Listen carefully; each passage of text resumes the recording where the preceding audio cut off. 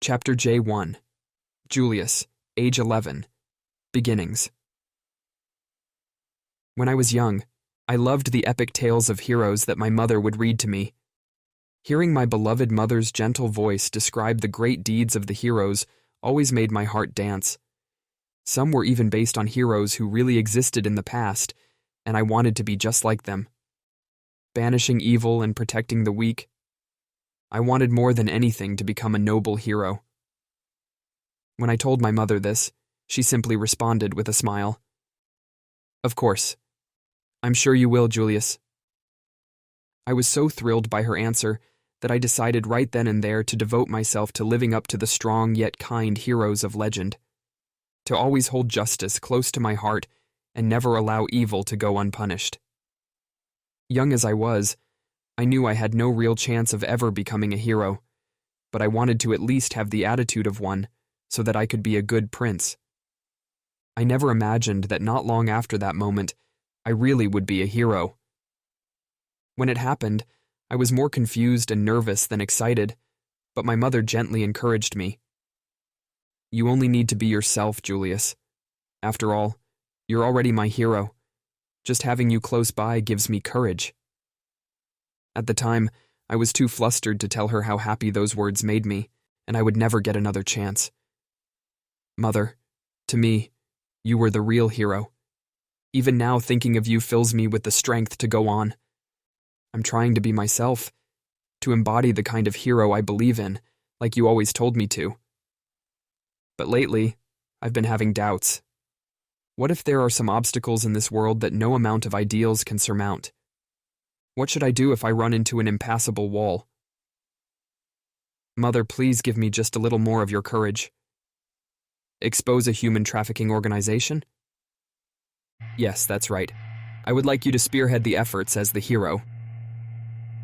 The elderly man smiling gently before me is the leader of the Word of God religion, Pontiff Dustin LXI. He looks like a perfectly normal old man, but there's an aura of holiness about him that makes his powerful standing incredibly apparent. And yet, his soft smile is strangely reassuring. He isn't intimidating at all. But while this pontiff seems like the ideal holy man, I don't like dealing with him. I know he's not the kind and saintly man he appears to be.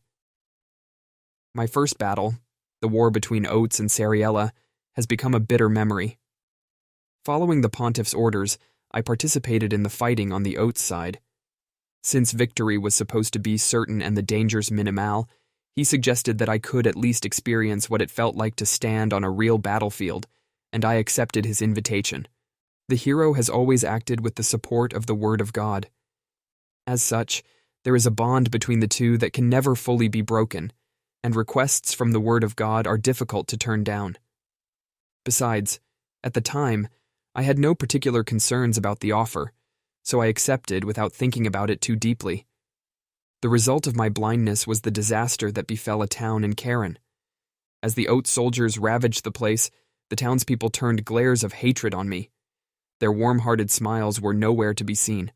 I endured not only their stares, but every stone, kick, and punch they threw as well.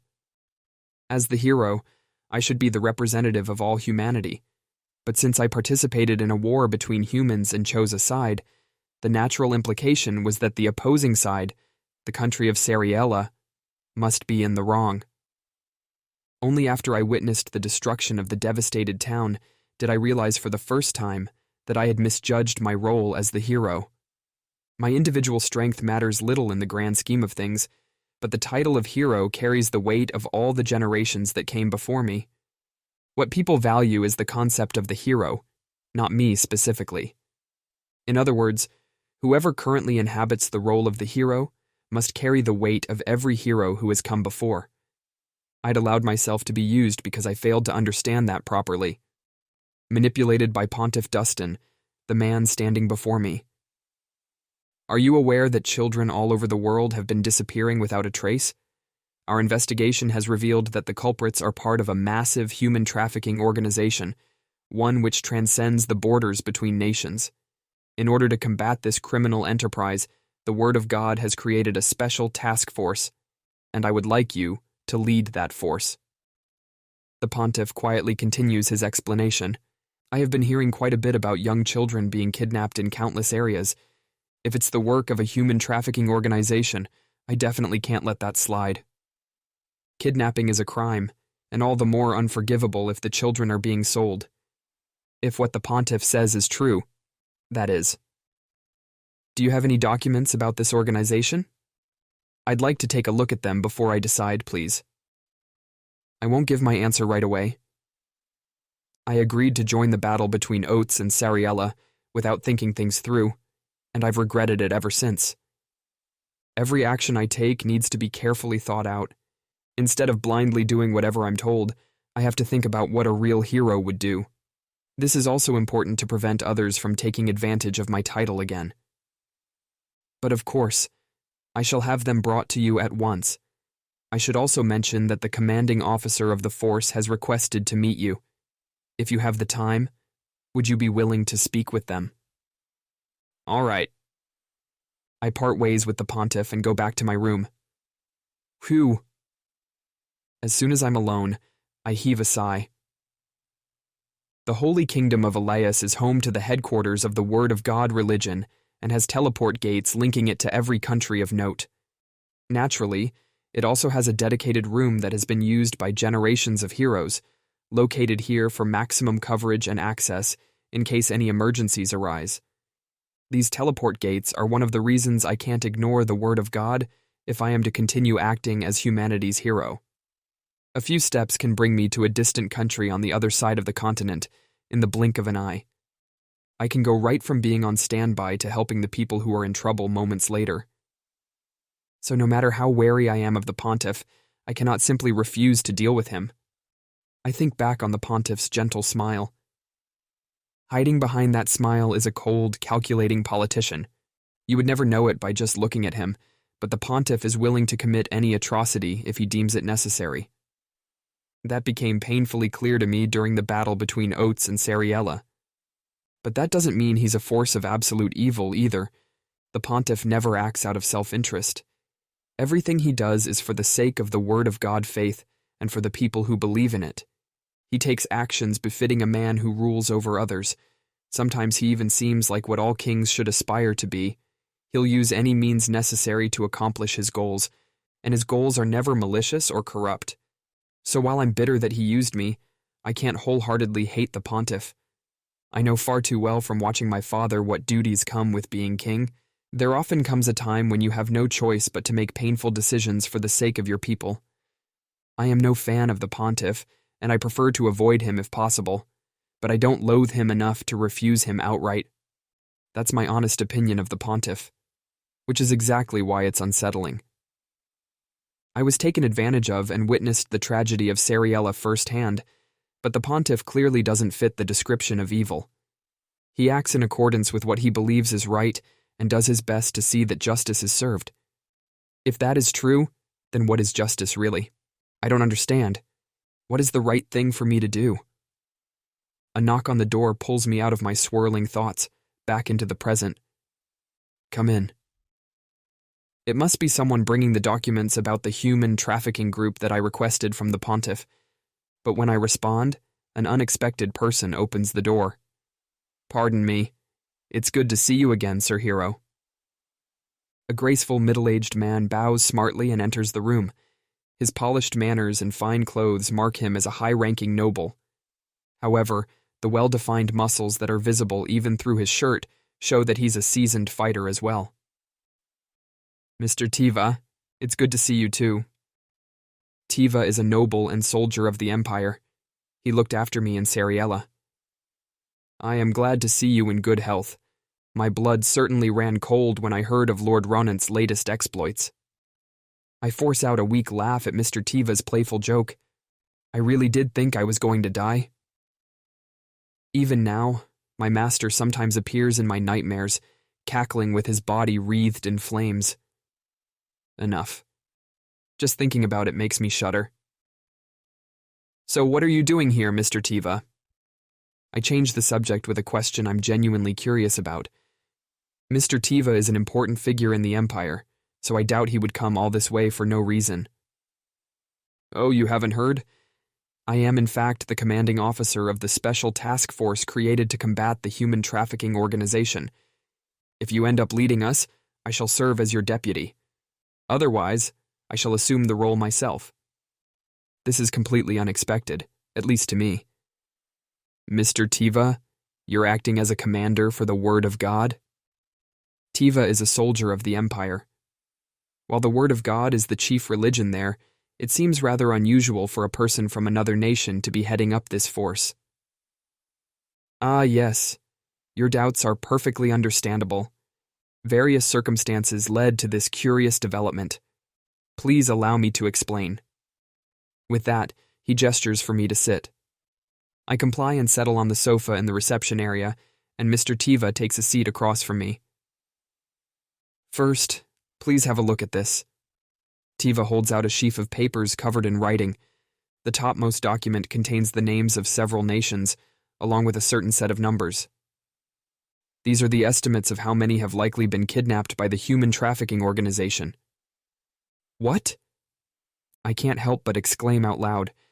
This is far higher than anything I expected. Even the lowest estimates are at least 2 digits, and they go up to 3 digits on the higher end. The Empire's number is so high that it almost requires a 4th digit. I'm afraid it's true. There has always been some degree of illegal human trafficking in the past. However, the amount of activity in recent years is beyond unusual. With more disappearances occurring throughout the world than ever before, we concluded that there must be an organization of unprecedented scope behind these kidnappings, a gigantic group determined to spread its evil influence across the world. And so, the various realms have agreed to collectively combat the problem. If this league of villains has tendrils committing sinister deeds all over the world, then every nation has an obligation to work together to stop them. However, there are certain complications that come with an operation of this scope. Because of its influence over many different nations, and it being the home of the main branch of the Word of God, the Holy Kingdom of Elias was selected to take the lead on this whole endeavor. Judging by Mr. Tiva's explanation, this human trafficking organization is far larger and more dangerous than I had even imagined. So much so that the only way to stop it was a special task force combining the powers of several states. No nation will openly complain about the Holy Kingdom of Elias being in charge, no matter how they might feel privately. And you, being both the prince of the powerful Annihilate Kingdom as well as the hero of humanity, are to be the commander.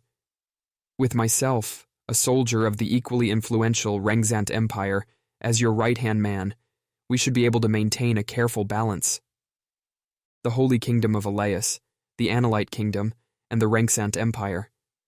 This combination of the 3 greatest powers would naturally silence virtually all complaints.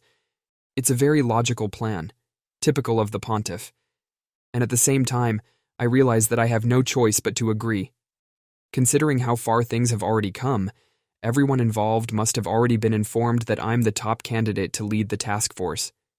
If I was to decline, and Mr. Tiva became the supreme commander instead, I'm sure rumors would spread quickly. It would be one thing if it was only my own reputation at stake, but that could cause trouble for my home country of Annihilate as well. I'm sure the people of other nations would jump to some damning conclusions about why I declined, including those critical of the kingdom itself. That's the last thing I want. Again, I am reminded that my life and decisions are not truly my own. I have 2 roles, as the hero and as the prince of the Annihilate Kingdom, and I must never act in a way that would tarnish either title. Any mistakes I make will not end with only my suffering. I'd be dragging the names of past heroes through the mud and bring shame to the Annihilate Kingdom to boot. The weight of my title and princehood is not so trivial as to forgive my mistakes simply because I'm still a child. The pontiff is perfectly aware of that and crafted a scenario that leaves me no room to refuse. I can't say I'm surprised in the slightest. It doesn't seem as if I can decline. As I heave a sigh and respond, Tiva smiles dryly at me. It appears you've stayed true to your resolve, seeing, thinking, and making decisions for yourself. That's an admirable thing. Not that it matters, since my hand's been forced regardless. Whatever my intentions are, the pontiff likely still sees me as a child who can be easily manipulated. This series of events has only proven that to be true once again, which is deeply depressing. But Tiva has a thing or two to say about my grumbling. Not that it matters. I would say it matters quite a bit.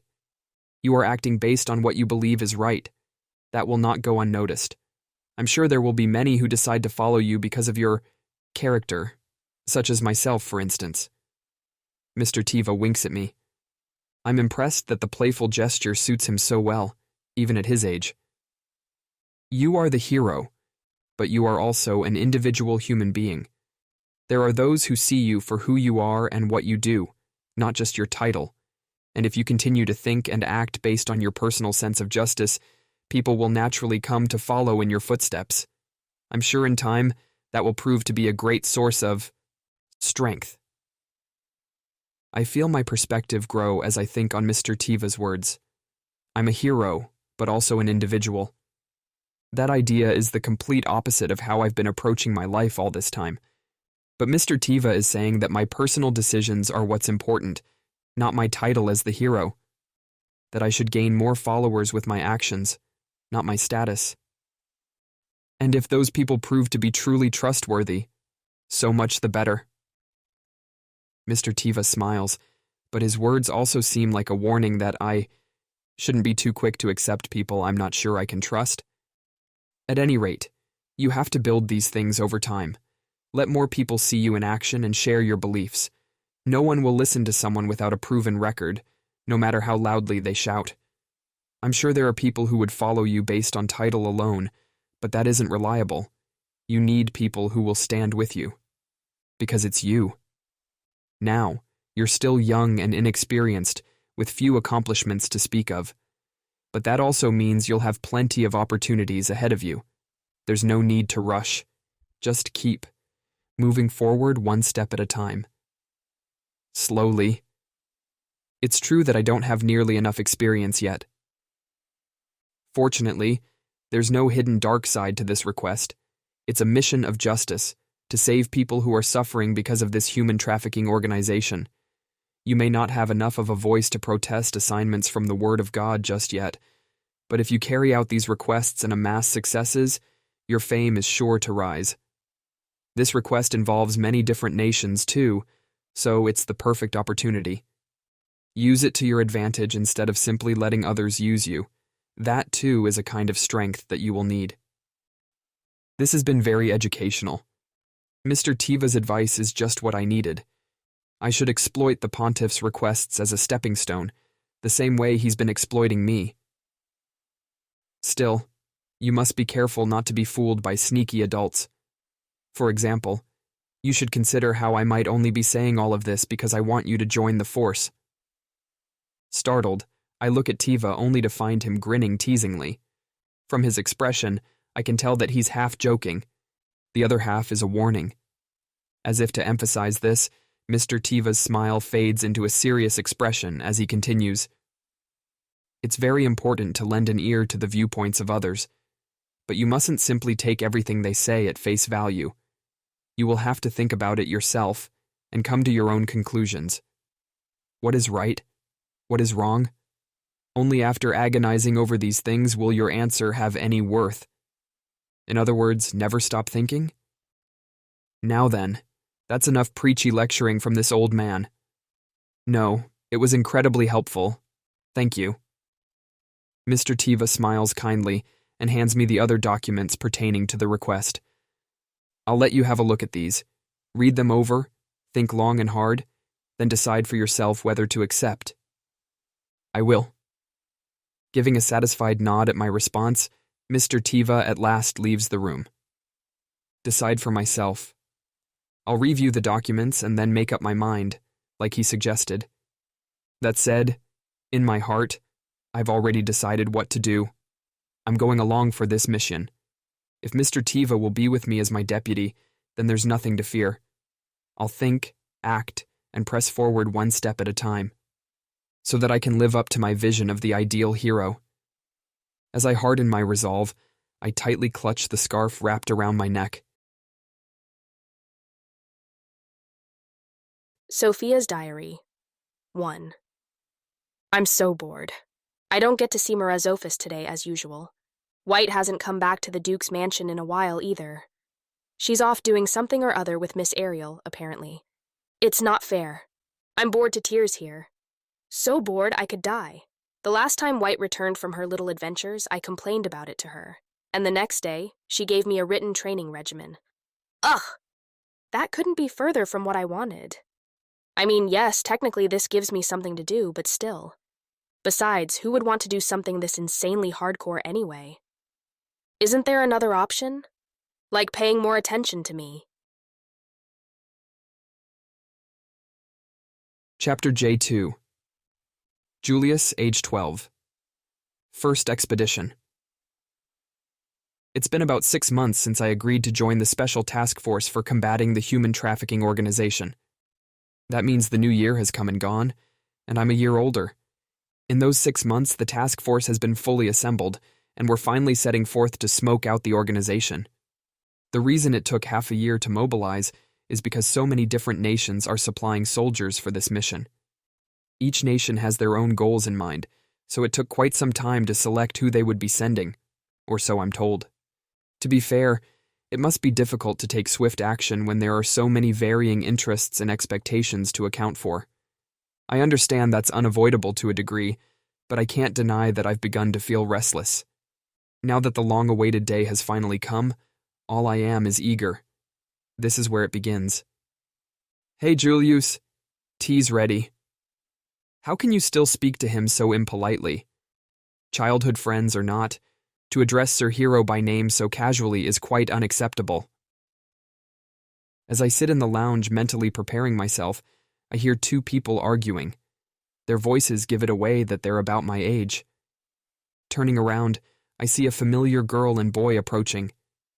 Yeah, I'll be careful from now on or whatever. Honestly? What sort of attitude is that? You don't intend to be careful in the least, do you? The boy shrugs as the girl rages at him. This sort of exchange has become a regular ritual lately. The boy's name is Hyrens. He's from the Annelite Kingdom like me, and despite his lax attitude, he hails from the noble family of Duke Quarto. However, since he already has an adult elder brother who's well placed to take over as the next head of the family, Hyrens is in a bit of an odd position as the second son. Among the nobility, a second son is often treated as a backup in case something should happen to the first, but in Hyrens' case, his elder brother already has a child of his own, so he's completely extraneous. I can't help but sympathize, as I occupy an equally strange place in my family as the second son of royalty, but born to a concubine. That's probably why we've been close since we were very young. So yes, you could call him my childhood friend. He's one of my few close companions whom I've known since before I became the hero. And now, Hyrens is coming along as my attendant. In essence, his job is to look after my needs. It's not the kind of job that would normally be given to the son of a duke, second or otherwise. But since I'm royalty and the hero, I'm allowed exceptions like this. In fact, if Hyrens hadn't come forward for the role, I probably would have been inundated with petitions from all over the kingdom and even other countries as people vied to get closer to me. It was Hyrens' status as a person of importance from my homeland that allowed him to push aside the other contenders for this role. I much prefer having a familiar friend by my side over someone I've never met, especially strangers who likely have political motives. But there's one person who isn't so fond of his frank nature. Namely, the girl who's been chewing him out since they entered the room.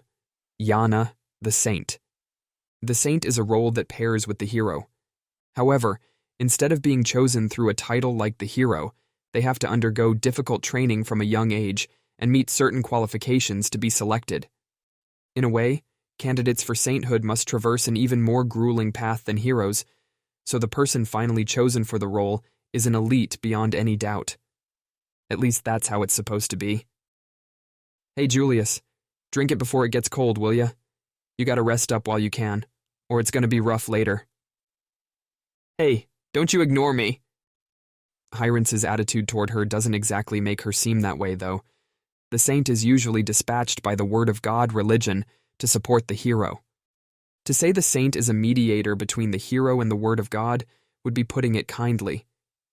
In reality, she's more like an appointed watchdog. At least that was what I thought before I met Yana here. At first, I thought her attitude was just an act, but after half a year, I can tell that's not the case. She's earnest, meticulous, honest to a fault, and sometimes I catch myself pitying her a little. How about you, Yana? I did a pretty good job brewing it, if I do say so myself. Come on, don't worry. There's definitely no bugs in there or anything. Ugh. No thank you. Strolling over boldly to sit at the table with me, his so-called master, Hyrance starts drinking his own tea without waiting for me to start first. Meanwhile, Yana turns red and storms out of the room after having enough of his teasing. Oh, some children have such short tempers. Hyrance can't suppress a grin. That's not very nice. I can't help it. She's just so fun to tease. I sigh as my childhood friend cackles evilly. There's really no need to keep provoking her, now that we know what sort of person she is. Originally, Hyrance teased Yana only to gauge her temperament and feel her out. He might seem simple and frank, but at heart, he's more thoughtful, diligent, and sincere than anything else. Not many people know this side of him. Hyrance's usual attitude seems to come so naturally that you'd have to be incredibly observant to realize it's all a facade. And since he's always putting on an act himself, he's gotten very good at figuring out when other people are lying or pretending. Once Hyrance tested Yana by deliberately provoking her multiple times, he concluded that Yana's personality wasn't a facade, and we figured she was just being herself. Why did the pontiff appoint Yana as the saint then? The position of saint is decided by appointment according to the pontiff and cardinals of the Word of God. Since the pontiff has so much sway over the church, I'm sure he has a major say in the final decision. If he wanted someone who would keep an eye on me, I'm sure there are other candidates better suited for that role. I hate to say it, but I don't think Yana is crafty enough to do that kind of thing, and I haven't seen her ever try so far either. Maybe they figured it'd be preferable to not put a collar on you if they don't need to? Something along those lines? Hyrance sips his tea with such measured ease that it's hard to believe he's really the same age as I am. When Hyrance isn't putting on his act, he looks incredibly mature. The fact that he's already grown taller than most kids our age only enhances that effect. Though to those who don't know his real nature, he probably just looks like a brawny know-it-all. I'm sure the pontiff doesn't really want to get on your bad side, so he probably picked a saint who would be a good ally to you. She's honest, easy to read, but still very talented. Plus, she's got a strong sense of justice, just like yours. Considering what a good match she is for you, it's actually a pretty thoughtful choice, don't you think? Hyrance's analysis is consistent with my own thoughts on the matter. The pontiff was likely being deeply considerate of me when he chose the saint. Maybe he realized that I don't feel like I can trust him, and he decided to try to improve our relationship. Yana might be a peace offering of sorts. Julius, the pontiff isn't your enemy. There's no harm in being cautious of him, but if you're too paranoid, it'll only make things harder for you, you know? Yeah, I guess you're right. At Hyrance's remark, I realized that I might have been subconsciously treating the pontiff as a hostile entity. You're right. I can't get my foes and allies mixed up. I'm not fighting the pontiff. I say it point by point, as if trying to convince myself. But then Hyrance shrugs and adds, although that old man always makes me feel like I'm being hoodwinked. The pontiff's gentle yet deceptive smile comes to mind.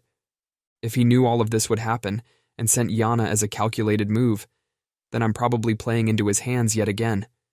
And I have good reason to believe that's the case, since it's happened before. He's not an enemy, but I still can't quite bring myself to like him. I close the door. Then I turn away, giving in to the feeling of helplessness for a moment. Beyond the door at my back, the commanders sent from each nation for the task force are gathered. With so many different nations participating, there is a great host of soldiers to manage, so each group has been dispatched with a well-known general from their respective lands. These commanders have come here with the pride of their countries at stake. We just finished holding a meeting with all of them, and I'll be standing above them as the High Commander. My heart pounded with nerves at the weight and responsibility of my role as I braced myself for the meeting, but the result was far from what I expected.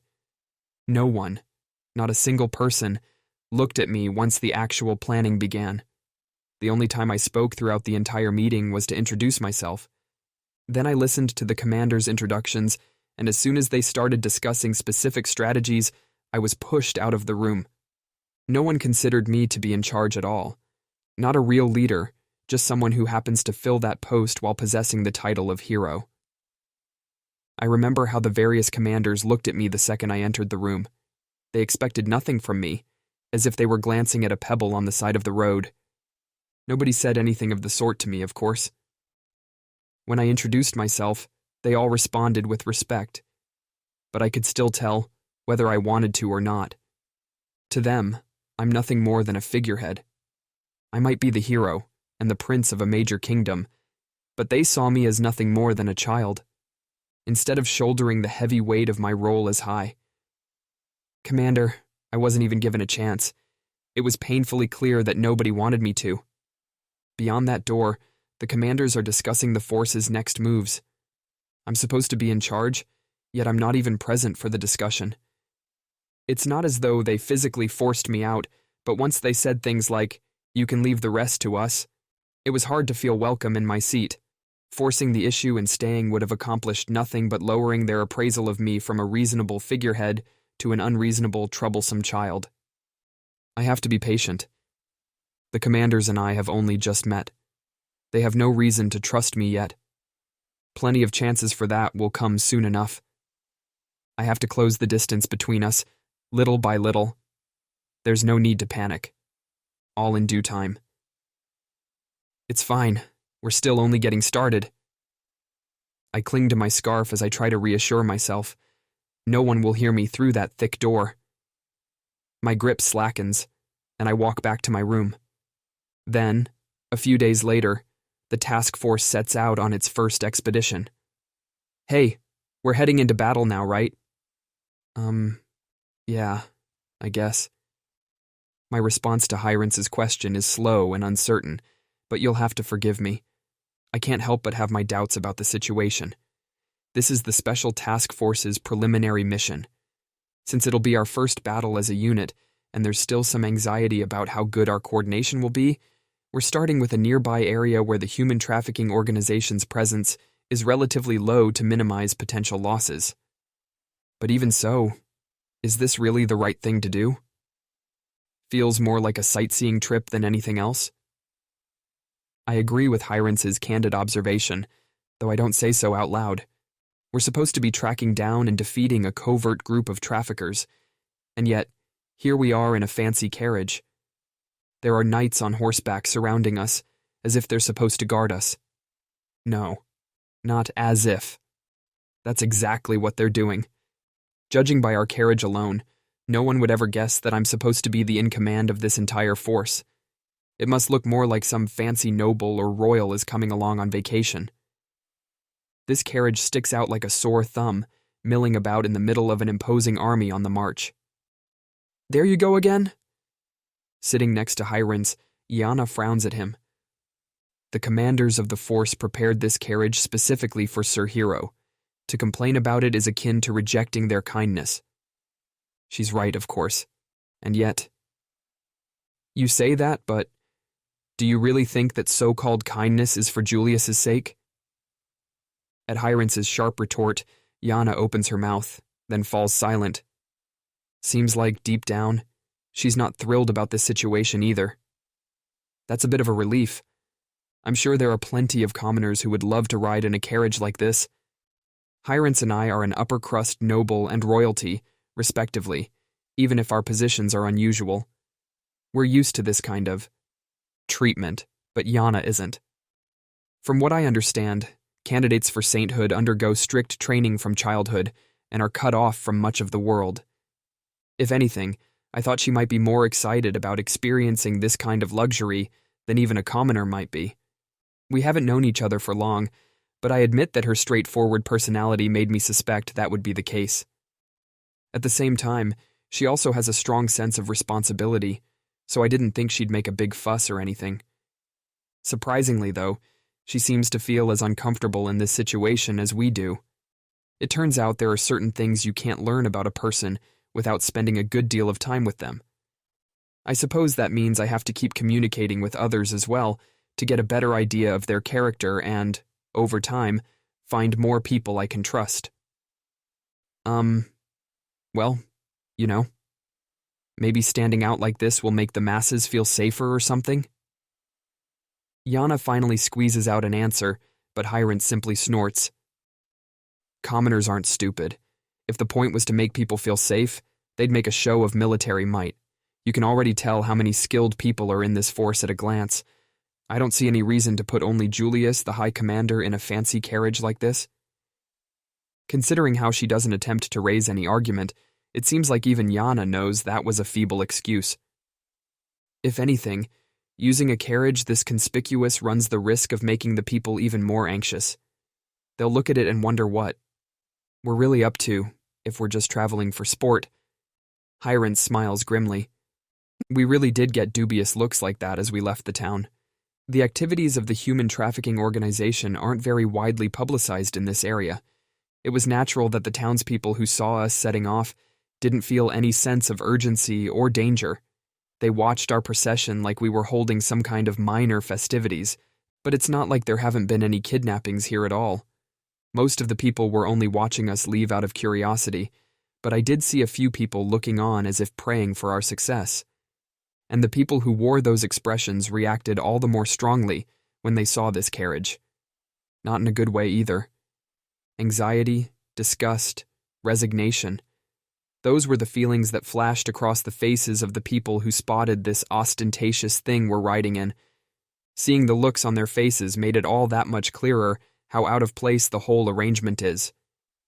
But still, even if they were able to see us, their reaction would probably be the same.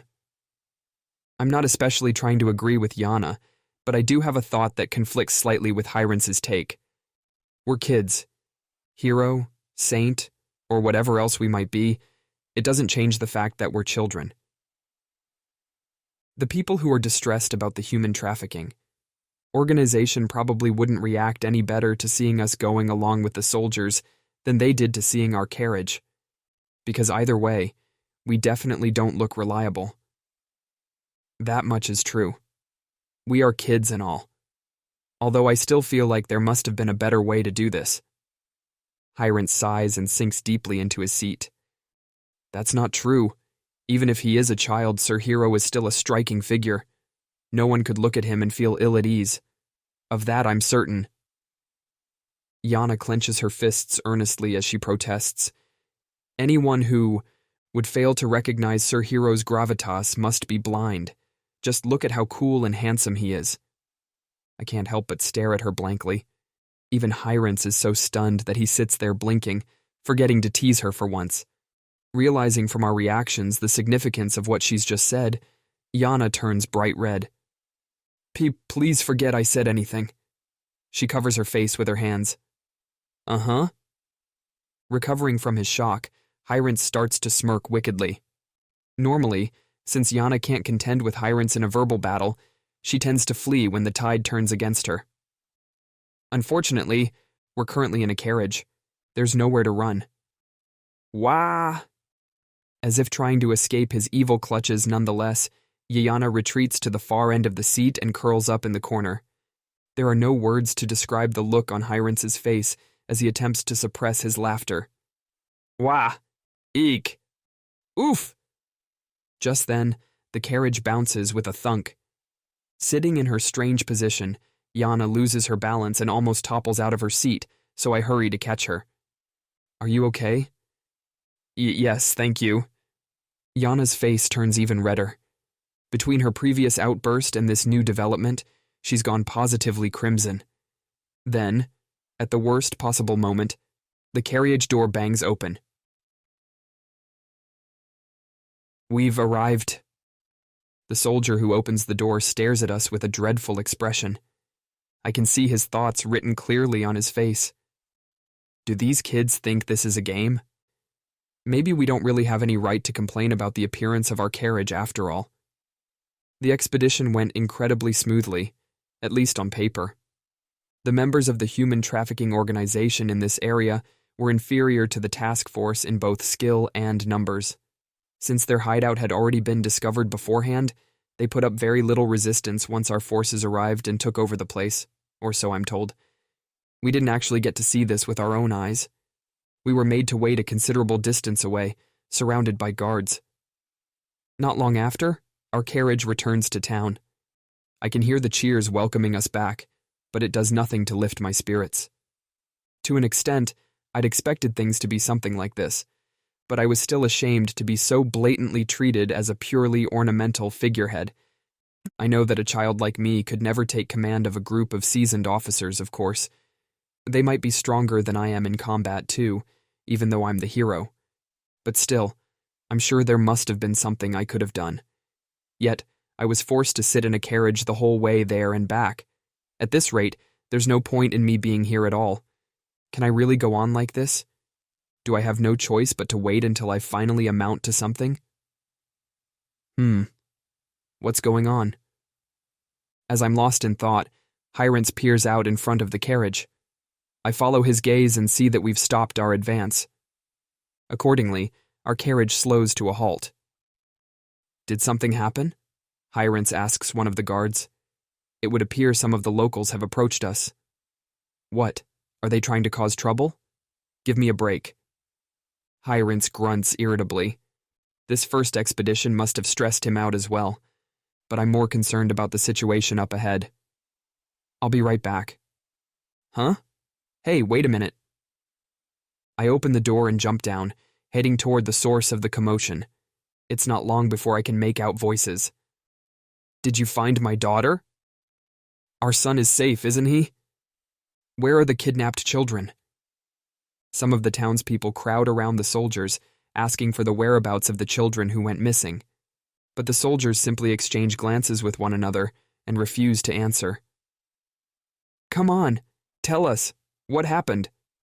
Where is my child? Is he safe? The attitude the soldiers take seems to unnerve the locals, whose questions grow even more frantic. Yes, the expedition to root out the local branch of the human trafficking organization went smoothly. At least it did on paper. But when we broke into the hideout, the kidnapped children were nowhere to be found, and we have no idea where they might have been taken. Some documents were recovered from the hideout, but there's no telling if we'll get any useful information from studying them. Looking at our returning force, it's easy to see the captured survivors of the human trafficking organization being marched along, but it's equally obvious that the kidnapped children aren't with us. The families of the victims who were placing all their hopes on us obviously want answers.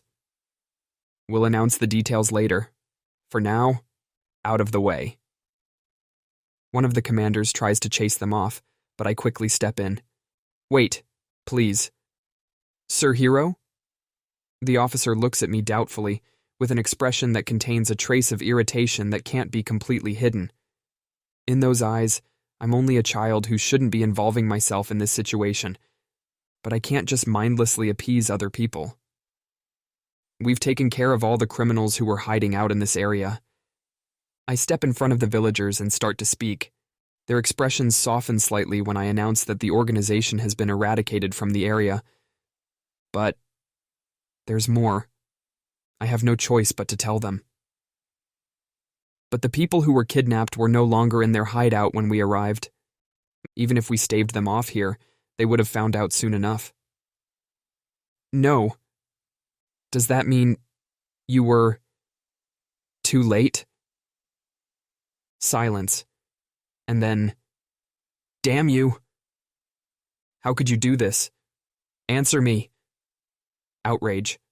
The villagers surge forward as if to strike me, and the soldiers scramble to hold them back. Sir Hero, what have you done? The commander grabs my shoulder, looking frustrated at my insolence. But I shake off the hand. At the same time, one woman breaks through the wall of soldiers and rushes up to me. The commander tries to step in front of me immediately, but I raise a hand to let her through. With tears in her eyes, the woman brings her palm down to strike me. but I catch her hand before the blow lands. I'm afraid we didn't get there in time. I can't let her hit me, even if I sympathize. Once, back in the ruins of Karen County in Sariella, I allowed the survivors to take out their anger on me, making no attempt to resist their violence. But Mr. Tiva admonished me for that. Hitting me would only make them feel better for a few moments. Soon enough, their hands would hurt, and their hearts would ache from the guilt. The person who throws the punch and the person who receives it are both left with only pain. Mr. Tiva explained to me then that it's important not to let people hit me at times like these. We will continue to chase down the organization. I cannot promise you that we'll find those who were kidnapped, but I can, at least, promise you that we will never give up. I can't make vows lightly. For all we know, it could very well already be too late to save the victims, but we must do everything in our power until the moment their fates become clear. That much I can promise. I let go of the woman's hand, and she breaks down sobbing. Building up my reputation, feeling frustrated over my uselessness. How could I have gotten hung up on such useless ideas? What am I? I'm a hero. And it's a hero's job to help people who are suffering. I can't believe I forgot the most important thing of all. I don't know if my words satisfied any of them. But the townspeople slowly withdraw from the road, their anger retreating. Even the woman who had fallen to her knees weeping stands up and shuffles away. And as she does so, she murmurs, "I'm sorry." Mr. Tiva was right. I made the correct choice. Sir Hero, we cannot have you simply doing as you please. Once things calm down, the commander starts to scold me. There is no reason for you to face the anger of the public. That's not true, I respond simply. I am the high commander of this expedition. I have a responsibility to hear them out. Even if I am just a figurehead, I am still in charge. At that, the officer sucks in a breath. We didn't make it in time. Yes, since we broke up the hideout, the threat here has been eliminated. But we weren't able to undo what has already been done. That is reality. But our duty is not. Yes, strictly speaking, that is not our duty. But even so, we failed. Even if it's not our fault, we can't forget that we didn't do what was expected of us. If we had, we might have been able to save them. But we didn't. And we must never forget that reality, no matter what. I know I haven't done anything, nor is there anything I could have done. I know this is all merely lip service. But if I can't even make promises like that, then I'm not fit to be the hero. With that, I turn my back on the commander and return to our carriage. Once inside, Hirance kindly greets me with a "what am I going to do with you" sort of smile. At times like these, I'm grateful to have a friend who understands me without a word needing to be said, although I'm not sure why Yana is fidgeting bashfully next to him. Hirance, I'm going to do it. Of course, I'll be right behind you.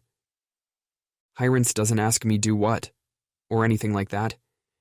He simply says that he'll follow me no matter what I'm planning.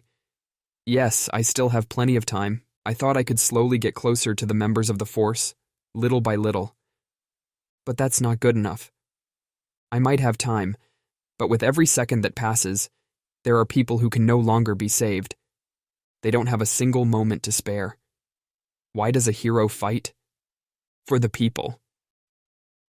I finally remember that resolution I made, and so I can't afford to take my time. With renewed determination, I keep moving forward.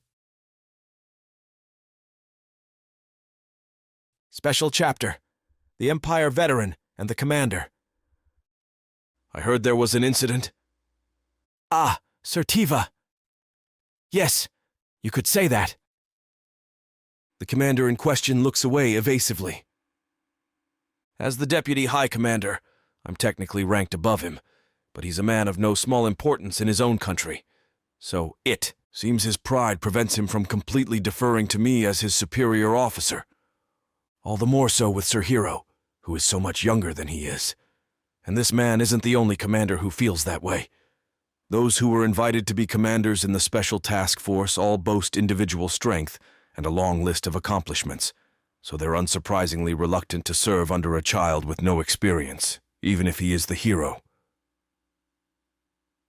Which is why they reached the unspoken agreement of treating Sir Hero as no more than a figurehead. I cannot say that choice is entirely wrong. Sir Hero is a child, and admittedly one without any deeds to his name.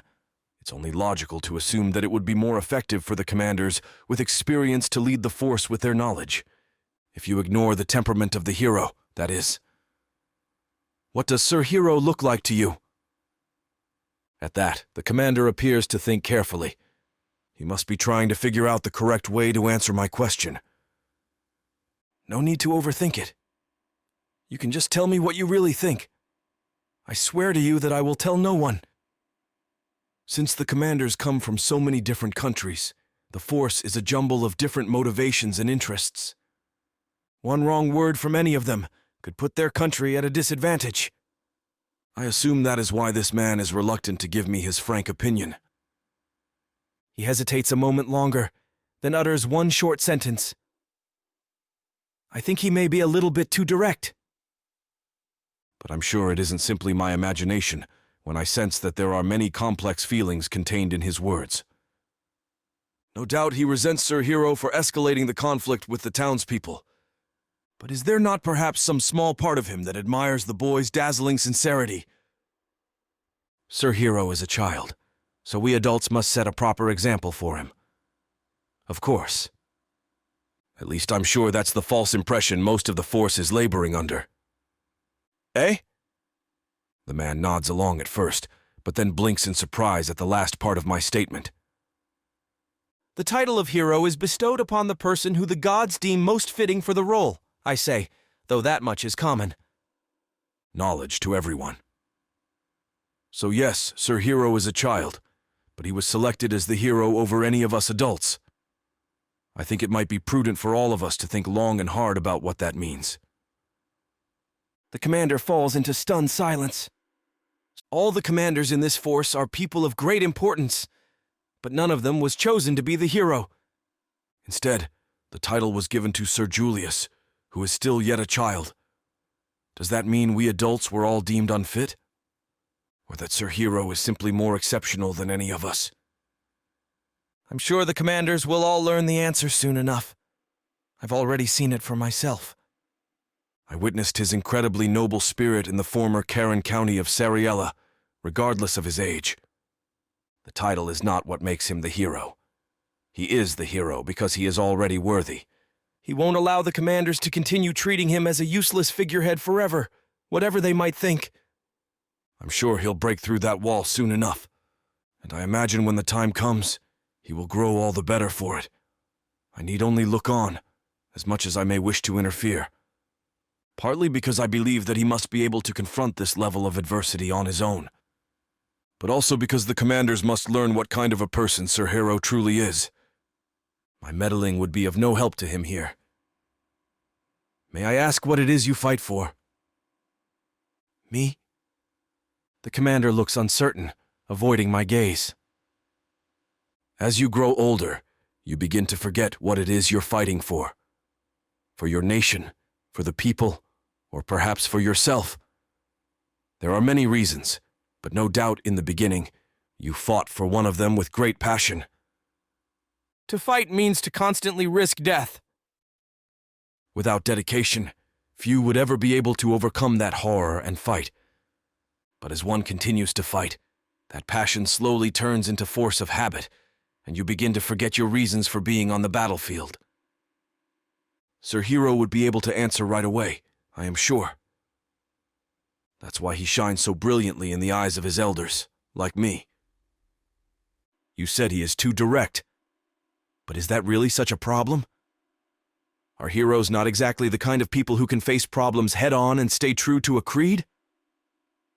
The commander falls silent, unable to respond to my question. But that reaction is answer enough. Sophia's Diary 2. I've been sent off to the academy, a boarding school, and how dare they do such a thing? I already scarcely ever got to see Murazophis, and now I have to stay at a boarding school, and we're not even allowed to leave without submitting a request? There are formalities involved in having visitors at the academy too? But that'll just make it even harder for me to go see Murazophis or for him to come see me. How dare they? How dare they? Well, clearly I've got no choice but to run away. But when I tried to break my dorm window and rush straight to Murazophis, I somehow found myself tied up in thread an instant later. I could barely move, but I managed to turn my head in time to see Sale, Riel, and Phil high-fiving. Are they here just to keep an eye on me? Honestly, how dare they? Chapter J3. Julius, age 12. Surprise attack. It's all well and good to make grand resolutions, but what follows is a series of small steps. First, I tried participating in the strategy meetings to open up a dialogue with the commanders, but to little avail. Since I'd forced my way into participating, everyone pretended I wasn't present. They were discussing where the force should head next, and what strategy they should use to track down and dismantle the organization's presence there. There was very little I could add to that conversation. I didn't want to say pointless things and get in the way.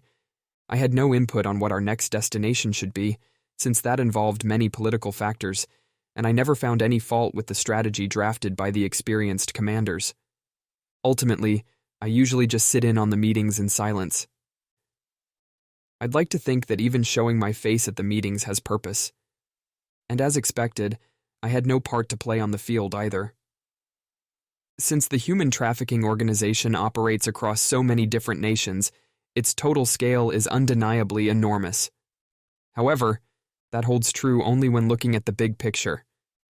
In terms of the small individual branches in each area, they're hardly any different from your run-of-the-mill band of thieves. In fact, it seems like the human trafficking organization, more often than not, uses whatever active criminals they find in their target regions and simply folds them into their nefarious schemes.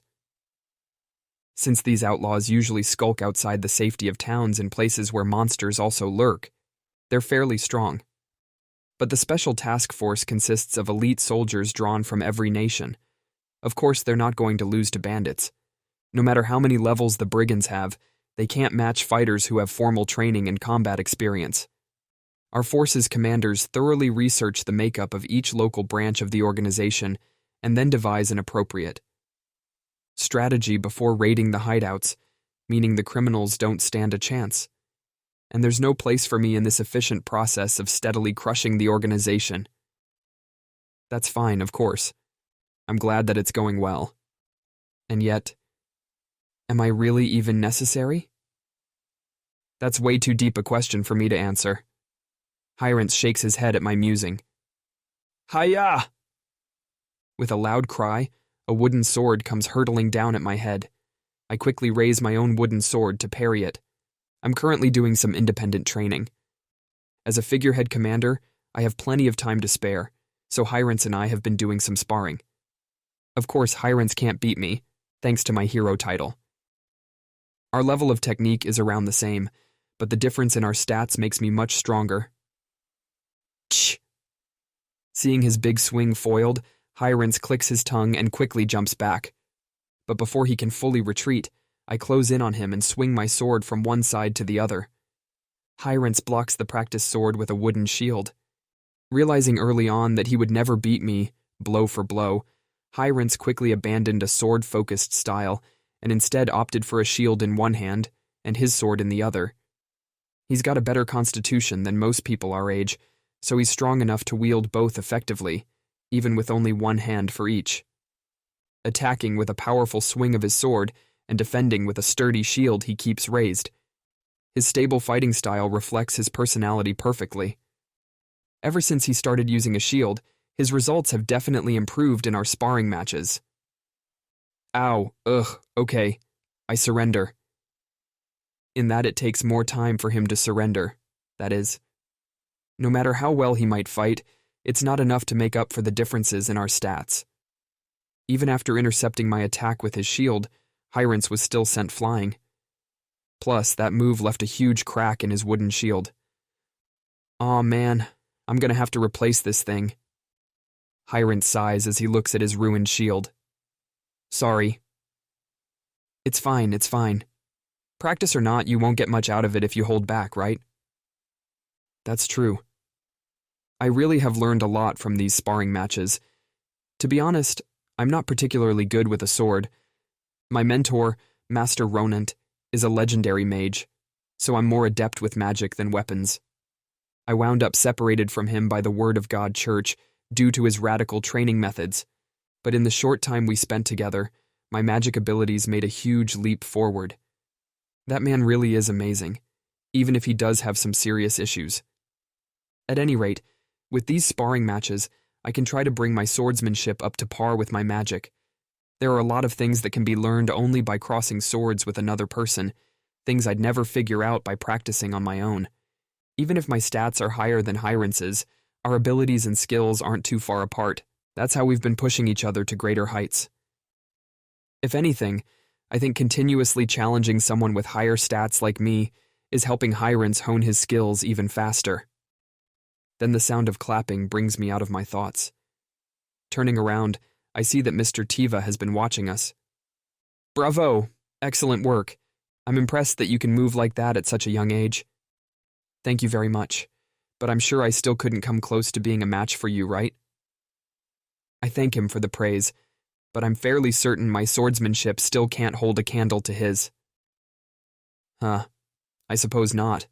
Believe it or not, I was once said to be second in skill only to the prior Sword King, the so-called god of swordsmanship himself. These old bones won't lose to a youngster like you just yet. No wonder Mr. Tiva is a general of the Empire. The previous Sword King was considered on par with Master Ronant in power. If he was second only to a man on the same level as my insanely powerful master, Mr. Tiva really is no ordinary person. Not that I didn't already suspect as much. But of course that's only in terms of swordsmanship. You've been trained in magic by Sir Ronant. If anything, magic is your primary weapon more than your sword. If you combine the two, you might even be able to land a hit or two on me. I notice you didn't say I might beat you. Haha. Old as I may be, I do have my pride. I can hardly go around losing to youngsters barely older than my grandson. Mr. Tiva looks over at Hyrants, who stepped away in silence to avoid intruding on our conversation. Your name is Hyrants, correct? Yes, sir. Let me see that a moment. Tiva borrows the cracked wooden shield from Hyrants. Sir Hero, please attack me with all your might. As I look at him uncertainly, Mr. Tiva holds the shield in his left hand. What? But... It's all right. I'm worried about what might happen if I hit that cracked shield as hard as I can, but he smiles reassuringly. All right then. I decide to trust him and swing my wooden sword with all my strength. The sword comes down on the shield from above, but just as it makes contact, I feel something strange. The next thing I know, I'm holding the sword out to the side at a strange angle. What was that? I deflected your attack, Tiva explains. Instead of trying to bear the brunt of its power, I simply changed its direction. Tiva hands the shield back to Hyrants. If your opponent is too strong, you won't accomplish much by trying to block their attacks head-on. At times, you must create an opening by redirecting their strength. Those who wield shields are often in danger because of this. Quick decisions need to be made about which attacks can be blocked or deflected. You have a fine eye and a quick mind. No doubt you will make a great shield bearer one day. Thank you. That's very helpful. Tiva claps Hyrants on the shoulder encouragingly. I must say, I'm almost envious. The Annelite Kingdom has many promising youngsters, not only Sir Hero here. With that, Mr. Tiva departs from the training grounds. Huh, he complimented me. I'm just your attendant, though. What's wrong with that? You can be my guard, too. Besides, this friend is more than just an attendant to me. Even putting aside my bias, Hyrants is undeniably talented, and I'm sure he doesn't want to be a mere attendant forever either. If he did, he wouldn't be sparring with me like this. I'm sure Hyrants wants to fight by my side, not just follow along behind me. Or am I being vain? Once again, we're rocking back and forth inside a carriage. Fortunately, I was at least able to convince the commanders to switch out the fancy carriage for a standard military transport. But that's just about the only change. I still get shoved into a carriage and don't get to do anything during our expeditions. This time will be the same. Or at least, that's what I thought. Suddenly, I hear a commotion outside the cart. At the same time, I can hear several impacts. What's happening? Yana, don't go near the window. The girl saint tries to peer outside, but I grab her shoulder and pull her back. Seconds later, an arrowhead crashes into the window. Eek! The arrow doesn't break the window, embedding itself partway into the glass. But if Yana had poked her head out, she could have been hit. An attack. Must be an ambush. Hiron's groans. Outside the carriage, I hear the shouts and clanging of soldiers trying to fend off the rain of arrows. The quiet thunk-thunk of them impacting the wood encasing us continues, so there must be a considerable amount coming at us. Fortunately, since we switched to a sturdy military carriage, arrows don't have much effect. If they can't even break through the glass, we should be safe in the cabin. As long as the enemy only has arrows, at least. But even if we're safe inside the carriage, the same isn't true of the soldiers outside. Yana, you stay in here. Hyrants, protect her. Julius, damn it! All right. Hyrant starts to object, but changes his mind when he sees Yana's face, pale from the attack. Huh? What? Sir Hero, what about you? Don't worry. Just trust me. I smile as gently as I can to reassure the anxious Yana. Then I gather my courage and leap out of the carriage, quickly shutting the door behind me. Noticing me, the soldiers guarding our carriage stare with wide eyes. Sir Hero? It's too dangerous. Go back inside at once. We'll protect you, don't worry. Immediately, several guards rush over and raise their shields around me, trying to usher me back into the carriage. In this moment, I'm not only a figurehead commander to them, but also a vulnerable child, and even a burden. An object to be protected, since it would be troublesome if I died. But that's not how it should be. That's not right at all. Don't worry about me. Protect the wounded, I shout. At the same time, I create a light barrier with magic. It doesn't have the sturdiness that the physical mass and earth magic barrier would provide, but it should be enough to stop arrows that can't penetrate a glass window. Who am I? I raise my voice so everyone around me can hear. I am the hero. And is the hero someone to be protected? No. The hero is someone who protects others. Even as I shout, enemy arrows keep raining down, but all of them are blocked by my barrier before they reach us. Don't be afraid.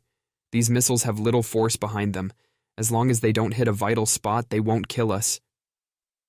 I push the soldiers aside as they try to protect me, making my way to the front. The arrows are coming from a forest on the side of the road. Judging by the amount of arrows, I'd estimate the archers' number in the dozens. Certainly less than 100, but not exactly a small amount either. If I remember right, that should be the full strength of the human trafficking organization in this area.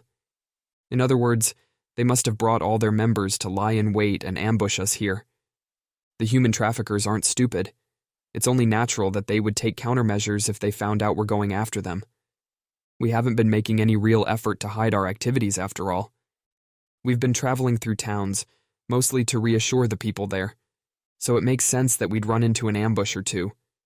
In fact, it's almost been going too well until now. But the soldiers of the task force must have gotten too used to things going well, or perhaps the chain of command is still in disarray, because they're a mishmash of so many different nations. Either way, the unit's reaction is far too slow and uncertain. Move the wounded back to safety. Soldiers with shields, to the front.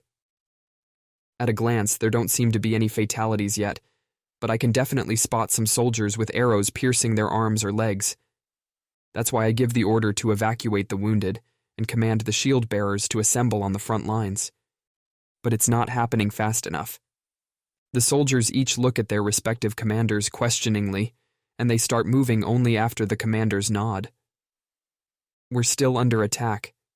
Why aren't they moving faster? In our battles so far, they've executed pre-arranged plans to great success, so this is the first time they've had to react on the spot. Now it's all too clear that the chain of command hasn't been properly defined. Maybe they're not hurrying because we're not in too much trouble yet. The arrows flying at us aren't particularly powerful. And the task. Force is composed of elite soldiers, so this isn't that impressive of an attack to them. Most of the wounded were hit only in the initial surprise attack. Now that we're past that, there's hardly any concern of the arrows claiming lives. But as a result, they're calm enough to look to their commanders for confirmation instead of just following my orders. If we were in a real pinch right now, maybe they would have obeyed me without question. I'm glad there's no threat of further casualties, of course, but it's frustrating that the men won't react quickly enough. We can't just defend ourselves forever, after all. Our goal is to eliminate the human trafficking organization, so we have to defeat whoever's attacking us right now. If we can just weather this attack, the odds will most likely work out in our favor. The bandits don't have an endless supply of arrows, so once they run out, we can go on the offensive. But will they stand around waiting for us to reach them? No, I doubt it. If they're smart enough to lie in wait and ambush us, I'm sure they'll recognize when it would be in their best interest to flee. And if they run away, that doesn't mean we've won. Quite the opposite. Any of them who get away will simply go on to commit the same crimes in other areas, letting any escape runs counter to all the reasons why we've come here in the first place. Those who are able, follow me. I draw my sword and dash toward the forest. Arrows slice through the air around me as I rush out on my own, but I block the barrage with my barrier without slowing down. Before long, I reach the tree line. The ambushers hidden in the trees cast aside their bows and draw their swords. Their collective faces seem a little stressed but far from panicked, probably because they've noticed I'm a child. They've lowered their guard. It's not only my allies who take me lightly because of my age. Enemies are actually all the more likely to underestimate me because of my appearance. Fine by me. Yeah. One bandit slashes at me with a sword, but I repel it. The unimpressive arrow barrage has given me a rough idea of our enemy's strength. Even if we trade blows head-on, I'll clearly come out on top. I knock back the sword with my own, and it falls from the man's hand, clattering away behind him. Huh? The man looks blankly at his now empty sword hand. He's wide open, but I hesitate for only a moment. Then I cut the outlaw down. I feel my sword sink into his flesh. That's enough confirmation to know that I've at least incapacitated him, so I move on to the next enemy without looking to see the result. No, that's only an excuse. I'm simply afraid to see what I just did. Afraid to come to terms with the reality that I slew someone. I'm too inexperienced a fighter to incapacitate someone without killing them. So I had no other choice. For the first time in my life, I killed someone with my own hands. Row, Sir Hero. Huh? Mr. Tiva shakes me by the shoulders, bringing me back to my senses. It's all right now. The enemy's been wiped out. Blinking, I realize he's right, although I don't know how it happened. My memories of the rest of the battle after I cut down that one man are hazy. I think I was fighting in a trance, just like that other time. The first battlefield I ever experienced. The day I fought the nightmare of the labyrinth. That time, I was terrified as the nightmare slaughtered people one after another, but I still stepped forward despite myself.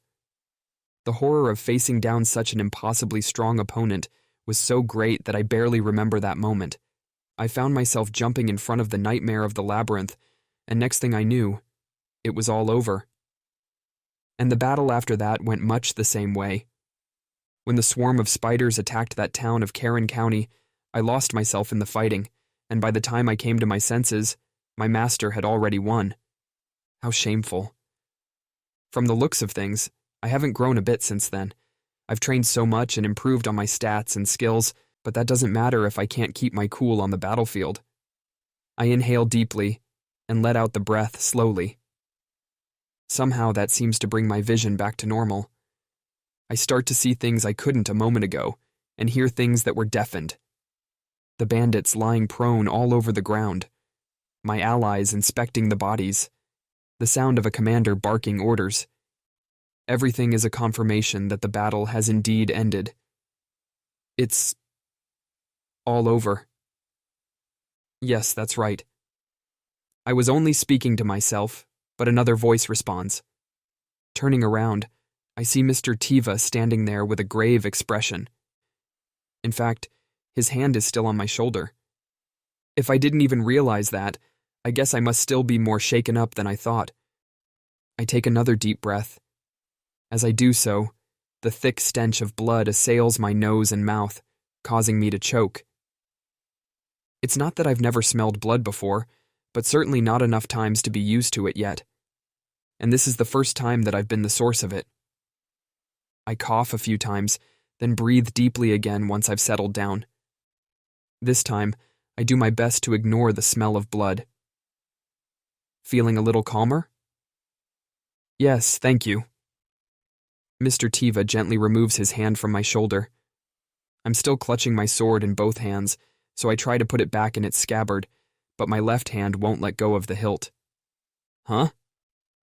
I try again, but I'm shaking too much. After a great deal of effort, I manage to wrench my hand free, but my movements are as stiff and shaky as if I've been caught in a snowstorm. Getting my sword back into its scabbard still proves difficult, as the clots of blood stuck to it are in the way. I should probably clean it off somehow before putting it away, but I can't bring myself to do it right now. I'll have to take care of it later when I've calmed down. The others can handle the rest. Please, Sir Hero, go back to your carriage for now. Right. Yes. I'll do that. I nod slowly at Tiva's offer. There's still a lot to do. Apprehending the surviving criminals, treating our wounded allies, and so on. But in my current state, I'd only be in the way. I start walking toward the carriage, and Tiva falls into step beside me. After a moment, he asks a question. Why did you run out on your own? I thought it was the right thing to do. At the time, I was the only one who moved quickly, so the most logical decision was for me to take action so the enemy wouldn't get away. Even though you've clearly pushed yourself past your limits? At that, I can't help but fall silent. Even now, I don't think my decision was wrong. If I hadn't moved right then, some of the criminals would have gotten away. There's little doubt about that, and I knew I could exterminate the attackers, so I did just that. In practical terms, I'm confident that I made the best decision, but I didn't take my own emotional fragility into account. I'm so ashamed. I clench my trembling fist. I was able to defeat them easily. So why am I in such a pitiful state now? I thought I knew that fighting a human trafficking organization would mean fighting other humans. I thought I was ready for that. Yet, when it comes down to it, this is the result. Pathetic. There's no excuse. Sir Hero, Mr. Tiva kneels down to match my eye level. Please know that there's no need to push yourself so. That's why you have all of us. I can tell from his words and demeanor that Mr. Tiva is truly worried about me. But still. Or are we not reliable enough? Mr. Tiva looks right into my eyes, and I turn my head away. I know that's more than enough of an answer in itself, but there's nothing else I can do right now. Instead, I quickly move away and walk toward the carriage. This time Tiva doesn't chase after me, but I hear him mutter something in a quiet yet forceful voice. Cowardly. I don't know who that was directed toward, but I know he's not saying it about me. I can tell that much, yet it still feels as if he's berating my weakness, and it's almost too much to bear. Hey, good work out there. As I return to the carriage, Hyrance greets me. He's holding several arrows, probably in the process of pulling them out of the carriage. Get in and sit down, okay? Uh-huh. Hyrance opens the door, and I obediently go inside and take a seat. Immediately, the exhaustion hits me all at once. Physically, of course, but emotionally even more so. I know I should always conduct myself like a royal and a hero, but I can't help slumping into an unseemly posture. Fortunately, there's no one around to see but Hyrants. Then I realize there should be one other person here. Where's Yana? She's healing the soldiers. Don't worry about her. You can just rest. Before I can think that I should be working too, Hyrants cuts me off. All right. I take him up on his offer and sink deep into the carriage seat.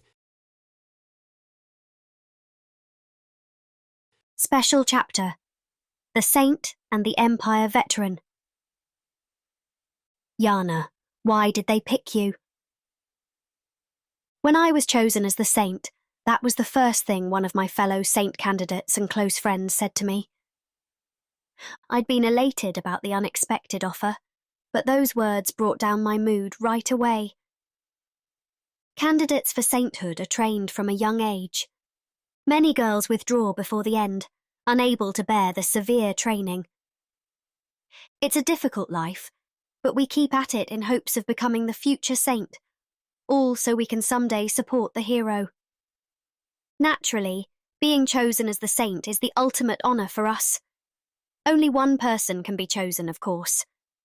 And even then, a new saint can be chosen only when a new hero is born. Customarily, the chosen candidate is one who's close in age to the hero, so even the most exceptional candidate usually won't be chosen if she's not the right age. The vast majority of candidates will never become saints. But there's no telling when a hero might pass on, and a new saint might be needed, so new trainees are still initiated every year, in order to have a tiny chance of becoming a saint. And I was chosen for the role. It was as if fortune had smiled on me. Naturally, I was so thrilled and excited that I ran to tell my good friend. She was older than I was, but always treated me kindly, so I was sure she'd be happy for me. But as soon as she spoke, I realized I was wrong. I'm sorry. I didn't mean it like that. She apologized right away, apparently regretting her choice of words. But then she seemed to have nothing else to say. She just hung her head, turned around, and hurried away. My friend was 2 years older than I was. Sir Julius, the new hero, is the same age as I am. If the candidate chosen has to be close to the hero's age, surely she was qualified too, being only 2 years apart. I, on the other hand, couldn't think of any reason I'd be chosen except for my age. My aptitudes weren't bad. They were above average, certainly. But there were other candidates who ranked better than I did, including my friend. So, although I'd always done my best, I didn't think I'd ever be chosen as the saint. Depending on their grades, an unselected candidate for sainthood can still get a good job. If anything, that was what I was aiming for. I dreamed of being the saint, of course, but I thought that realistically, there was no way I'd really become the saint. So I didn't fully understand the weight of taking on that role. I didn't realize that becoming the saint meant trampling on the hopes of all the others who weren't chosen. The girls who tried to be the saint and failed. For their sakes, I have to carry on their hopes and become the best saint I can be, so that no one will ask me why ever again. Since I never really expected to become the saint, I'm sure there are other candidates who would scoff at me for making this resolution so late in the game. But once I've made up my mind, I never go back on my word. I have to become the kind of saint who those candidates can never find fault with. Half of that is out of a sense of duty. The other half is fear. Once the saint has been appointed, there are only 3 ways the title can pass on to someone new. One is if the current hero, Sir Julius, passes away. The other 2 ways are if I become unable to fulfill my role as the saint. In other words, if I become unable to heal due to a serious illness or injury, or if I die. There are very few instances of a saint being assassinated by a candidate for sainthood. We're taught to be noble and virtuous during our training, So there are few who would ever think of doing such a thing. But that doesn't mean there are none at all. I don't want to believe that my former fellow candidates and friends would even consider doing something like that to me, but I know some of them are displeased. After all, even my closest friend reacted that way. Ugh! Lady Saint, please don't force yourself. I try and fail to hold back the bile that rises unbidden in my throat at the scene before me. And the stench. Blood, guts, and the distinct smell of body odour. The bandits who lived outside the town must have had poor hygiene practices, for the natural stench of their bodies is horrible.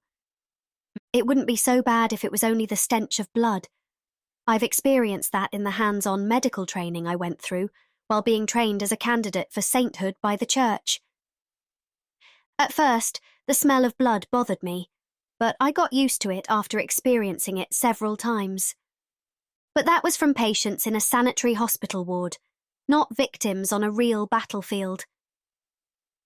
Here, there are other odours mixed in with the blood, along with dirt and dust of battle. All of it combined assails me with nausea, far worse than any I experienced in training. It's all right. I can't be faint of heart after Sahiro fought so valiantly. Gently rejecting the soldier, who tried to guide me back to the carriage, I request instead that he lead me to the wounded to begin treating them. Once I start healing, I'm able to focus on that alone, instead of being affected by my surroundings. For better or worse, I've yet to be called on to do anything, since the anti-human trafficking force was first formed. There are proper doctors and healers in the party, and things have been going almost too smoothly thus far, so I haven't been brought out to heal. Even this time, nobody asked for my help. But after seeing Sahiro take it upon himself to dive into the fray, I can't just sit on the sidelines doing nothing. Next! Lady Saint, the majority of the wounded have already been healed. Indeed, I look around and notice that there aren't any more soldiers with serious wounds. What about the captured criminals then? The only victims gathered here are the soldiers, so the captives must be someplace else. They fought against Sahiro and company, so surely they're gravely wounded as well. Most of the criminals have breathed their last. No healing will be necessary. I see. From the soldier's hesitation, I can tell that most of the criminals must have met a gruesome end. It would have been better if only Sahiro had captured some of them alive for us. The soldier seems to assume that I'm grieving for the dead criminals, and he murmurs something that sounds like a criticism of Sahiro. No, that's not true. To be honest, I was afraid to see Sahiro fighting. My private impression of him is an incredibly kind boy, of the same age as me. He's always smiling amiably, and seems so warm that one might wonder if he could even hurt a fly. I confess, though it's disrespectful, that I doubted whether he could really fight. But he has a strong sense of duty, and watching him work hard to earn the respect of the adults only deepened my fondness for him. He's struggling with a weighty role, just like me, I thought. But I was wrong. It's more than his position or sense of duty that makes Sir Hero work hard. It's his strong desire for justice. Sir Hero didn't have time to worry about such things. If he let them get away, they would have scattered to other areas, and we would have lost the chance to take them all out at once. And then they would have continued to commit terrible crimes in other places, even if only on a smaller scale. Sir Hero realised this, and decided that they had to be wiped out before that could happen, even if it meant doing the deed himself. In battle, Sir Hero fought with a blood-curdling intensity that was a far cry from his usual kind self. His downright merciless fighting style showed how determined he was to stop the criminals at all costs. What? No? Surely Sir Hero didn't think about all that? It looked that way to me. But even if some got away, the harm done would be negligible. Would you still say the same if the victims were your own family? At that last comment, the soldier's excuses fall away. Admittedly, the people who live in this area are strangers to us for the most part, but Sir Hero pushed himself beyond his limits to protect those very same strangers. While I was healing the wounded, I overheard soldiers who were displeased that Sir Hero had taken matters into his own hands. They said he was being reckless because he wanted more accomplishments to his name, that he has no sense of teamwork because he's a child, that because the person they're supposed to be protecting charged into battle, they were forced to charge into battle as well, and so on. It's true that acting on his own wasn't exactly commendable, but he was motivated by a desire to protect the people, a sense of justice deeper than anyone knows. Exactly. Turning around, I see the Deputy High Commander, Sativa, walking over to us. His voice, far more strained and emotional than usual, takes me by surprise. Sativa, your hand is bleeding. Noticing blood dripping from his tightly clenched fist, I rush over to heal him, but he holds me off. It's all right. I must not heal this wound, as a reminder to myself. Sativa opens his hand and gazes at the wound, then clenches it shut again. I am ashamed of my cowardliness, he says quietly. Forcing Sir Hero to push himself this far. I am a failure as his deputy. Sir Hero is a child. Is it not a child's job to push past their limits? One of the soldiers, probably a commander based on his attire, attempts to comfort Mr. Tiva, but is met with a shout of rage. And what does that make us, if even a child doesn't think he can rely on us? Sir Hero was forced into action because we were too craven. The commander's attempt to soothe Mr. Tiva instead sets off an explosion he was holding back. I thought we could let Sir Hero grow up at his own pace, that he would slowly close the distance between himself and the troops, but it seems we are the ones who still have growing to do. The commander looks away as Tiva continues. We've forgotten why this force exists in the first place. Our goal is to protect as many innocent victims from this organization as we can. Sir Hero understood that better than any of us. We've all been utter fools. Mr. Tiva's voice echoes around the vicinity. I'm sure the rest of the soldiers heard him too. I don't think things will change right away, but I have the feeling this might be the start of something new. Hey, welcome back. When I return to the carriage, Sir Hero's attendant, Hyrance, waves to me. He's rather rude, so I admit I'm not very fond of him. Where's Sir Hero? Hyrance points silently into the carriage. Peering through the window, I see Sir Hero fast asleep in his seat. In this moment, he looks like nothing more than an innocent young boy. But this is the hero, the one and only saviour, chosen by the gods. Julius really worked hard today, so he's exhausted. Let the guy sleep for now, will ya? Not this again. I know you are Sir Hero's childhood friend, but you must refer to him with more respect. Sir Hero is worthy of the utmost respect. I realise that all over again today. And yet, this insolent boy takes him far too lightly. I don't know. If anything, maybe you should stop calling him Sir Hero, yeah? What are you talking about? Enough with your jokes. I scoff at Hyrance. How can he spout such foolishness? I wasn't really joking, though. You guys are going to be together forever, right?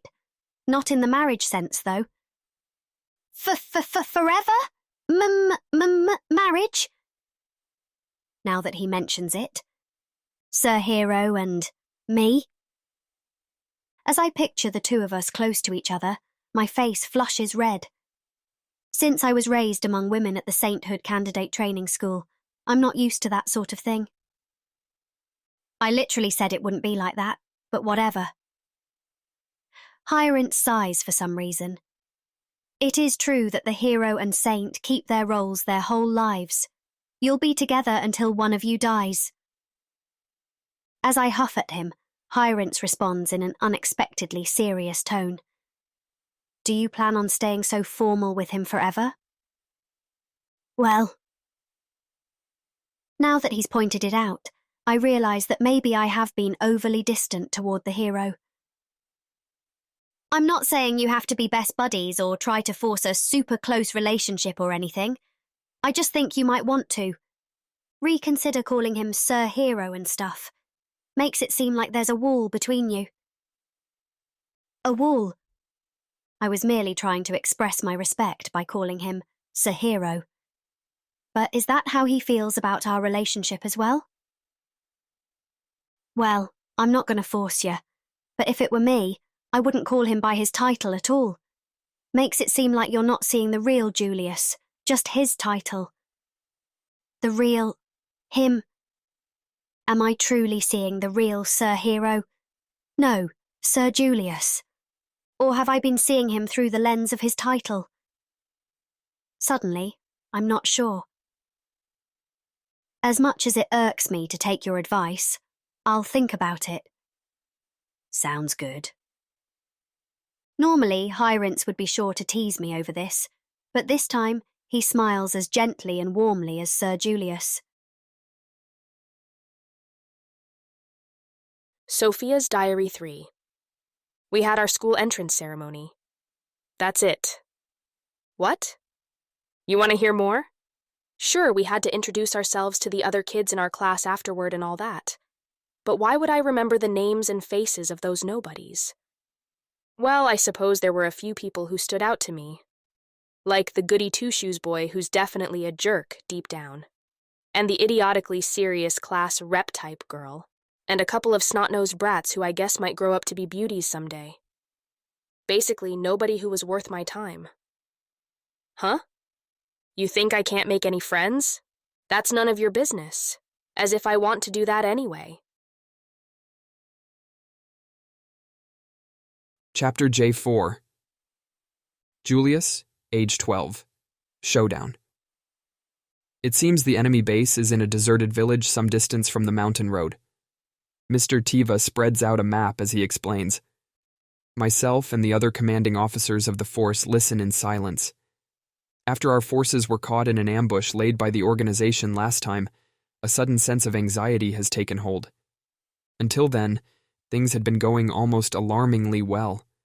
So although the surprise attack hardly resulted in any casualties, the commanders seemed to be trying to refocus their efforts after the force encountered its first stumbling block.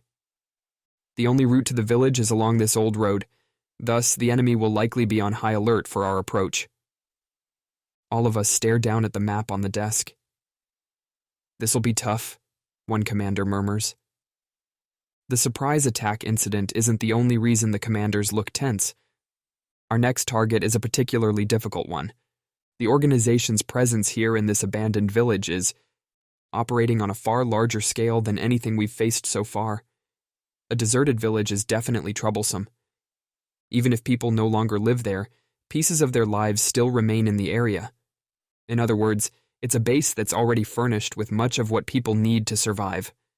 Houses in which to sleep, fields for self-sufficient farming, most likely a nearby source of water, and walls to keep out monsters. They'll have all of that at their disposal. And this means they'll have a fairly stable livelihood, which in turn means other outlaws will be drawn there as well. That means the village supports a high population, and numbers mean power. No matter how high your stats are, it's difficult to make up for a sheer difference in numbers. The only exception is someone with stats so high that being outnumbered doesn't make a difference. Like me, the hero. Of course, the force is made up of exceptions like that, since it consists of elite fighters drawn from various nations. I'm sure each one of them could manage 2 or 3 bandits alone. But that's before you take the enemy's home field advantage into account. According to our investigations, The village they're using as a base is practically a fortress, and as Tiva said, the map shows that the only way to attack them is from the front. The terrain makes this area difficult to attack and easy to defend. Between the numbers and their field advantage, they might be able to make up for the difference in stats. Could we split up the troops? No. The only other routes run straight through the mountains. We'd only be able to move through those in extremely small groups. Besides, the entire village is protected by walls. Whether we try to climb over or break through, we'll be spotted right away. We might be able to mount a surprise attack, but it'd be too dangerous for a small group. Then I suppose we have no choice but to attack head-on and besiege them. It's extremely difficult to move around on a mountain with no roads. You have to cut your way through thick brush just to get anywhere, and you might run into monsters that live in the area too. It'd be impossible with a large group. A small group would have to endure an arduous mountain trek, and right after, they would have to battle the bandits.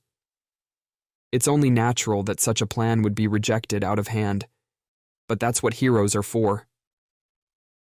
I'll launch the surprise attack. Sir Hero, it's too dangerous. The commander who chides me makes no attempt to hide his exasperation. I can tell he's thinking, were you even listening? And I understand how he feels. But I can't back down now.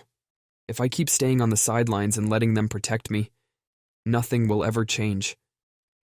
I'm sure the reason I couldn't do anything before is that my resolve wasn't strong enough. I wasn't ready to fight people, to kill. But I'm ready now. I just have to put that resolve into action, so that I can save as many victims as possible and prevent as many future kidnappings as I can. Very well. I open my mouth to protest, then freeze when I realize what I just heard, which probably leaves me looking like my mouth is hanging open idiotically. I really am shocked by what he said, so I guess that impression wouldn't be wrong. But everyone else in the room looks equally surprised. The person who agreed with my plan is none other than Mr. Tiva. But of course, we cannot let you do this entirely alone, Sir Hero. I will send a few of my men along with you, and I happen to know a talented adventurer, so I'll ask him to accompany you as well. Tiva briskly continues setting out the plan. Would you be willing to take this route through the mountains and attack the enemy from the rear? Sure. It's happening so quickly that I end up giving a dazed-sounding answer.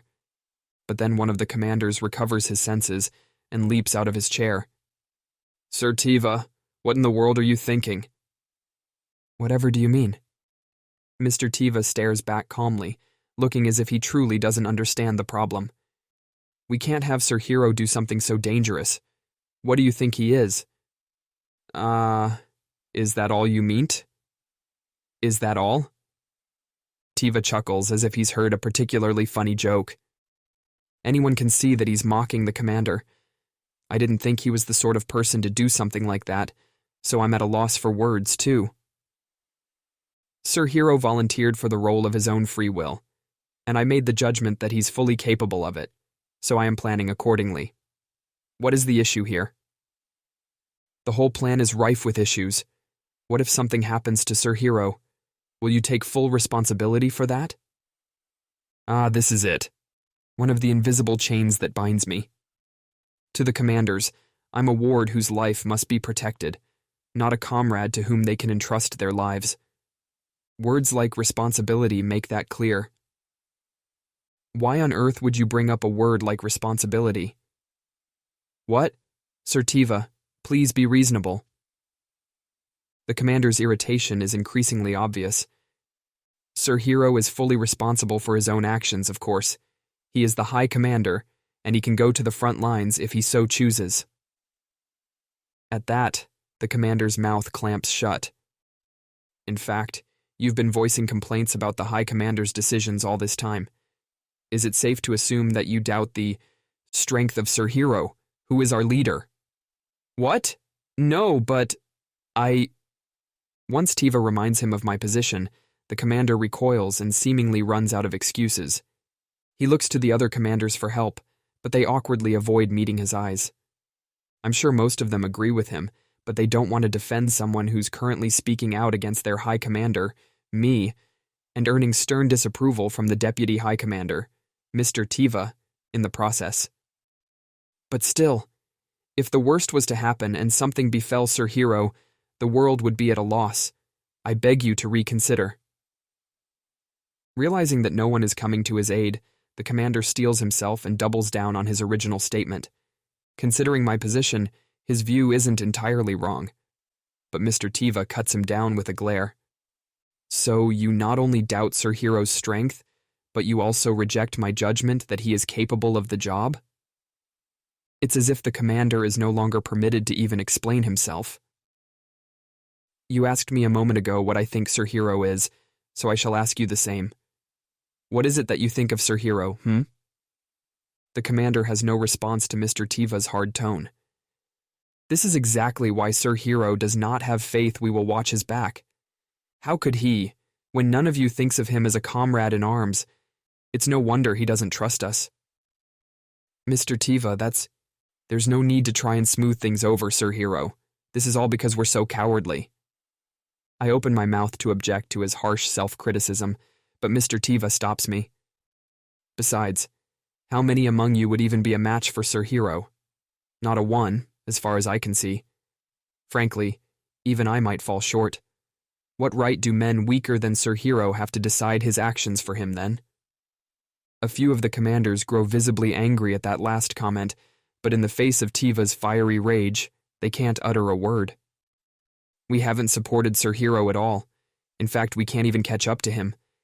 And yet, we all look down on him as if we've been protecting him, just because we are adults, and he is a child. Do you know what that's called, where I come from? Misplaced kindness. Slam! Mr. Tiva brings his fist down hard on the desk. We should be fighting by Sir Hiro's side, but instead we lag behind him. No, in fact, we're dragging him down. It's no wonder that he's given up on us and keeps attempting to act on his own. What? I think I might be more surprised by Mr. Tiva's anger than anyone else. That's not what I was trying to do. But the meeting room falls silent, and I don't have the courage to speak out. If you are concerned for Sir Hiro's safety, then show that you have the mettle to bring down the enemy stronghold without needing Sir Hiro to launch a surprise attack. But if you cannot do that, you're all bark and no bite. I can see fighting spirit beginning to burn bright in the commander's eyes. They all climbed up to their current positions through sheer strength. Now it seems that their pride in that strength means they're unable to back down after being so thoroughly reprimanded. Very well. I shall prove to you that I am more than just talk. We'll finish things before Sir Hiro can even launch his attack. You shall see. The commander who spoke up before glares at Mr. Tiva with a gleam in his eyes. I guess they've accepted my surprise attack plan then. When I realize this, it suddenly occurs to me that all of this might have played out exactly as Mr. Tiva planned. As a result of his words, I get to lead an assault like I wanted, and he's even lit a fire beneath the commanders. On top of that, they've practically promised not to complain next time if they aren't able to bring down the organization base before I launch my surprise attack. Since they all have so much pride and belief in their own strength, I doubt the commanders would go back on their word or try to make excuses if they fail. I estimate roughly how long it'll take me to get to the back of the enemy base from the foot of the mountain, and how long it might take the men to bring down the fort from the front. There's no way they'll be able to do that before I can attack, as far as I can tell. I can see that a few of the commanders are holding back size, so maybe they realize that too. So this was all part of Mr. Tiva's plan? I always thought of Mr. Tiva as a thoughtful, discerning adult, but it looks like I should add determined, and not to be taken lightly to that description. More than anything, I'm glad he's on my side. This way, I reckon. Watch your step there. I follow the man with the unusual speech patterns deeper into the mountain. My guide's name is Mr. Hawken. Apparently, he's a former thief and currently the slave of an adventurer. Mr. Hawken's master, Mr. Jescan, walks ahead of me in silence. He's striding along through this treacherous terrain as easily as if he was taking a stroll in town. Yet he still seems to be on high alert. Occasionally, his eyes will shoot off to one side, moments before a bird or other small animal passes by. I could never detect the presence of such small creatures. His presence perception skill level must be incredibly high. That's to be expected, though. Mr. Jeskan is a famous adventurer. He's climbed all the way up to A rank on his own, with his ability to skillfully use all kinds of different weapons based on what the situation calls for. From what I'm told, he's still young, and is expected to reach S rank soon enough too. Considering that Mr. Tiva referred to him as a capable adventurer and hired him to work with me, I'm sure he's trustworthy, as well as incredibly strong. That must be why he's allowed to bring a suspicious-seeming guide like a former thief. But apparently, not everyone has accepted that. Why must we follow behind the likes of a former thief anyway? Yana grumbles quietly. She has an incredibly strong sense of justice and hates anything improper or immoral. From her point of view, I'm sure a robber is worthy of nothing but contempt. She doesn't seem to be able to accept working with one, even if he is a former thief. Mr. Hawken isn't the kind of thief you're thinking of, Yana, Hyrance explains. He's a gentleman thief. He only stole from corrupt nobles and merchants to spread the wealth among the poor and needy. Hyrance insisted it was natural for him to join this battle, since he's my attendant. I was told that he negotiated with Mr. Tiva and convinced Tiva to let him come along with me. Is that true? Isn't that right, Mr. Thief with 1,000 knives? At that, Mr. Hawken peers back at us with a sly grin. Aw, shucks. That's just an old nickname of mine. The famous thief with 1,000 knives, that's you? The thief with 1,000 knives is Mr. Hawken's old alias. He was a rogue who made quick work of any enemy with his knife skills and never let a target escape with their belongings. He pursued only those who engaged in fraud and wrongdoing and delivered his earnings to orphanages and the needy in the form of food. Since the anonymous donations were food, not stolen goods or coin, the nobles and merchants who'd been robbed couldn't take their money back, so the poor and hungry were always grateful to the thief with 1,000 knives. And the person who carried out these fairy tale-like feats is none other than Mr. Hawken. Legends of his exploits have been spread far and wide by minstrels, and now you can hear them in many different lands. In other words, Yana had no idea she was complaining about someone very famous. She looks embarrassed, although also a little disappointed. You're not quite what I imagined. Though she mutters it almost to herself, it carries surprisingly well on the mountain air. Yana blushes and hastily covers her mouth, but since everyone here is trained for battle, we all have the 5 senses enhancement skill. Everyone heard her as soon as she said it, which means Mr. Hawken must have heard her initial complaint as well, which is probably why Hyrance covered for her in the first place. I get that a lot. It's always real pretty boy types who play me in the theaters and stuff, so I can't blame ya. Mr. Hawken doesn't seem particularly offended. Since the stories of the thief with 1,000 knives have become famous through minstrels, there are also plays about him, with the lead role usually going to the star actor of the troupe. As a result, most people imagine the famous thief as a handsome young man, but I have to admit that you couldn't quite describe Mr. Hawken that way, even if you were being charitable. He is surprisingly young, but his features are exceedingly ordinary, to the point where he could very easily blend into a crowd. Maybe that's why he was such a good thief in the first place. But why is the thief with 1,000 knives a slave? This time, Yana directs her suspicious gaze at Mr. Jeskan, Mr. Hawken's master. Well, it's a funny story that. See, I got caught by that human trafficking organization you're all after, and damn near lost my head. But Mr. Jeskan here was kind enough to buy little ol' me. I happened to be investigating the organization on a request from the government, which is why I was in touch with them. There's a limit to how much you can accomplish solo, so I gave the pretext that I wanted a slave who could fight. And here we are. From the rest of their explanation, Mr. Hawken was independently trying to gather information on the human trafficking organization, while Mr. Jeskan was doing the same for a formal government request. In the process, Hawken was captured, and since Jeskan had said he wanted a battle-ready slave, he ended up buying him. I'm real grateful, you know. You saved my life.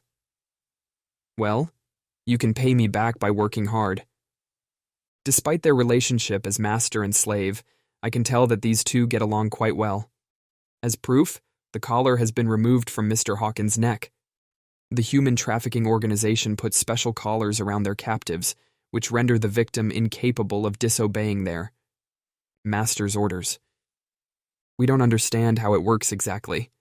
The collars are probably processed in a special way and conferred with some kind of control skill, or so I'm told. But even the researchers from the Word of God couldn't figure out anything else. In other words, the human trafficking organization has someone on their payroll whose technology outpaces that of the Word of God's research team. Why would a seedy criminal organization have such technology? There are a lot of mysteries, but it doesn't change what I have to do. They shouldn't have let me go after allowing me to see their hideout. They're gonna regret being so careless, I betcha. Mr. Hawkins smirks. The reason he's leading the way is that he was being held captive in the same deserted village that we're trying to attack now. He was investigating the mountain area when he was caught too, so he's the perfect guide. As a former thief, he's an expert in finding routes that normally aren't noticeable and can spot and dismantle any traps along the way without breaking a sweat. There it is. Thanks to Mr. Hawkins' expert guidance, we soon find ourselves at our destination, overlooking the back of the deserted village. Contrary to what the phrase deserted village would suggest, its defenses look very sturdy. It's all made of wood, but the walls surrounding the village are still solid, with a gate and even a watchtower built at the front facing the old road. Just as our information said, it really is like a minor fortress. Busting in from the front looks like a backbreaking task. Sure enough, it sounds like the main force is still trying to contend with the front defenses. I can hear the clangs and cries of battle from that direction. It looks like the commanders won't be able to bring down the fort before I can launch my surprise attack after all. As I prepare my magic, I can't help smiling dryly to myself. I guess Mr. Tiva was right as always. Listen up, Julius. If all you want to do is use magic, skills are plenty for that. But if you truly want to master magic, that isn't good enough. How do you normally create and unleash spells? Be aware of that, and ask yourself how you can do it stronger, faster, and more accurately. I remember my master's words. He is a little bit crazy, but his teachings were right on the mark. He showed me exactly what I needed to do to be strong. Following his instructions now, I focus hard on the magic I'm about to unleash. As soon as I break down the wall with magic, please charge in and attack. After issuing an order to the rest of the group, I start to weave my spell. Now. In time with my shout, I cast the holy magic spell, Holy Light Sphere. The ball of light crashes into the wooden wall at high speed, breaking it down with a roar. In its wake, nothing is left but a carved-out space of ground, not exactly an ideal entrance for an attack. Maybe I should have held back a bit more. I guess I still have a long way to go. Charge! Rah! I call out to cover up my mistake, and together we all dash toward the village. The members of the human trafficking organization, fighting to defend the front gate, turn around in a panic when we burst through the destroyed wall. I guess they weren't expecting a surprise attack to come through the rear wall. The wooden barrier was certainly sturdy enough to keep out the weak monsters that roam in this area and would have been difficult to break down for any ordinary soldiers.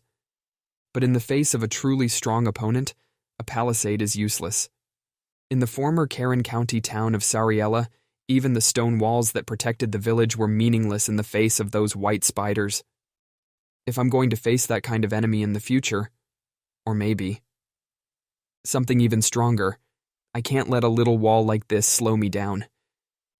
The bandits whirl around and try to fend us off, but at the same time as our attack, the main forces renew their assault on the front gate, throwing the enemy's battle formations into disarray. Spying a perfect opportunity, I speed up and charge into the enemy lines. The man in front of me, who was in the rear of the bandit forces, can't even ready his weapon in his panic. I slash my sword at my defenseless opponent, then move on to cut down the next one without stopping to see the results. With each swing of my sword, I feel it bite into flesh and let a spray of blood fill the air. The enemy soldiers fall one after another, scarcely even putting up a fight. Ah! One of the remaining men charges at me desperately. He swings his club around in the air, preparing to bring it down on me with sheer momentum. Ah. Then Hyrance jumps between the man and me, blocks the club with the shield in his left hand, and pierces the man's neck with the sword in his right. Quit going so far ahead, dumbass. This is nothing, I protest. I'll keep going as far as I can. Watch out. Just then, an arrow comes flying toward me, only to be struck down by Mr. Jeskan's sickle and chain in the nick of time. Thank you. With a brief thanks, I keep moving to the next opponent. Jeskan uses a throwing axe to deftly dispatch the enemy soldier who shot the arrow. Behind me, the rest of the group engages in battle with the enemy, while Yana supports them with magic. Farther ahead, my attack seems to have created enough of a gap for the main force to finally break down the front gate, and now our allies come pouring through in earnest. At this point, the enemy has no way to stop us. Our victory is cemented within minutes. Damn it, you bastards! One of the surviving enemy soldiers we've captured spits at us. What were we supposed to do? I was deep in debt. This was the only way I could keep on living. I had no choice. Don't you get it? He's only lightly wounded, so he was the first of the prisoners to wake up, and he immediately started cursing us. Doesn't he know what's going to happen to him? Hey, you kid. I've got a son right around your age. I can't go dying on him here. Please? The man tries to reason with me as I happen to pass nearby. One of the soldiers walking with me silently reaches for his sword, but I gesture for him to back down. No matter what the reason, it's never right to bring misfortune on others to solve your own. With that, I leave the man behind. He keeps shouting after me, but I doubt I'll get through to him no matter what I say. People turn to the path of evil far too easily. I've seen that while traveling with this special task force, far more than I ever wanted to. The human trafficking organization has all kinds of members. Some turned to crime in order to put food on the table, like this man. Others were forced to join the organization despite their young age because their parents were members, and still others seemed evil by nature, simply taking pleasure in seeing others suffer. Each of them had joined the human trafficking organization under different circumstances, but there was one thing they all had in common. None of them regretted it. Not a single one seemed to regret having stained their hands with evil. Of course, some of them claimed to be remorseful when it came time for execution, but they weren't really repenting for their sins. They were just sorry they'd been caught and were being punished. Why couldn't I have gotten away with it? That's the awful truth of what they were thinking. There were times when I tried to convince them to start anew with the right words. But of course I had to move on to the next battle. People turn to evil easily, and it takes untold time and patience to turn them back to the right path. So fast to fall, and so difficult to bring back to the light. There are many different ways for a person to stray down the path of evil, but in order for them to return, they first need to regret the things they've done. If you can't get them to realize how horrible their crimes were, then it's impossible to convince them to try to start over. But I don't have that kind of time, and neither do they. I have to travel to countless different lands, and they have to face a punishment that befits the weight of their crimes.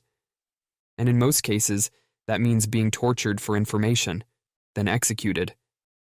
Even if we did have time to rehabilitate them, it'd be more effective to use the ones who can be used and dispose of the rest. Because it's far more important to rescue the innocent victims still suffering at the hands of the human trafficking organization than to dwell on these criminals. I understand that, in theory, but I don't know if I really believe that's right. Some of them were participating only because they didn't have a choice. They were poor, their hometowns were attacked by monsters, or they were born into it.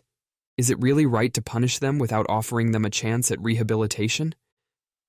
I might not be able to answer that, no matter how hard I agonize over it. But still, I should always think about what I consider right and wrong, like Mr. Tiva said. It's just that at the moment, there's only so much I can do. My time is better spent rescuing many innocent victims from suffering than laboring to convince one person to turn their life around. It's impossible to measure the value of a person's life, but between someone who's gravely sinned and someone who hasn't, it should be obvious which one should take priority. Maybe things would be different if I had some other way to persuade those who have gone astray. But I do not, so I have to prioritize saving the people who I can still save. In a perfect world, I would save everyone, but I know that's not really possible. I just have to do my absolute best to save as many people as I can, no matter how difficult that might be, because that's what a hero does. Special chapter: The Former Thief and the Adventurer. Are you worried about him? Hawken's gaze is focused on the hero. Hey, boss, yeah, I guess a little. Hawken nods absently at my question. Clearly he's more than a little worried. Hawken loves children, so much so that it's the very reason he became a thief, to help as many children as possible avoid unhappy fates. For someone so deeply immersed in the dark underbelly of society, he can be quite naive. Although I must admit that I don't hate that about him. What do you think, boss? I hesitate for a moment about how to answer Hawken's vague question, but then I decide to answer with my honest thoughts. He's very impressive, for sure. At his young age, the hero already surpasses most adults, not just in combat, but in spirit too. The way he stayed so calm while leading an attack on the organization base and fighting those bandits is proof enough of that. Even an adult would normally be reluctant to cut down another person if they're not used to doing it, but he didn't show any hint of hesitation. How many battles has he already fought to reach that level at such a young age? Not to mention, he's strong enough to lay waste to a wide swathe of the enemy base all on his own. I jumped in to protect him at one point, but I suspect he would have been able to dodge that arrow whether or not he had my help. He even had the composure to thank me, and yet, but I guess that's exactly what has you worried, If he's that advanced at his age, that means he must have been through quite a lot. And no matter how mature he might seem as a result, he is still a child. If you put a child through such awful experiences one after another, he might eventually break down. I'm sure that's what Hawken is concerned about. Well, there's no need for you to worry about that. As far as I can tell, Sir Tiva is keeping a close eye on the situation. With his title as the hero, I doubt Julius will ever have a normal childhood, but it shouldn't be too horrible either. My interaction with the Deputy High Commander Sir Tiva was brief, but I got a very strong impression of him. The boy is his superior officer, but he respects him as a hero while also caring for him as a human being. As long as that man is by the hero's side, I'm sure he won't let anything unthinkable happen to him. I can't help but notice that my reassurances fail to clear up the shadow hanging over Hawken's face, though. Why does a kid like that have to fight, you know? Hawken is a permanent citizen of the underworld, and I'm sure he knows it as well as I do. But he still resents the injustices of this world, enough so that he can't help saying things like that. This man really is naive, but I think the world needs people like him too, especially when it comes to the symbol of goodness called the hero. I asked Sir Tiva to let us officially join the force. At that, Hawken looks up with a gasp. If you're that worried, we can just protect him from close by. I was starting to feel like I'd reached my limit as a solo adventurer anyway. Helping the hero is a prestigious role, so it all works out great. Right? Boss, thank you. There's nothing to thank me for, so I simply respond with a shrug. And that's how Hawken and I joined the task force. Sophia's diary. Ugh, I'm so mad. Why am I so mad, you ask? That goody two-shoes keeps coming after me, that's why? All while making it look like he's not doing it at all. He'll talk to me in this super nice-sounding voice, saying things like, "Oh yeah, I can do this and that. What about you?" And when I respond that I can do it, he praises me for it. But his eyes are laughing at me. He'll ask the other kids in class the same thing, and if they say they can't, he'll be all. Let me know if I can help. I'd be happy to teach you. The other boys and girls all fall for it right away, but I know this is just his way of asserting dominance. He wants to make sure he's at the top of the pecking order. Huh? You think I'm being paranoid? Tsk, tsk, tsk. You're so naive. Listen up, okay? The hierarchy of a class is extremely important. Your school life changes very dramatically based on where you stand in the rankings. The top tier has it made. The picture-perfect school life. The middle isn't great, but not awful either. You could definitely still have a decent time in your youth. But the bottom rung? Forget it. You'll either be driven into a corner and forced to scurry around every day like you don't even exist, or you'll be subjected to the brunt of the bullying. I seem to know a lot about this, you say? Well, yeah. I was in the bottom tier in my previous life. Hey, don't feel sorry for me. Stop. Don't look at me like that, okay? Chapter J5. Julius, age 13. Machinations. I walk through the familiar halls of the Annelite Kingdom Castle. In other words, my childhood home. Since becoming the hero, I've been primarily staying in the room. Given to me in the Holy Kingdom of Elias, so I haven't been here in a while. But I still think of it as my real home. Being in this place calms me in a way that the room in Elias never could. But that's just me. Clinging to my arm as we walk, Yana looks incredibly nervous.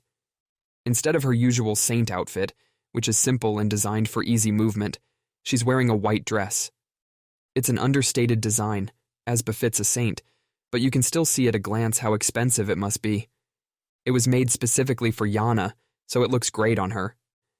Or at least it would if her face wasn't currently so strained that her tension is plainly obvious.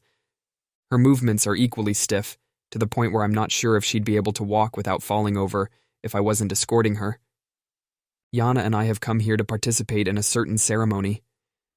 This is Yana's first time in the royal castle, and she was incredibly anxious on the way here about what it would be like. As with many girls her age, she seemed to have a certain admiration for the romantic idea of a castle. She didn't say that in so many words, but Yana is always easy to read, so I could tell she was excited.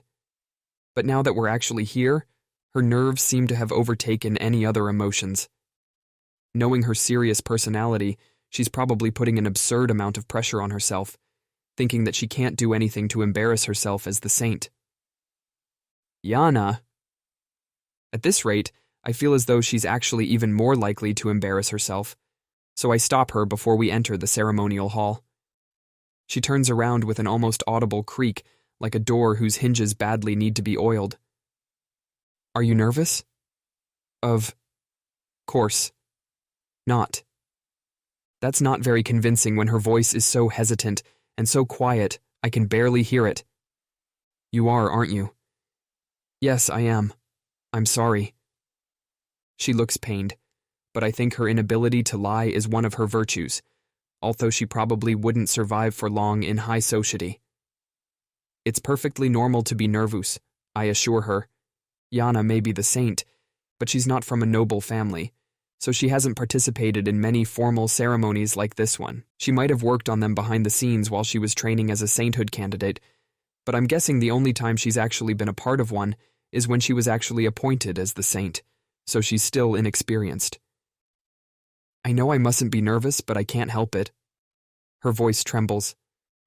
No, I don't think there's anything wrong with that. She seems to feel that it's wrong to be nervous, but I assure her that the opposite is true. Yana blinks at me uncertainly, as if she doesn't understand. If you think you shouldn't be nervous, you'll just make it even. Worse.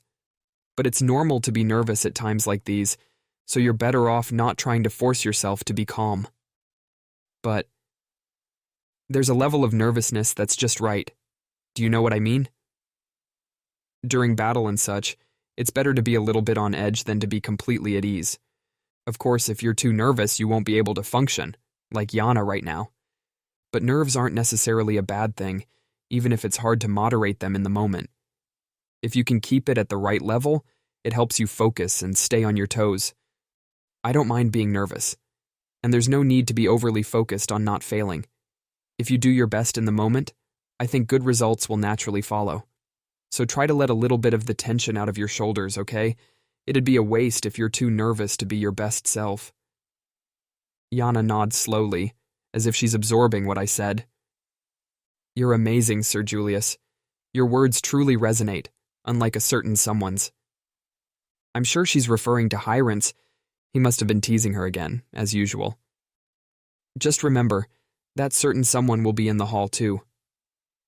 If she stays nervous and stiff throughout the ceremony, I'm sure Hyrance will tease her about it later. As I hint at this gently, Yana's eyes widen. I can't let that happen, is written all over her face. Her eyes fill with newfound determination to avoid being teased. They say that fighting proves the closeness of a friendship, but I'm not sure if that applies to Yana and Hyrance. It's more like Hyrance is toying with Yana, or holding her in the palm of his hand. At any rate, it looks like that calmed her nerves a little, so hopefully now she won't make any major mistakes, as long as she doesn't get too jittery and end up going overboard instead. Shall we go in then? Yes. We walk toward the ceremonial hall with lighter steps than before. Soon, we reach the grand doors and walk inside, where there's already a big crowd. The ceremony hasn't started yet, but the room is quiet, even though there are people gathered in the center. Yana seems unnerved by the strange atmosphere, but I tug her arm lightly and reassure her with a smile. We walk deeper into the hall, reaching the far end where the royal family stands. Everyone else is already there. The true queen, my elder brother, Silas, the king's first and second concubines, and my younger brother, Leston. You're late, Silas informs me, looking displeased. He never used to be like this, but lately, he always seems to be wearing an irritated scowl. I'm very sorry. I was so nervous over my little brother and sister having their big day that I scarcely slept last night, so I'm afraid I'm still a bit tired. Yana shoots me a doubtful glance at my excuse. Obviously, I'm not really tired. We were late only because I was calming Yana's nerves. I lied because I didn't want to tell anyone else that, but Yana's reaction probably made that a wasted effort. Since my royal relatives spend their days studying their fellow courtiers for even the subtlest hints of thought or emotion, I imagine they all will have guessed from this exchange that I was covering for Yana. Now, dear brother, it's not as though they've missed the start of the ceremony, so there's no need to glare at them, so, is there? Leston intervenes with our elder brother on my behalf, but it only has the opposite effect. Worry about yourself, Leston. You ought to be calling me elder. Brother during a ceremony like this, not addressing me so casually. Silas's rage turns on Leston instead, although it's possible that Leston did that deliberately to draw his attention away from Yana and me. Leston might seem easygoing, but he can actually be fairly shrewd. That's quite enough. As the argument between my brothers threatens to escalate, a cold, brisk voice interrupts them. The true queen. But mother... Look around you. Do not bring any further shame on the royal family with your unseemly behavior. Her biological son, Silas, flinches at her scolding. Realizing that the crowd is watching our interactions, he smooths over his expression. Please pardon my son's lapse in manners.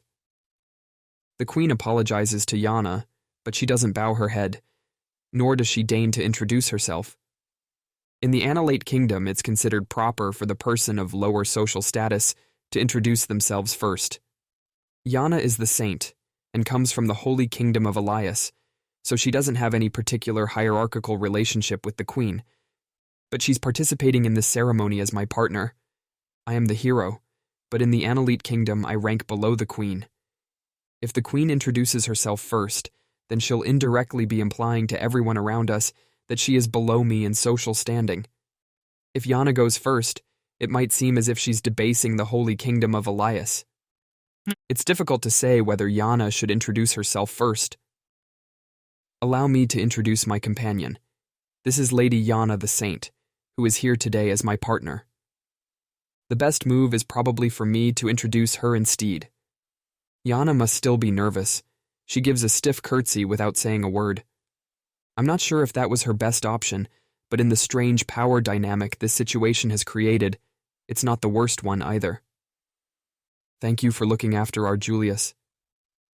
The queen stares at Yana appraisingly as she responds, Not at all.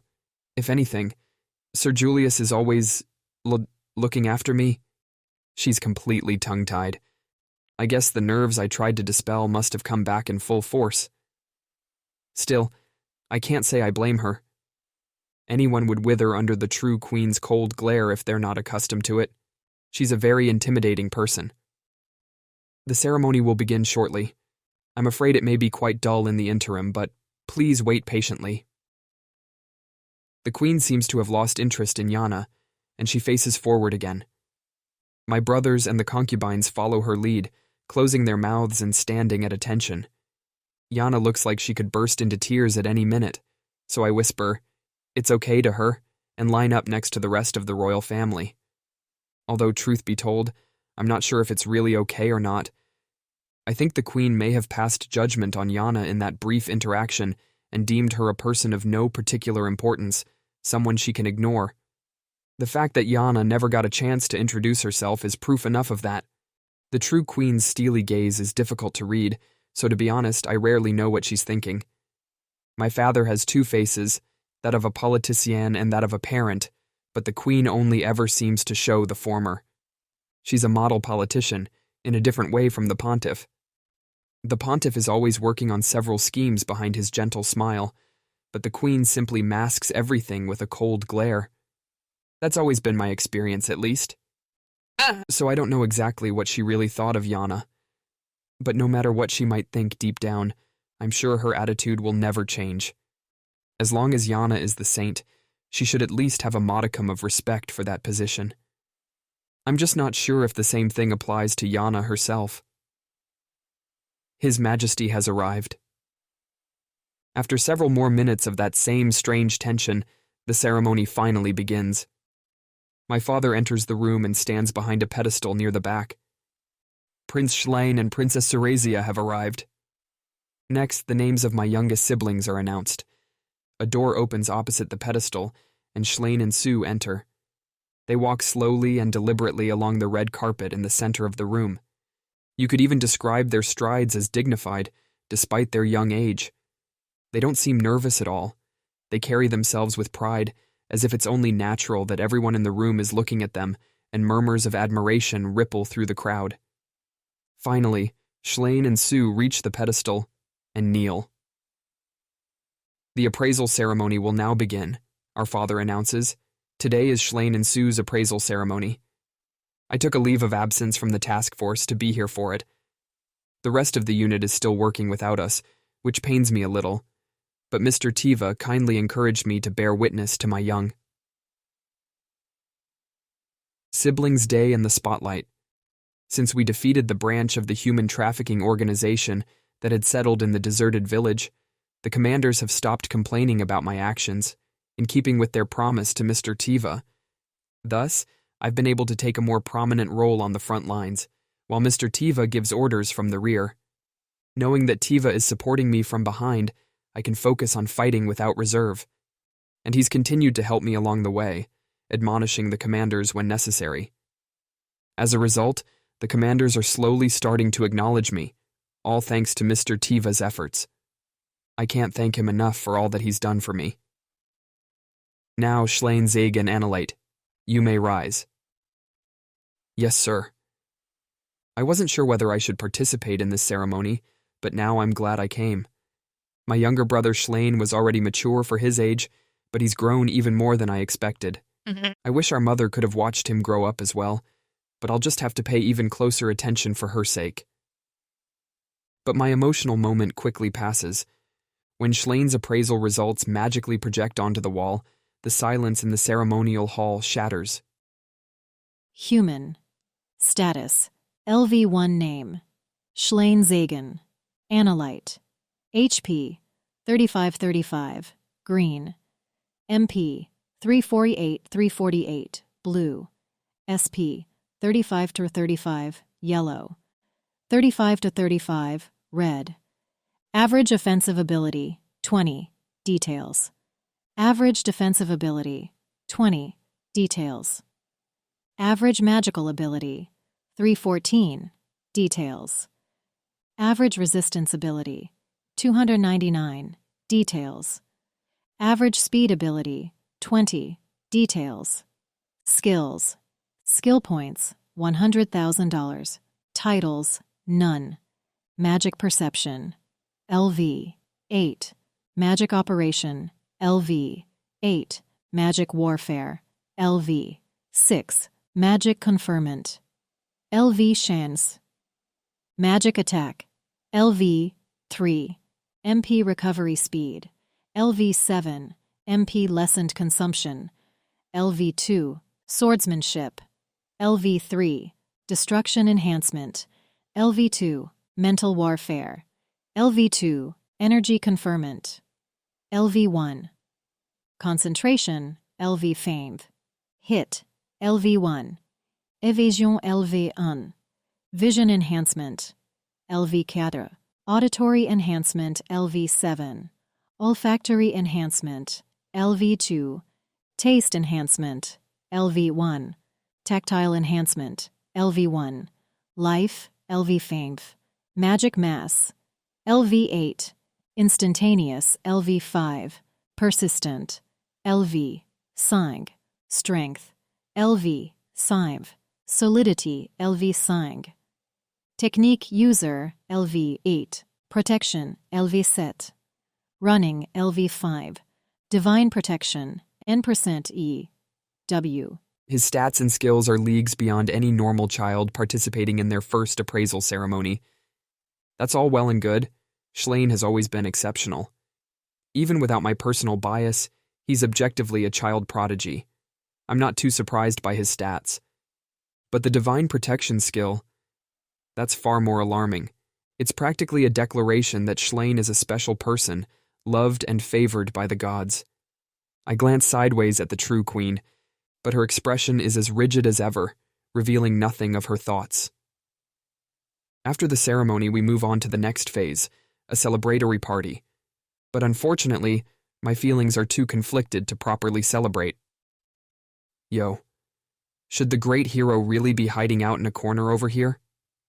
Hirance quickly spots Yana and me taking refuge against the wall. Schlane and Sue are the stars today, so I figured it's better if we don't stand out too much. I guess. Hirance shrugs. Normally Yana would have some choice words for Hirance's casual attitude, but today she's quiet as a mouse. Hirance, in turn, refrains from teasing her like he usually would. He's capable of being considerate when it's really important, although I wish he'd do it all the time. What about you, Hirance? Shouldn't you be congratulating Schlane and Sue, too? Hirance is actually the second son of Duke Quarto, though it's easy to forget that at times. As a member of a high-ranking noble family that's close to the royal family, he should really pay his respects to the stars of the day. Well, I figured since I'm connected to you, I'll have a chance to talk to them soon enough. For now, I'd rather not stand around in that line. Hirance nods toward the long line in the center of the ballroom with a dry smile, where people are waiting for the chance to greet my siblings. Only the highest-ranking nobles were allowed to attend the appraisal ceremony, but this after-party includes a certain amount of lesser nobles as well, specifically the ones who have children close in age to Schlane and Sue. So now, the nobles are lining up in the hopes of getting their children close to the pair and potentially forming a connection to the royal family. Although considering the results of the appraisal ceremony, I'm worried that there might be more to their motivations than just that. This is going to be a problem, Hirance observes. Yeah. What? Yana looks between us in confusion. Instead of explaining, I offer her the cake I grabbed from one of the waiters, since I'd noticed her glancing at it repeatedly. Immediately her eyes sparkle. Oh, Yana, never change. So what should we do? Nothing. Unfortunately, there's not really anything we can do. Since I'm working with the Special Task Force, there's not much I can do about the internal affairs of my kingdom. Even my influence as the hero doesn't have much effect here. The true queen's influence is too strong. She has most of the nobles under her thumb, too. And as far as this current incident goes, I have to be even more cautious of those who aren't affiliated with her. So I guess we just have to hope that His Majesty and the Queen will keep the idiots in check. Yeah. Yana still seems intrigued by our exchange, but she can't resist taking a bite of the keiki. Though she doesn't seem to understand, Hyrance and I are concerned that there might be movements to position Schlein as the next king. Power struggles exist to some extent in most any nation, I think. The Analite Kingdom is no exception, with nobles conspiring behind the scenes day in and day out. And in the past few years, there have been whispers of whether Prince Silas is truly suited for the throne. Silas is the true queen's only son, and while I would never say this aloud, he's fairly ordinary. His grades, combat skills, and everything else about him are all average. My elder brother is making every effort to be worthy of inheriting the throne. It's just not yielding the results he wants. But he's not below average in any way either. With the proper support, he'd make a perfectly acceptable king. So the fact that Silas is the only heir has never been a problem. But frankly, my existence has complicated things. I'm the hero, the only person in the world to receive this special title. And I'm a prince of this kingdom too. However, that doesn't mean I'm in the running to be the next king. The hero has never been the leader of a kingdom. In fact, considering the hero's role, I don't think that would be possible, because the hero has to constantly fight against demons. The only possible exception I can think of is the Sword King of the Rengsant Empire, which is humanity's bulwark that sits on the border we share with the demon realm. The Sword King's job might overlap with that of the hero enough for it to work, but aside from that exception, though there have been heroes born to royal families in the past, they've never become king. And I have no intention of trying to do so either. But what if the hero had an exceptional younger brother? A prince who's related to the hero already has considerable appeal. But if he also happens to be remarkably talented and even boasts a skill called divine protection? And currently, the true queen and her entourage stands at the heart of this kingdom. Nobles who aren't associated with her party would likely jump at any chance to bring down the queen's son, my older brother Silas, and put someone else in power who'd be more favorable toward them. Since I'm the hero, it's difficult for me to stay in the kingdom. And the third son, my younger brother Leston, has been distancing himself from the nobles to avoid that kind of power struggle, deliberately making himself into a sort of prodigal son. So it's only natural that the nobles would set their sights on the remaining son, Schlein. With all these factors in place, they're certain to make their move. Fortunately, the situation is relatively stable right now. Unless they're incredibly stupid, nobody would make a move to try and depose Prince Silas and put Prince Schlein in line for the throne right now. I hope you're right. It's not just minor nobles who are resistant to the true Queen's party right now. Some of them are important figures who could very well cause unexpected chaos. Even thinking about it causes a sense of unease to rise up from my feet, especially when it's Schlein who could be at the center of it all. Whoa, wait a sec. Your brother's pretty on the ball, huh? He's already running off with a girl at his age. What? I turn around in a hurry, just in time to see Schlein taking a girl by the hand and running out of the room. Who is that? That's Duke Annibald's daughter, I think. I want to say her name is Carnassia. Your little bro's got a good eye. She certainly was cute. What? Is that the kind of girl you like, Sir Julius? Holding the plate of cake in one hand, Yana suddenly chimes into the conversation in a high-pitched voice. No, of course not. I wouldn't look at such a young girl that way. Right. After my speedy denial, Yana looks somehow relieved and returns to eating her cake. She seems to be especially conscious of me lately. This could be bad. Duke Annibald is more moderate than the true Queen's party. He, doesn't get too close to her, but he doesn't stay too far away either, putting him in an unusual position. So neither side can really lay a hand on him easily. Schlein's pretty sharp. He must have invited that girl for exactly that reason. I'm sure that's just a coincidence. How would Schlein know about those kinds of relationships and power struggles at his age? Although in Schlein's case, I can't entirely rule it out. My younger brother sometimes speaks of strange proverbs or fairy tales that even I've never heard of. I've overheard him telling Sue strange stories like Momotaru and Isenbushi. Where in the world did he get such knowledge? At first I suspected his maid, Anna, but she doesn't seem to be the source. Since I still don't know where he learned these things, I can't rule out that he might have deliberately chosen Duke Annibald's daughter. Even when I asked him, he just told me that it comes from his dreams. Did he really dream all those things? What if that's actually an effect of his mysterious divine protection skill? If that skill could cause divine revelations of a sort, it would explain a lot. But whether he approached Annibald's daughter by coincidence or divine intervention, I guess it wouldn't change the situation at hand. Either way, Schlane's too young for all that. That's how royal engagements tend to go, though. Engagements? A few heads turn toward us at Yana's loud screech. She gasps and covers her mouth. But it's too late. Yana looks to me for help, but all I can do is smile weakly. Even Hyrance is wincing, and for once it doesn't seem to be an act.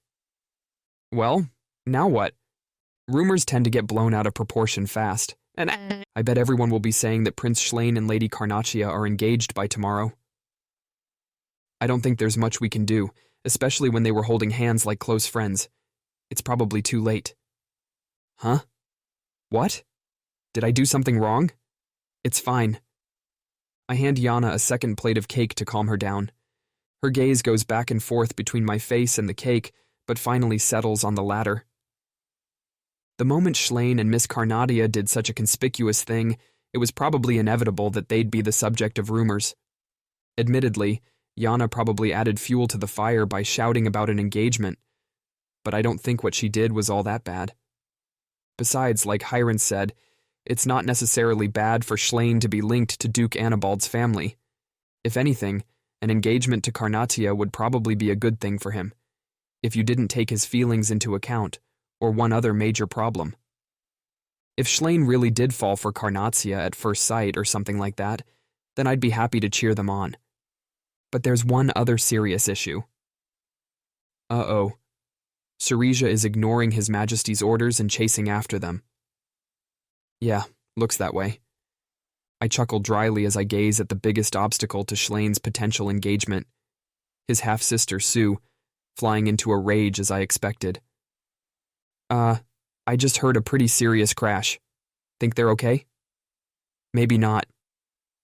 A loud noise echoes through the room, audible even over the considerable chatter.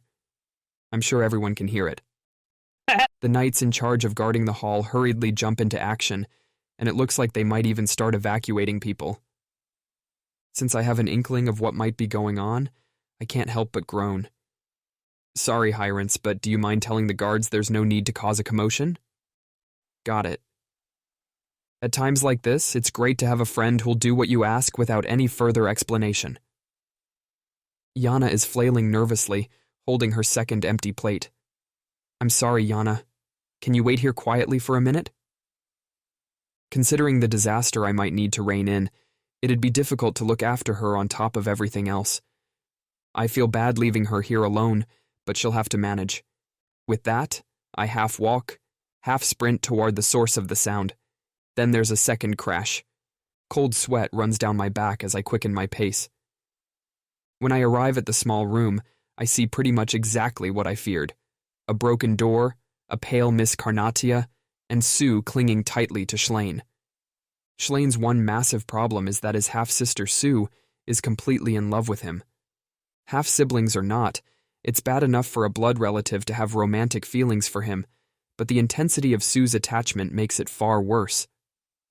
According to Schlane, girls who express their love like Sue does are called yandere, whatever that means. If Schlane gets engaged, Sue is liable to seriously hurt the girl in question. Fortunately, it doesn't look like she's done anything to Carnaccia this time, but she's definitely shooting her a murderous glare. Are you hurt? I'm fine. First, I make sure that Carnaccia is safe. Sue, you know you shouldn't do things like that. It's that harlot's fault for trying to seduce my brother. Oh, Sue. I try to scold her, but she doesn't seem remotely sorry. At any rate, you've got to let go of Schlane. Can't you see he's having trouble breathing?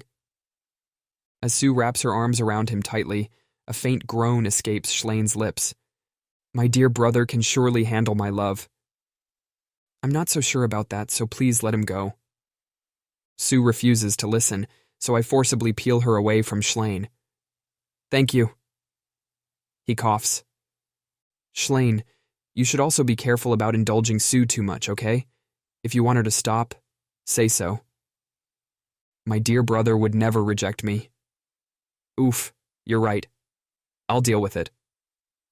Schlane winces, while Sue seems to be bragging for some reason. I heave a sigh at the whole situation. Meanwhile, Karnatia looks on, dumbfounded, throughout the whole exchange. I can't say I blame her.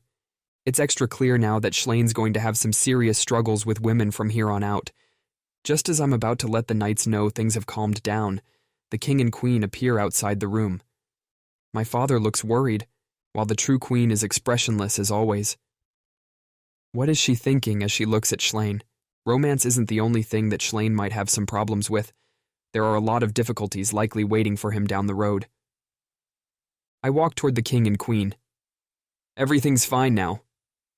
Oh? I'm glad to hear it. My father presses a hand to his chest in relief. Could you look after Schlane, please? Of course. When I make a request to my father with deeper meaning behind the words, he agrees right away. The queen, however, says nothing. As his older brother, I'll have to do whatever I can to ensure that he has a happy future. What did you just say? The day after Schlane and Sue's appraisal ceremony, I receive some seemingly impossible news. Sir Tiva has fallen in battle. The day after celebrating my younger sibling's triumph, I lose someone incredibly dear to me. Special Chapter: The Empire Veterans' Final Hours.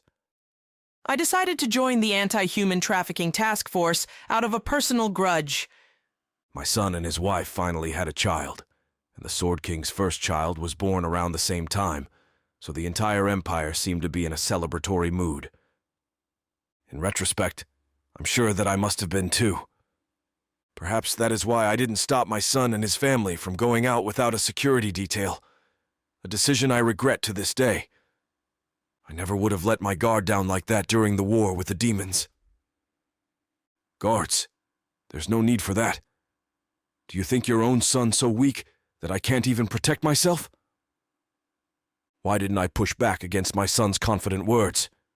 In fact, I even remember being impressed with him. If only I had warned him then that such pride would be the death of him, perhaps the future would have been different. My son and his family never returned, and were found dead the next day. A carriage accident, or so it was made to look like.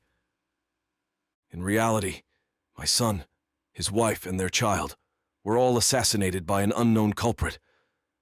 I searched for the perpetrator, like a man possessed, using any means available to me to gather every last clue connected to the crime. My son was not weak, just as he proudly pointed out to me. Since he was born after the demons quieted down, he didn't have much battle experience, but he was still my pride and joy. He was strong, enough to be a match for most men, save for experienced old souls like me. Among his peers, youths who never experienced war, he was certainly one of the strongest. But someone killed my son with incredibly practiced ease. Given the methods and strength it must have taken, no doubt there was a bigger scheme at work. And at the same time, the disappearances that were likely kidnappings began. It didn't take long to connect the two, nor to determine that there was a large organization behind them. My only miscalculation was the sheer size of that organization. I never imagined the same kidnappings were taking place all over the world, not just in the Empire. While I knew it was large, I'd assumed it was limited to this area, but it far surpassed my expectations. If the organization was only in the Empire, I could have chased them down myself. But now that the search had to expand to other countries, it was too much for even me to handle on my own.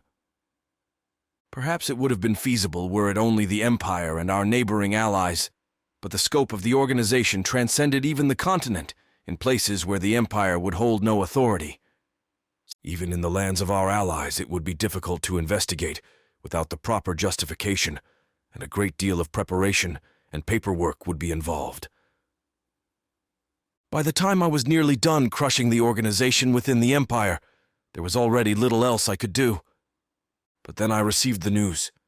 The Holy Kingdom of Elias was forming a special task force that would transcend all borders in order to hunt down the human trafficking organization on a massive scale. And since I was already fighting the organization within our empire, I was invited to participate. Of course, I agreed without a moment's hesitation.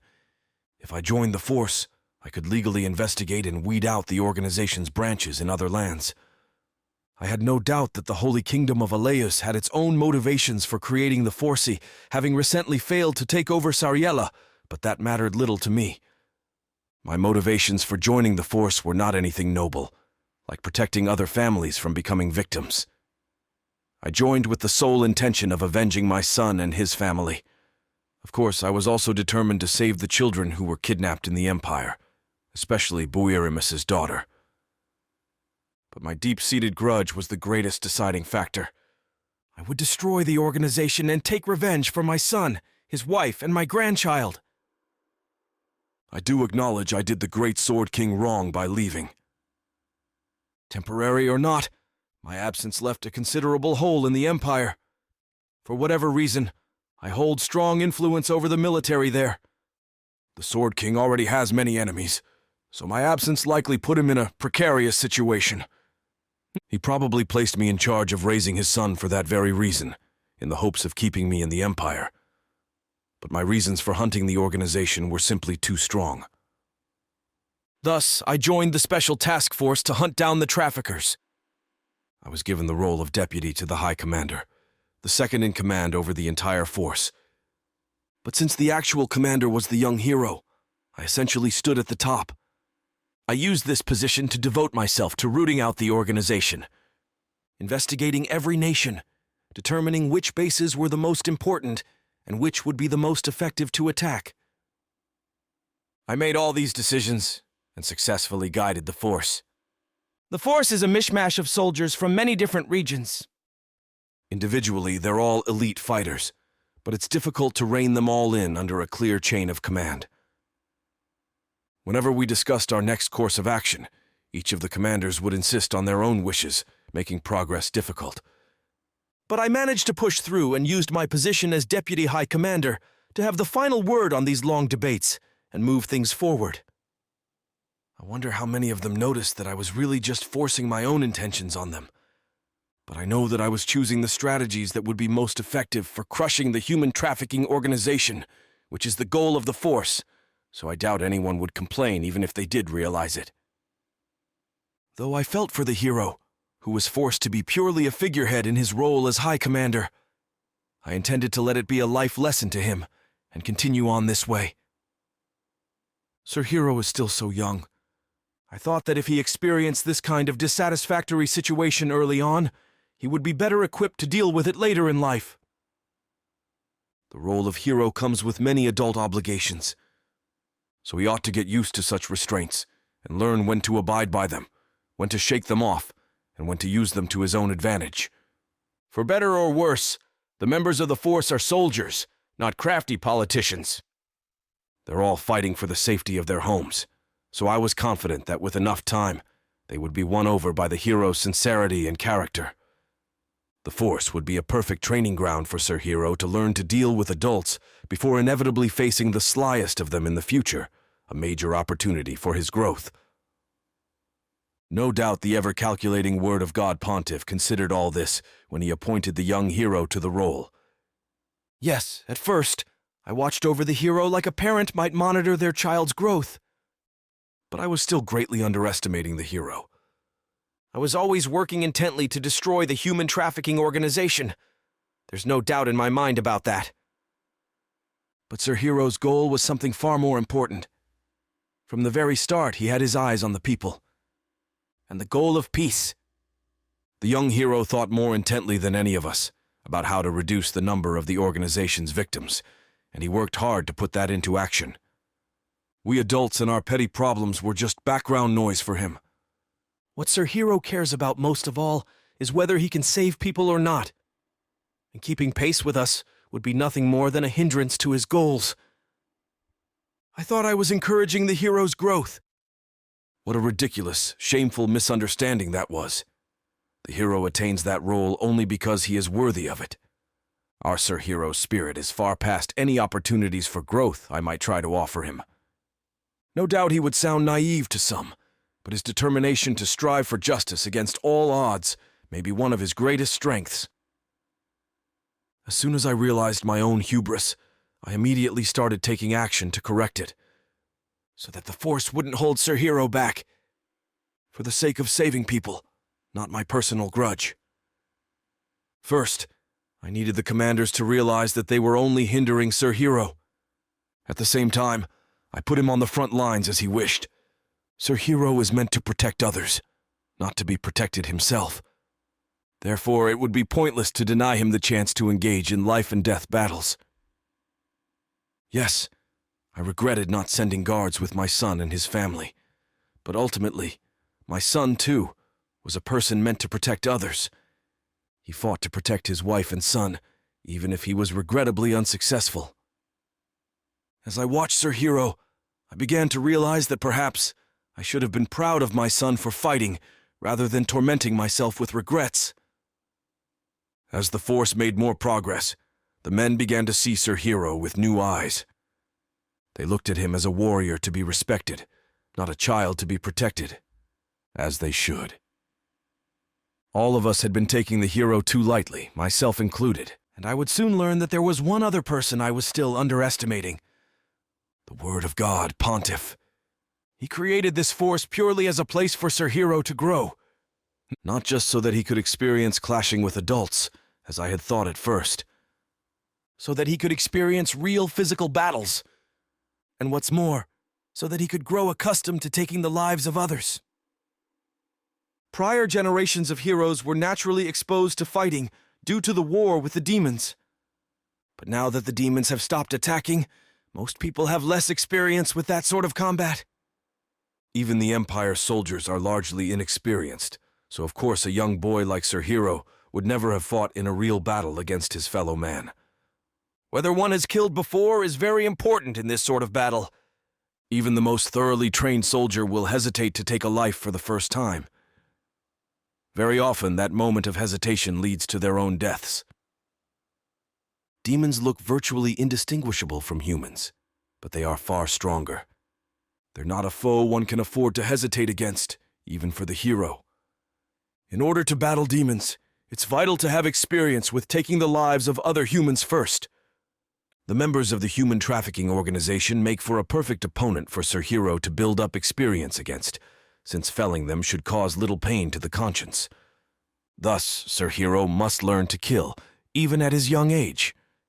If he is ever to fight demons, it will be a crucial strength for him.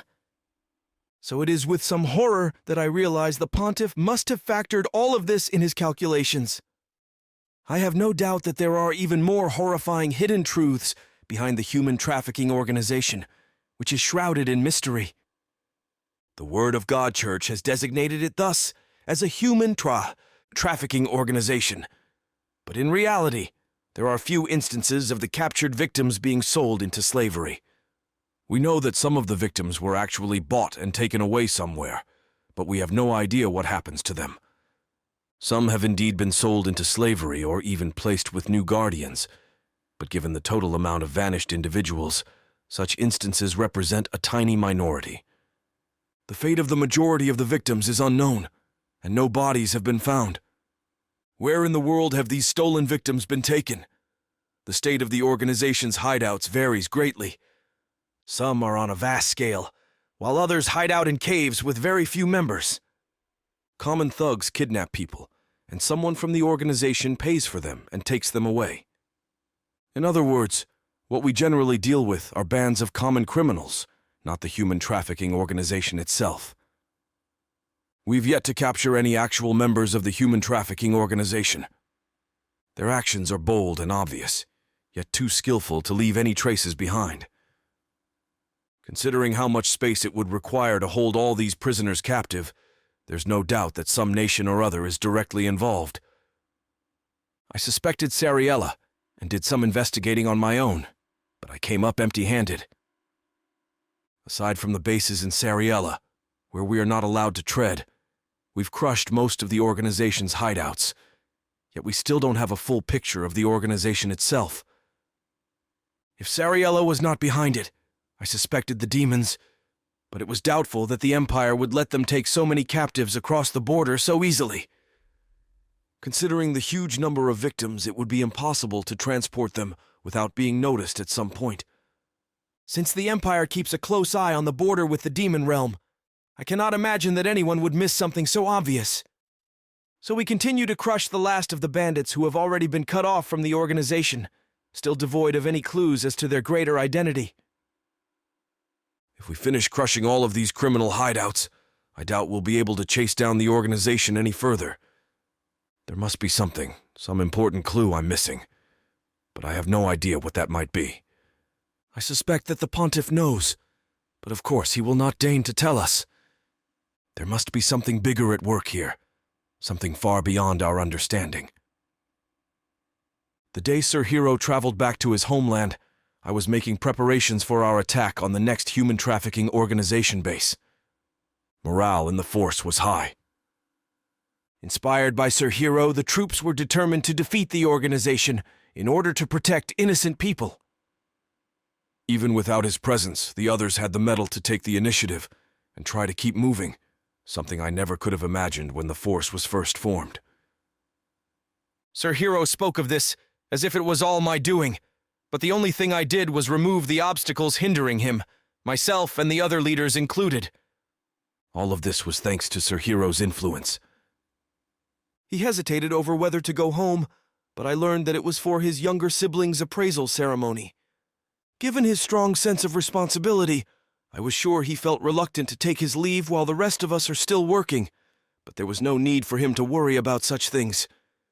Even the most hardened warriors need a break occasionally, and he should be present for such a momentous family occasion. Especially since you never know when your family might be taken from you. I felt that he should spend time with them as much as possible, and create plenty of memories in the event that one of them might someday perish. After losing my son and his family, I couldn't help dwelling on whether I could have made more time for them while they were still alive, so I do not want Sir Hiro or his family to have the same regrets. Not that I intend to let him die, of course. But just like my son, there may come a day when the hero is defeated somewhere out of my reach. Since he has chosen the battlefield, he has to live with the ever-present possibility of that fate. Sir Tiva. As we prepared to attack, one of my subordinates ran up to me, the one generally in charge of gathering information. What is it? Well, we've located an organization hideout nearby. Pardon? I could scarcely believe my ears. Who would expect the human trafficking organization to have a hideout so near the capital of the Holy Kingdom of Elias, the seat of the Word of God religion? To set themselves up right underneath the nose of our force's home base was brazen in the extreme. But perhaps that was why we didn't find it sooner. How large? It's hard to say, since we've only just found it, but most likely on the small side. I'm impressed you were able to locate it. Well, a citizen happened to witness a child being taken away in the immediate vicinity and contacted us. What? Did that mean the child was still being held in this base? When did this happen? Earlier today, I'm told. The human trafficking organization was quick to retrieve kidnapped victims. We didn't know what means they used to arrive so soon after the bandits captured someone.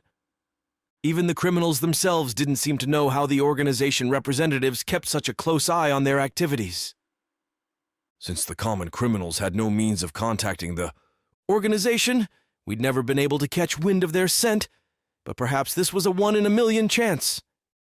If we were lucky, we might be able to capture the organization member who came to retrieve the child. Or at the very least, perhaps we could save the victim. We have 20 or so men who can move immediately. If the hideout was a small one, then that should be more than enough to take care of it. We don't have enough time to get permission. We're just going to have to act. Even with a force that transcends borders, we aren't allowed to simply go on the attack in another nation without permission. But this was an emergency situation, so they'd have to accept it. If I went through the proper channels, we might not make it in time, even if we could have otherwise. Dispatch a messenger anyway. Yes, sir. If we at least sent out an explanation right away, hopefully that would minimize the trouble later. With that, I gathered all the men who were ready for immediate action, and we hurried to the newly located hideout.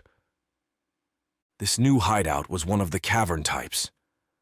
There were generally two types of hideouts that the criminals used, either areas like ghost towns and deserted houses, or caverns like these. The latter can be divided into two subcategories: natural caverns, or caverns that were once home to monsters. There are some monsters that dig holes and create subterranean burrows to live in. These caves are usually considered nests or even small maze-like dungeons created by monsters. Most likely this particular cavern was created by monsters. Since it was an abrupt downward slanting hole not far from a human settlement, I doubted it formed naturally. The danger of these former monster nests was that it was impossible to know how large they were inside, and they often had complicated structures. Monsters tended to make complex tunnels to fend off outside attackers.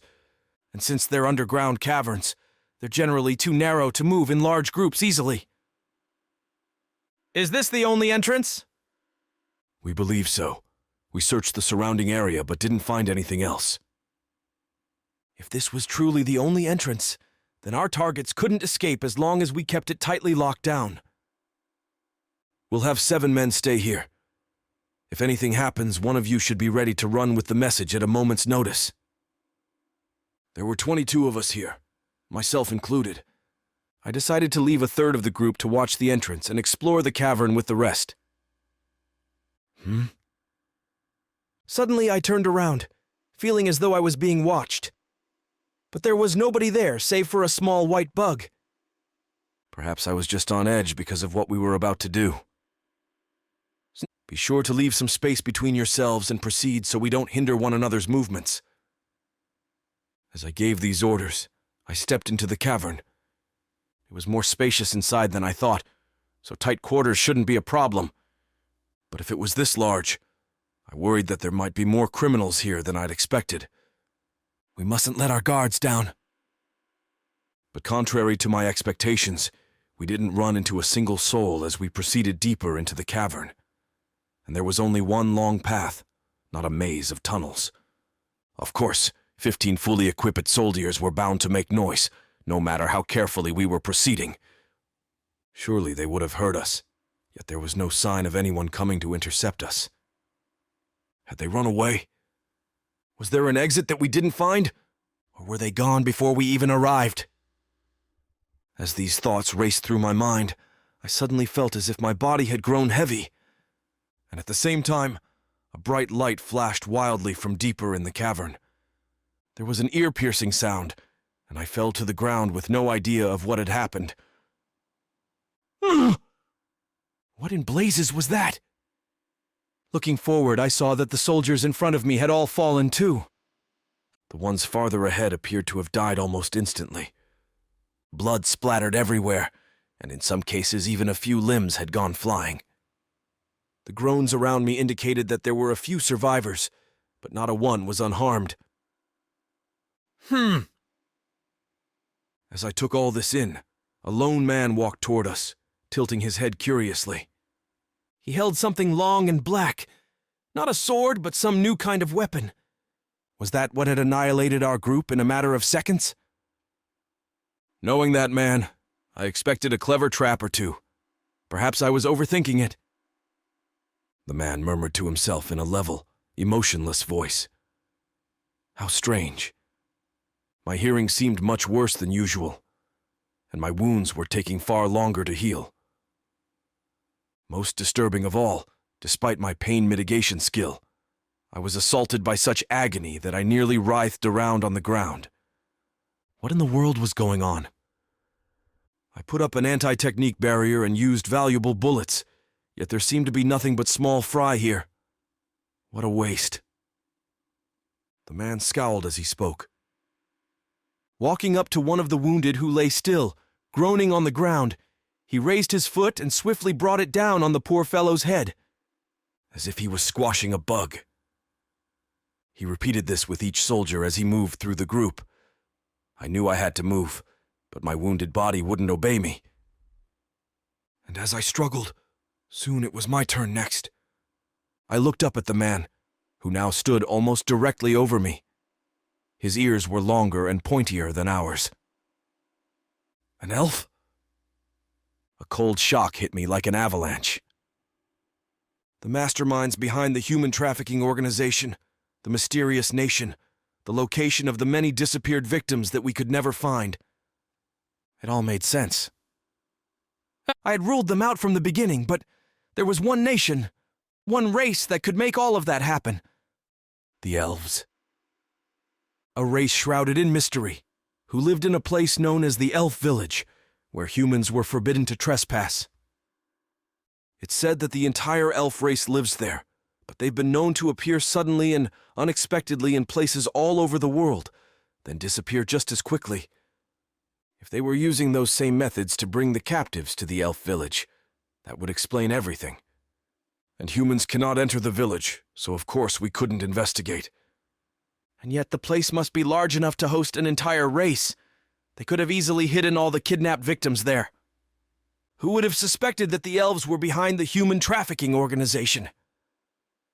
The nature-loving elves, who strive for world peace and lend their strength to charitable efforts? And the entire race was involved, at that. Lord Potamus Heraphanes, so you were behind all this? I've seen this elf man before. He's visited the Empire as a delegate of the elves several times. Ah, I recognize that face. You're from the Empire, though I've forgotten your name. Though I remember him well, Potamus doesn't recall exactly who I am, as if I was too trivial to be worth remembering. I felt a tremor of humiliation.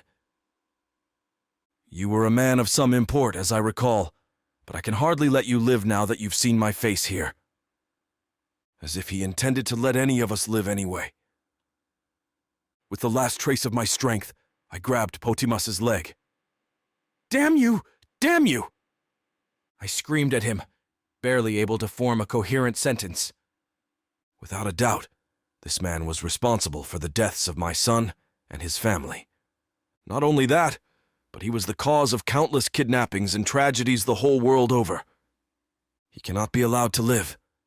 If he does, he would surely only bring about even greater calamities. And then, Sir Hero would be in danger. I tightened my grip on his leg as best I could. But I could do no more, and could only watch as Potamus looked down at me disinterestedly and raised his other foot. Then the boot plunged down toward me. Sir Hero. My final thoughts were of my son and his family and the young hero's face.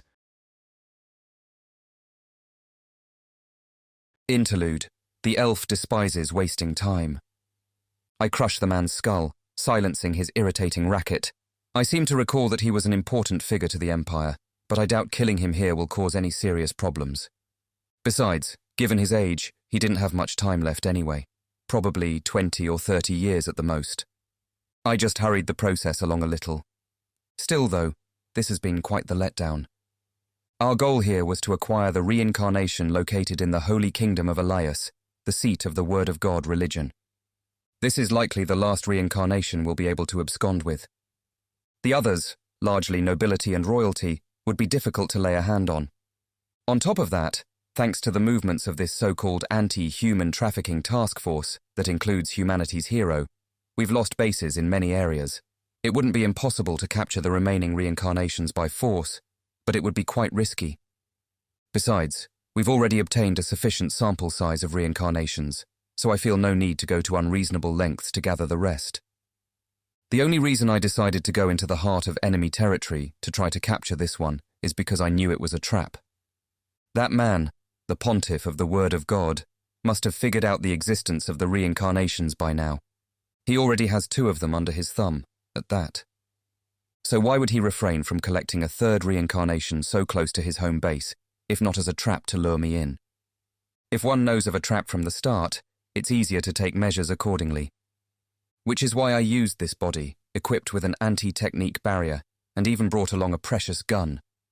So imagine my disappointment when I was met with a group of mere humans. I was looking forward to seeing how much power he was willing to send out against me, though I suppose this is a measure of that. Ah well, I've acquired the reincarnation I was after. If this was the best group they could send to attack me, perhaps the word of God has little power left. They must still be recovering from the G-Fleet incident that occurred 4 years ago, which significantly depleted the word of God's military might. I imagine that's why they gathered soldiers from other nations for the anti-human trafficking force as well. I suppose acquiring this information counts as a win. Lord Potimus, preparations for our return are complete. As I ruminate on all this, the disposable who's carrying the unconscious reincarnation arrives from deeper inside the cave. There may be a few more of them outside. Kill them all. Don't let a single one get away. Yes, sir. Several of the disposables run toward the entrance at my orders. Our work here is done. There were never any organization pawns here to begin with. It was just a temporary base for retrieving the reincarnation. We lose nothing by abandoning it and leave nothing behind, especially not any proof that the elves were involved.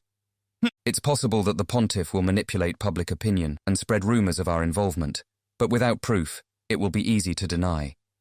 And as we have no further need to gather more reincarnations, the organization will make no more moves. The extra humans we captured as a smokescreen have been processed as materials too, allowing me to replenish what I lost in the G-Fleet incident. Everything is going perfectly. Now I merely have to wait for that foolish girl Ariel to make her move. Nothing can stop me from progressing forward. Yet, as I head to walk outside, I realize that something is still gripping my leg. This man truly doesn't know when to give up, even in death. I shake my foot lightly to rid myself of his hand, but it still doesn't let go. Even when I stoop down to pull it free with my own hands, the man's fingers have already hardened too much to remove. Rigor mortis, so soon after death? Impossible. But what if the man's will made it so? What a ridiculous notion. Utterly unscientific. Growing irritated, I fire a bullet at the man's wrist, detaching his hand from his body. And yet, it still continues to cling to me. Annoyed, I forcibly yank it off with all my strength and throw it to the ground. Sophia's Diary 5. Ugh, I'm so mad. What is it this time, you ask? It's that stupid Goody Two-Shoes and the class rep girl. Goody Two-Shoes keeps getting all up in my business, like he's got something to prove. Test scores, practical skill grades, and stuff like that. He's always trying to casually check to see if he beat me. Too bad I always come out on top. Oh ho ho ho ho. I'm a reincarnation, you loser. I'm not going to be defeated by some snot-nosed kid. So I always make a point of laughing right in his annoying face. Serves him right. What? That doesn't sound very mature? Oh, shut up. But I guess that must have fanned the flames of his one-sided rivalry or something, because now he just sticks close to me around the clock. It's super unsettling, like I'm being monitored 24/7. And if that wasn't annoying enough, there's Miss Class Rep too. She's not actually the class rep or anything. But that's what she reminds me of, so that's what I call her in my head. Anyway, Miss Class Rep is apparently Mr. Goody Two-Shoes' fiancé. It's the first time I've ever heard someone actually use that word, let me tell you. But either way, she told me to stop getting so close to a boy who has a fiancé. He's the one who keeps getting too close to me, idiot. Why am I the one to blame here? Are you kidding me? Ugh, I can't take it anymore. And this cycle of stupidity continues every day. I need more Mirazophis in my diet. So take this thread off me and let me run away already. What do you mean you can't? Jerk? Chapter J6, Julius, age 13, Life and Death. There was a group funeral for Mr. Tiva and the other 21 men who were killed. They were the first of the special task force to die in the line of duty. I'm sure no one expected Tiva to be among them, never mind that his entire squadron would be wiped out. The pontiff conducted the funeral himself. Instead of his usual gentle smile, he wore a bleak expression throughout. To me, it looked like he really was grieving the deaths of Mr. Tiva and the others. Even after the funeral ends, I stay seated in the temple for a while. Yana, Hyrants, and the others go outside, where the caskets are lined up. Later, they'll be delivered to their respective homelands to be buried. So now is my last chance to say my goodbyes, but I can't do it. It still doesn't seem real to me that Mr. Tiva is gone. I feel like I'm in a nightmare. But I'm sure that once I see his casket, I'll be dragged into reality, whether I like it or not. Right now, I'm too afraid of that to move. I don't know how long I've been sitting here or how long someone's been next to me, but at some point I notice his presence. It's my teacher, Master Ronant. Master, you're here. Indeed. The Empire is on a different continent from the Holy Kingdom of Elias. It'd be difficult to get here for most, but as one of the few people in the world who can use space magic, my master can teleport with ease. They must have used a teleport gate to send word of Mr. Tiva's death to the Empire, leading my master to come here in a rush. Nothing ever goes right, eh? Without meeting my eyes, Master speaks quietly, as if to himself. They keep dying before me, even though they're all younger, though I suppose Tiva was getting up there in years himself. But then, why couldn't he stick it out a little longer and outlive me, damn it? Though his words are bitter, the usual fire is gone from his voice. Most of my comrades from the war with the demons are dead and gone. My dear friend the prior Sword King has vanished, so all that leaves is the swordsman and me. Tiva was a little younger than us, true, but he was one of the last survivors of the war. Sounding inconsolable, Master heaves a long sigh. Master, what sort of a person did Mr. Tiva seem like to you? For some reason, I can't help asking. Do you know what that fellow was called in the Empire? No. The Savior in the Shadows. Somehow, hearing that doesn't really surprise me. I knew from experience just how amazing he was. It doesn't shock me that people would call him a savior. The Sword King, the Master Swordsman, and me. We were the three who stood out most on the battlefield, but Tiva worked quietly but diligently where it mattered most, contributing to our victory. Some say the only reason we could fight fearlessly was because we knew he was supporting us in the shadows. So certain know-it-alls even like him better than us. Although I was more amazing, of course, he adds. He wasn't flashy but was reliable enough that others could fight without fear or reservations. That's exactly how Mr. Tiva seemed to me, too. It was because of him that I was able to leap to the front lines. And now we've lost our savior in the shadows. If only I had been there, I murmur without thinking. If I hadn't been at the appraisal ceremony, if I had been at Mr. Tiva's side, maybe the results would have been different. If you had been there? Huh. Master snorts. What's so funny? I get angry despite myself, but when I meet Master's eyes, my anger vanishes at once.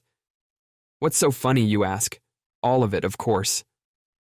His voice is trembling with the effort to conceal his rage. He's angry, far angrier than I am. But not at me.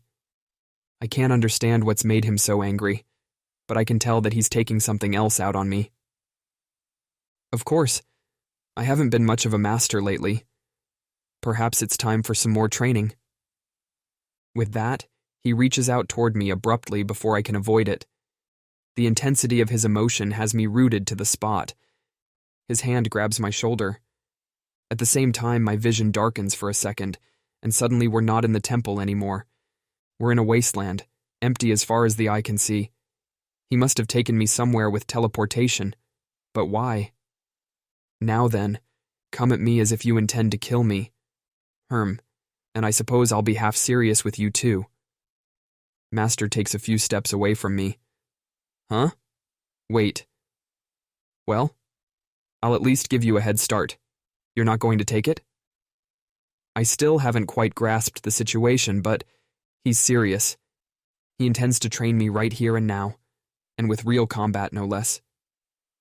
Master's training is incredibly harsh, to the point where my life has been in real danger several times in the past, but in actuality, he's never once agreed to face me in single combat. So why now? If you won't attack, then I will, boy. A real enemy wouldn't wait for you like this. As I hesitate, Master produces his staff out of nowhere. It's the space magic spell Space Storage, a spell that lets the user store items in an alternate dimension. Oh, right. I suppose you're unarmed.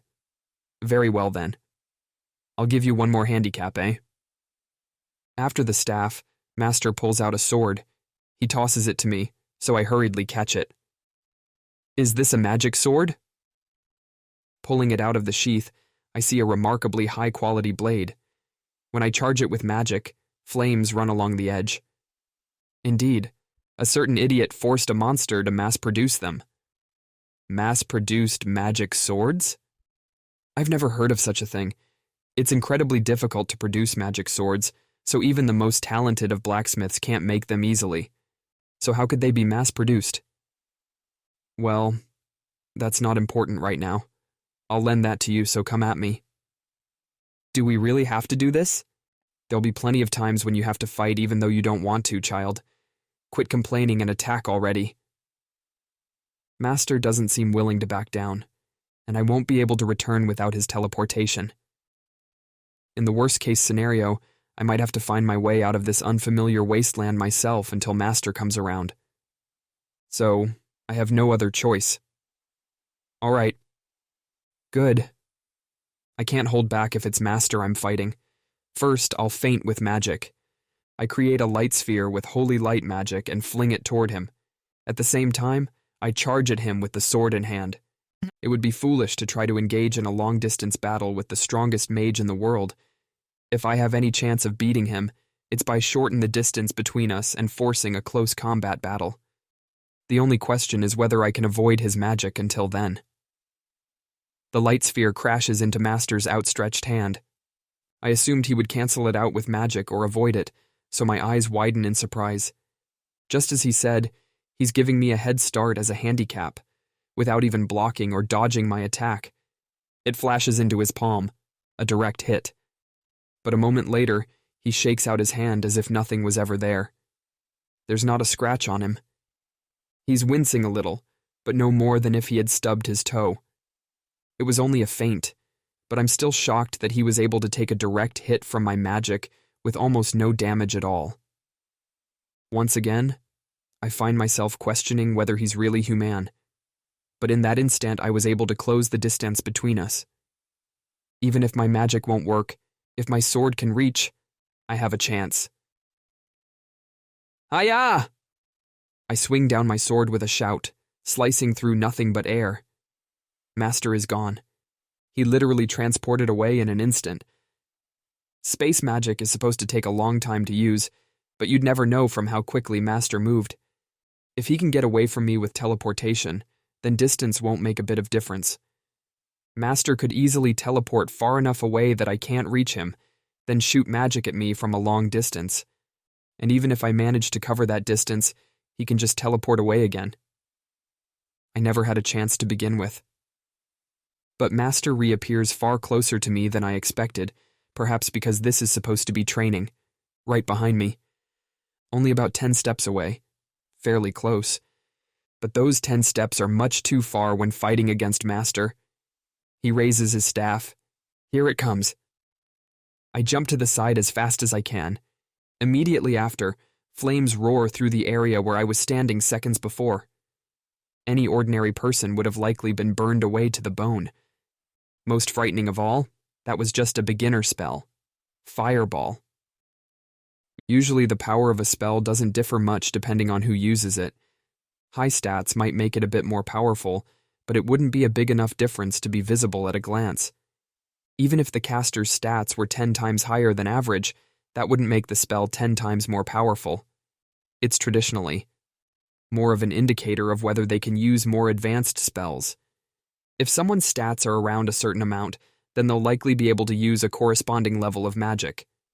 In some cases, if a person's stats are too low, a spell might backfire even if the user knows the skill. Magic stats are a quick way to understand that, or at least they were. Unfortunately, Master has rendered that knowledge completely useless. With his stats that defy logic, he's figured out a way to use more magic power than necessary for previously known spells, increasing the power of the spell itself. With this new breakthrough, now one's magic stats really can determine how strong a spell will be. And of course, Master has the highest magic stats of anyone in the world. In his hands, even beginner spells are far stronger than a massive magic spell unleashed by an entire group of lesser mages. Even my holy magic barrier wouldn't be able to block it completely. And yet... As I dodge the fireball, Master's staff swivels to point toward me. Yes, Fireball is a beginner spell. Even with its power increased, it's still quick to use and requires little energy. In other words, he can use it at a breakneck rate. I break into a run. A wave of heat hits my face, evaporating my sweat. Am I sweating from the heat or from pure fear? Even I can't say for sure. All I know is that if I stop moving, my entire body will be engulfed in flames. So I keep pumping my legs as fast as I can to dodge his spells. But running around like this isn't enough. Just as I thought earlier, if I have any chance of winning, it's by forcing a close combat battle. I have to get closer to him somehow, or I won't even have that slim chance. I shoot a light sphere at the next fireball that comes my way. The nodules of magic crash into each other, exploding with a roar, canceling each other out. Or not quite. My magic is pushed back a little, so the explosion flies in my direction. He's overtaken an advanced holy light magic spell, the weapon of the hero, with a beginner's spell. What an amazingly powerful person. But I managed to get one step closer to him by using the light sphere to deflect his magic. 1 down, 9 to go. I jump into the air to avoid the blast. Another fireball comes flying toward me in midair. Now, I use a skill, dimensional maneuvering. An invisible foothold forms below my feet, and I use it to jump off and dodge the fireball. Master's fireballs move quickly and create a larger explosion when they hit their target, if they hit their target. He's been blanketing the surrounding area in flames by aiming his attacks at me on the ground, but he can't do that if I'm in the air. And no matter how fast they might be, they're not impossible to dodge if I know they're coming.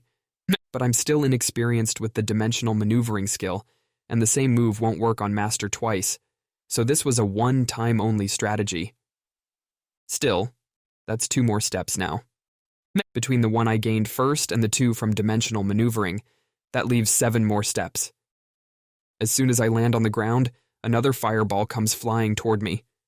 I deflect his fireball with my own magic again, resulting in another shockwave.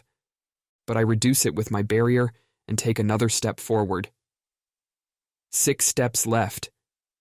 I jump to the side to dodge the next fireball. At the same time, I use my ace in the hole spell. Master exclaims for the first time since the fight started. To him, it should look like there are suddenly 3 of me. It's an illusion created with light magic. I run forward along with the 2 fakes from 3 different directions. Even Master can't shoot a spell in 3 directions at the same time. At least I hope not. Aren't you tricky? A fireball shoots out and hits one of the 3, but the other 2 keep running toward him without slowing down. 5 more steps. Another fireball strikes the second one. 4 more steps. You're the real one, eh? You got lucky. A third fireball hits the last one standing. What? Then Master exclaims in genuine confusion for the first time. 3 more steps. Master freezes in surprise for only a second, but that second buys me yet another step. 2 steps left. But how? To tell the truth, the first fireball actually hit the real me. Master commented that I was lucky, but I was anything but in this case. No, I guess it was probably my master's impeccable instincts rather than luck. I'm sure he saw through the fakes in an instant and shot at the real me on purpose. But when the other 2 kept moving after that one was hit, he must have assumed that he'd been mistaken. Even when I took a direct hit, I kept moving the 2 fakes forward. And while he was distracted by them, I closed in. I decided to take the fireball without dodging because I figured I could withstand 1 direct hit. Honestly, I regret it. It was very hot and painful, and still is. But in exchange, I bought myself this chance. I can't let it go. Take this. A fireball shoots toward me at point-blank distance. I don't have any way to dodge it, but... Yeah! I charge the borrowed magic sword, cloaking it in flame. Then I swing the sword to deflect the fireball. The flames of the spell and the sword clash, igniting a massive explosion. It burns, I can't breathe, but I have to keep moving forward. Just one more step. Huh? I blurt out a foolish exclamation. I thought I had one step left to go, but before I take it, Master is already standing in front of me. Did you think you could win if you got close enough to me? His staff swings down on me. It's so unexpected that I react too late. It wasn't particularly fast, but the staff attack still strikes me right in the face. The pain is nothing compared to that fireball, but I still stumble backward. That proves to be my undoing. A fireball nails me. The next thing I know, I'm looking up at the sky. Well? I was just one step away. I grumble without really thinking. Don't be stupid. If I was fighting seriously, it would have been over before you even took a single step. Of course. Master was actually still holding back. He used only fireballs, and even those were restrained enough that a direct hit didn't instantly kill me. Do you now realize how weak you are, boy? Yes. I still can't come anywhere near beating Master. Considering that he used teleport only that one time, I'm sure I wouldn't have won even if I had closed those 10 steps. If he really felt he was in danger, he could have easily teleported away again. Listen, Julius. Was Tiva weak? No, I exclaim immediately. But this enemy was still able to kill him easily. If you were there, the only difference would be one more dead body. Maybe, but... Let me ask you again. Do you realize how weak you are? This time, I can't bring myself to answer. Because I realize now just how deep the weakness he's speaking of goes. Even now, I'm sure I don't fully understand it. Tiva fought someone stronger than himself and lost. That's all there is to it. Just like the thrashing I gave you a moment ago. I chew the inside of my lip as he goes on. Do you understand? The weak can never defeat the strong. You told me Tiva wasn't weak.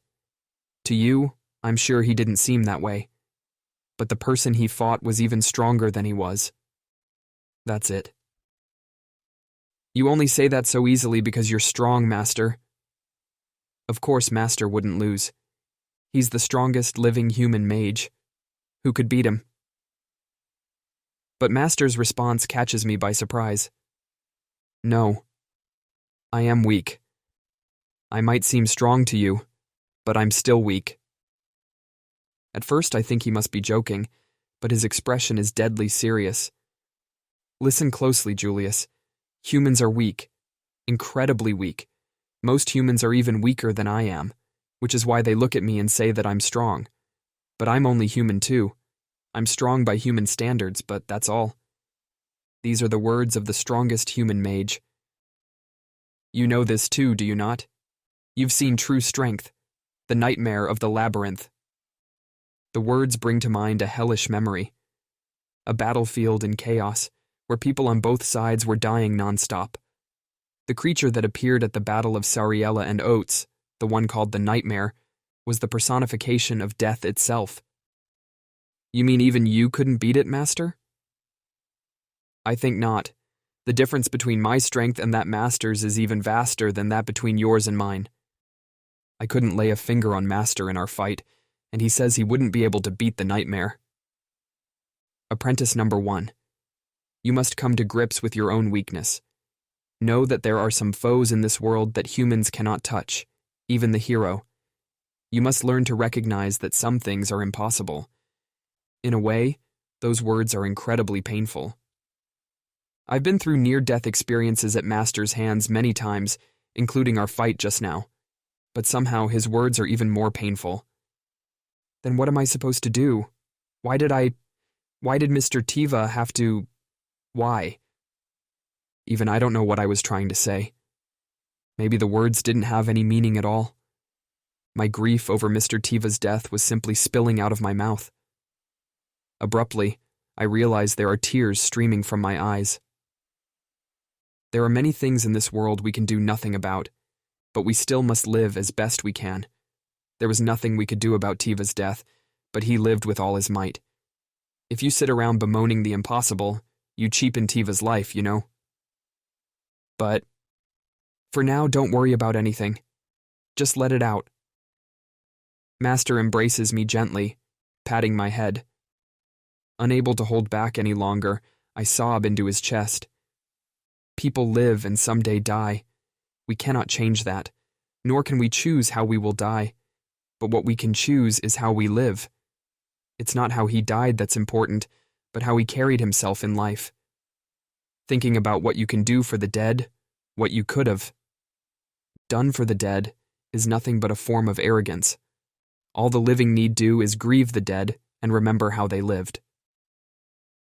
After I cried for a while, Master brought us back to the temple, and we said our final goodbyes to Mr. Tiva at his casket. There were others pressing close to the casket with their eyes reddened like mine, including Yana and Oral, the apprentice Master took on after me. Master? I want to live like Tiva did, in a way that people will cry for me when I die. Then go ahead. You have every freedom to do so. Right. But remember to learn your own weakness first. If you can't discern between what you can and can't do, you'll just recklessly hasten your death. There's no point living the way you wish if you don't live long. Yes, sir. Although I can't help feeling that you're going to be reckless anyway. I won't. All right. This is an order from your master. You are forbidden to die before me. Understand? And when I die, you have to cling to my casket and cry even harder than you did today. I don't know. Hey, what's that supposed to mean? Nothing. I can't tell him that I can't imagine him ever dying, and definitely not that I don't think I'd be able to cry even more than I just did. But if that day ever does come, I'm sure I will cry at least as much as I did today. I just hope that day never comes, I say instead. It will. People die sooner or later. The only way you won't see that day is if you disobey my order. And you wouldn't want to be a useless apprentice who doesn't even follow his master's orders, eh? Right. Of course. That day, Mr. Tiva taught me about death, and Master taught me how to live. Deep in my heart, I vowed to live as heroically as Mr. Tiva did, until the day I die. Interlude, the Pontiff and the Reincarnation Spy. Testing, 1, 2, 3. Hello, can you hear me, Pontiff? Yes, I can. Nice, looks like step 1 is a success then. Indeed, it appears that your unlimited telephone skill is capable of connecting for conversation even through the elves' irritating barrier. Guess that's a unique skill for you. I gotta say, I thought it was a pretty lame skill at first, but it's actually pretty impressive. Well, it is your special privilege as a reincarnation. It was bound to be an exceptional skill. So I succeeded in getting caught by the elves on purpose and infiltrating their village. Now what's the plan? You will live there normally with the other reincarnations. Please contact me on a regular basis so you can report what's going on inside. You got it. I'm sincerely sorry to give you such a dangerous role. Now don't worry about it. I'm cooperating with you of my own free will. It just happens to be the best way to save my friends, that's all. Well, please do be careful. Until the day we come there ourselves, we cannot interfere with what goes on inside. It's best you assume that no one will be able to help you, no matter what happens. Yeah, I know. I'll be extra careful so it doesn't come to that. Thank you. Oops, looks like we're about out of phone time. I'll contact you again soon. Very well, be careful. With that, the call ends, and the person on the other end was the reincarnation who was recently captured by the elves. I had him deliberately let the elves catch him so that he can be our spy on the inside of the elf village, sending us information on a regular basis. It's all possible thanks to his unlimited telephone skill. Just as I hoped, it works even through the barrier that protects the elf village, unlike regular telepathy. As our agent on the inside, he'll be in some danger, but now I finally have a means of knowing what goes on in the elf village. It's been my dearest wish for many long years to defeat the elves, specifically Potimas. Thus far, the barrier around their home has always prevented me from even coming close. We've found several of the teleport gates that the elves utilize to travel in and out, but those can transport only a few people at a time. There'd be no chance of a successful invasion with such low numbers, and after we'd used a teleport gate once, the elves would be sure to destroy it, so we could never use it again. No, it was important to wait for our chance to launch an all-out attack on the elf village, but time dragged on without such a chance ever arising. I never even had any way to get inside information about their homeland. Now, I don't know why Potemus is confining reincarnations in the elf village, but whatever the reason, it finally created a chance to secret people other than elves into the elf village. I do not know if this will lead to an opportunity for an all-out attack, but it will certainly allow me to keep a better eye on their activities. However, I never imagined the cost of getting him into the elf village would be so high. To think that we would lose Sativat. A villager happened to see our reincarnation being kidnapped and reported it to Sativa, and the man has always been quick to act. If Sativa had only hesitated over his decision a little longer, I might have been able to slow him down and perhaps prevent this outcome. But he made a swift decision and dived into action immediately. Ironically, it was his exceptional leadership that caused this tragedy. Without Sativa, the heart of their military, the Empire will fall into chaos. The anti-human trafficking force, too, was held together by Tiva. It will be difficult to keep that going for much longer now. Fortunately, they've already succeeded in crushing all the major bases of the organizations. Potemus has made little movement since then, too. Once they destroy the next base, all that will be left are small-time bandit groups that could easily be handled by local knights and such. I suppose then it will be best to disband the force. The hero has matured quite nicely too. He's still far from being a match for Lady Ariel, but that is inevitable. No hero could ever compare to her. However, he shall at least need to become strong enough to defeat an average demon. Lady Ariel is an ally when it comes to the fight against Potemus, but at the end of the day, she is still the demon lord and an enemy in her own right. Potemus and Lady Ariel alike are far beyond the means of most any human. Yet somehow we have to face them. It is all for the sake of humanity's survival, for that is the sole reason for my existence. Sophia's Diary 6. Ugh, I'm so mad. What's this? A bone? What about it? You want me to gnaw on it? What, to get some calcium? No, I think I'll pass on that. Hey! Don't give me those puppy dog eyes. All right already. You just want me to gnaw on it, yeah? It's surprisingly soft, actually. It's not particularly tasty, but it's not inedible either. Hey, you're the one who gave it to me. Why do you look so disturbed?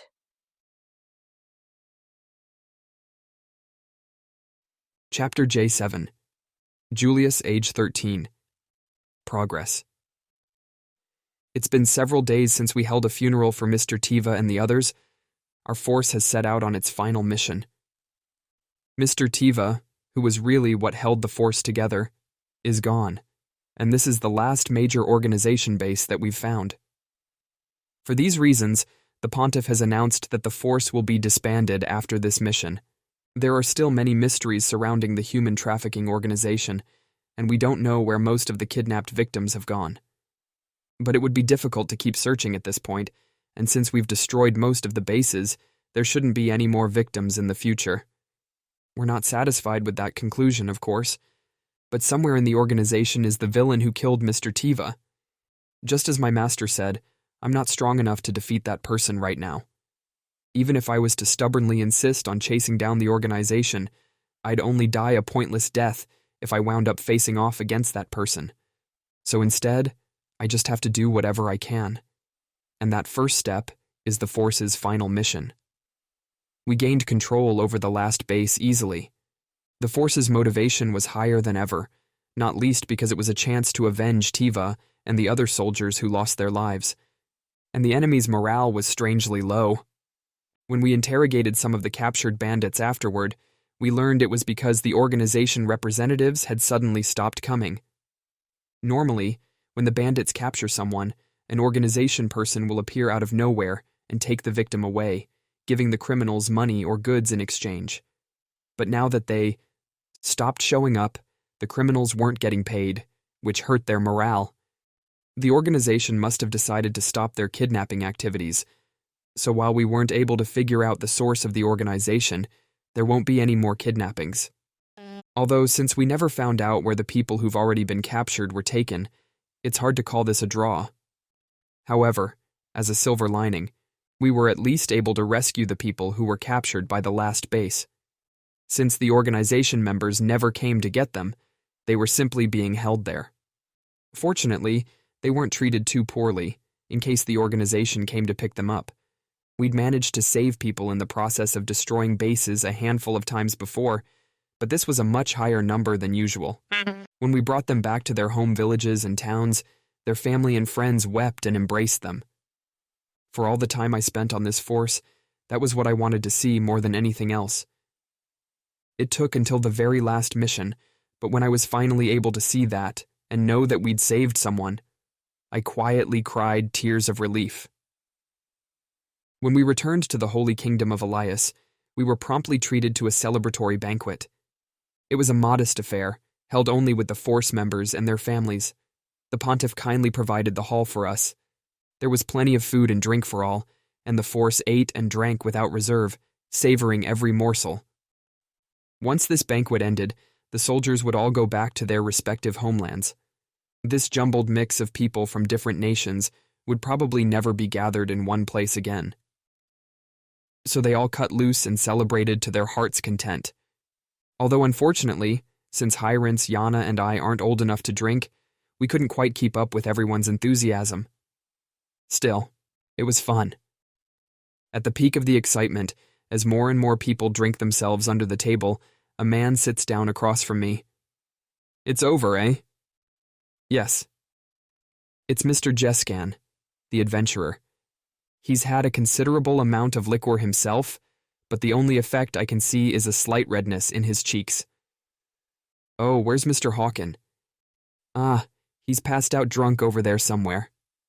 Mr. Jeskan points across the room, where a group of drunks are piled unconscious on top of one another. How in the world did that happen? And I don't see Mr. Hawken in there anywhere. Is he underneath them? "Won't he get crushed under there?" says Hyrance, aghast. "Physically speaking, I mean." "Ha ha ha. He was a famous thief despite all appearances. He's not soft enough to get crushed that easily." Mr. Jeskan chuckles. "So, Mr. Hero, the force is disbanding as of today. What will you do after this?" "I think I'm going to travel to different places and try to help people who are in trouble. I saw many different nations in my time with the force, but the human trafficking organization and their thugs weren't the only cause of people's suffering. Monsters, poverty, discrimination, dangerous environments, they all had different problems, but in one way or another, we never saw a single place that you could truly call peaceful. I know there probably isn't much that I can do. Most of their problems are probably beyond me. But still, I want to do whatever I can to help people." "How admirable." Yana clasps her hands together and gazes at me emotionally. "Very admirable indeed." Jeskan chuckles as he repeats Yana's remark. However, unlike Yana, I can't help feeling like he's making fun of me a little. "Excuse me, is there something you'd like to say to Sir Hero?" Yana demands of him indignantly. "My hometown was destroyed by bandits." At this sudden declaration, Yana falls back with a gasp. It was a tiny settlement with just a few families, so small you could barely even call it a village. I didn't want to spend my whole life in a place like that, so I ran off and became an adventurer when I was still a kid. Jeskan takes a gulp of his drink as he tells us about his past. The rest wasn't exactly dramatic. I heard through the grapevine that my hometown had been attacked by bandits who slaughtered everyone and stole every last item worth a damn. Not like I hunted down those bandits and got my revenge or anything either. By the time I heard about it, some other adventurer had already found their stronghold and wiped him out. That must have been awful." "Nah, not really." Yana offers her sympathies, but Mr. Jeskan lightly shakes his head. "A shabby place like that with no defenses was bound to get destroyed by monsters or bandits eventually. That's why I ran off in the first place. When I heard it was gone, all I really thought was, yeah, that doesn't surprise me. Looking shocked, Yana opens her mouth, but Jeskin continues. But I did learn something that day. People are evil deep down. They'll be as ruthless as they have to be to save their own skin. That goes for the robbers who destroyed my hometown. They were willing to murder and steal for their own sakes. And it goes for me, too. I abandoned my home so that I could survive, and even when it was destroyed, I didn't feel a thing. Mr. Jeskin speaks without a hint of sarcasm, as if he's simply stating the truth. You saw the guys our force was fighting, didn't you? They had the same blood that runs in our veins, but they did things so heartless that it was easy to forget. The people we were fighting are human just like us. Sure, our circumstances are different, but we're all people. In other words, if our positions had been reversed, we might have walked the same path of evil, because we're all only human. People aren't as noble as we'd like to think. But you still want to use your power to try to help them, Mr. Hero? Jeskin turns to me. I already know the answer. Of course. I've decided to live my life in a way I can be proud of. I want to be a noble person like Mr. Tiva, the kind of person people will mourn when I die. Quietly, I touch my scarf. I learned in my time with the Force how easily people can turn to the path of evil too, but that's exactly what my power is for. Humans stain their hands with evil deeds all too easily, so I just have to make sure it doesn't come to that. I am the hero, a symbol of hope for the people, an emblem of justice, and the enemy of evil. I'll become the hope of humanity and show them that I'll never let evil win. So you'll stop evil from ever happening? Yes. Do you really think that's possible? I won't know until I try. But I certainly won't give up before I've even started. If people have grown anxious because the previous hero hid himself away, then it's my job as the current hero to quell their fears. So you're cleaning up the last guy's mess? I am here. I am the hero. That's what I want to let everyone know. As long as I do that, I'm sure the future will be full of hope. Ha, ha. What a gem. Mr. Jeskin bursts out laughing, as if he can't hold it back any longer. But this time, it doesn't sound like he's making fun of me at all. So this is the hero. Yeah, I get it now. You're the hero, all right? He bangs his glass on the table a few times as his laughter continues. Hey, Sir Hero. Then, when the laughter finally subsides, Mr. Jeskin looks at me and calls me Sir Hero. He was calling me Mr. Hero up until now, so I feel as if this means he's gained a new respect for me. I happen to know a skilled adventurer and a thief who are out of a job as of today. Any chance you'd be interested in hiring them? You mean... Oh, right, the pay. How about we call it even for the right to see this hopeful future you're talking about at your side? Mr. Jeskin grins at my surprised expression and raises his glass toward me. I break into a smile and hold out my own cup to meet his. I believe we have a deal. That's what I like to hear. I've gotten a good idea of Mr. Jeskin's and Mr. Hawkins' character through our time together in the task force. At a glance, Mr. Jeskin might seem cynical and pragmatic, but moments like this show that he has a sense of justice and adventure deep down.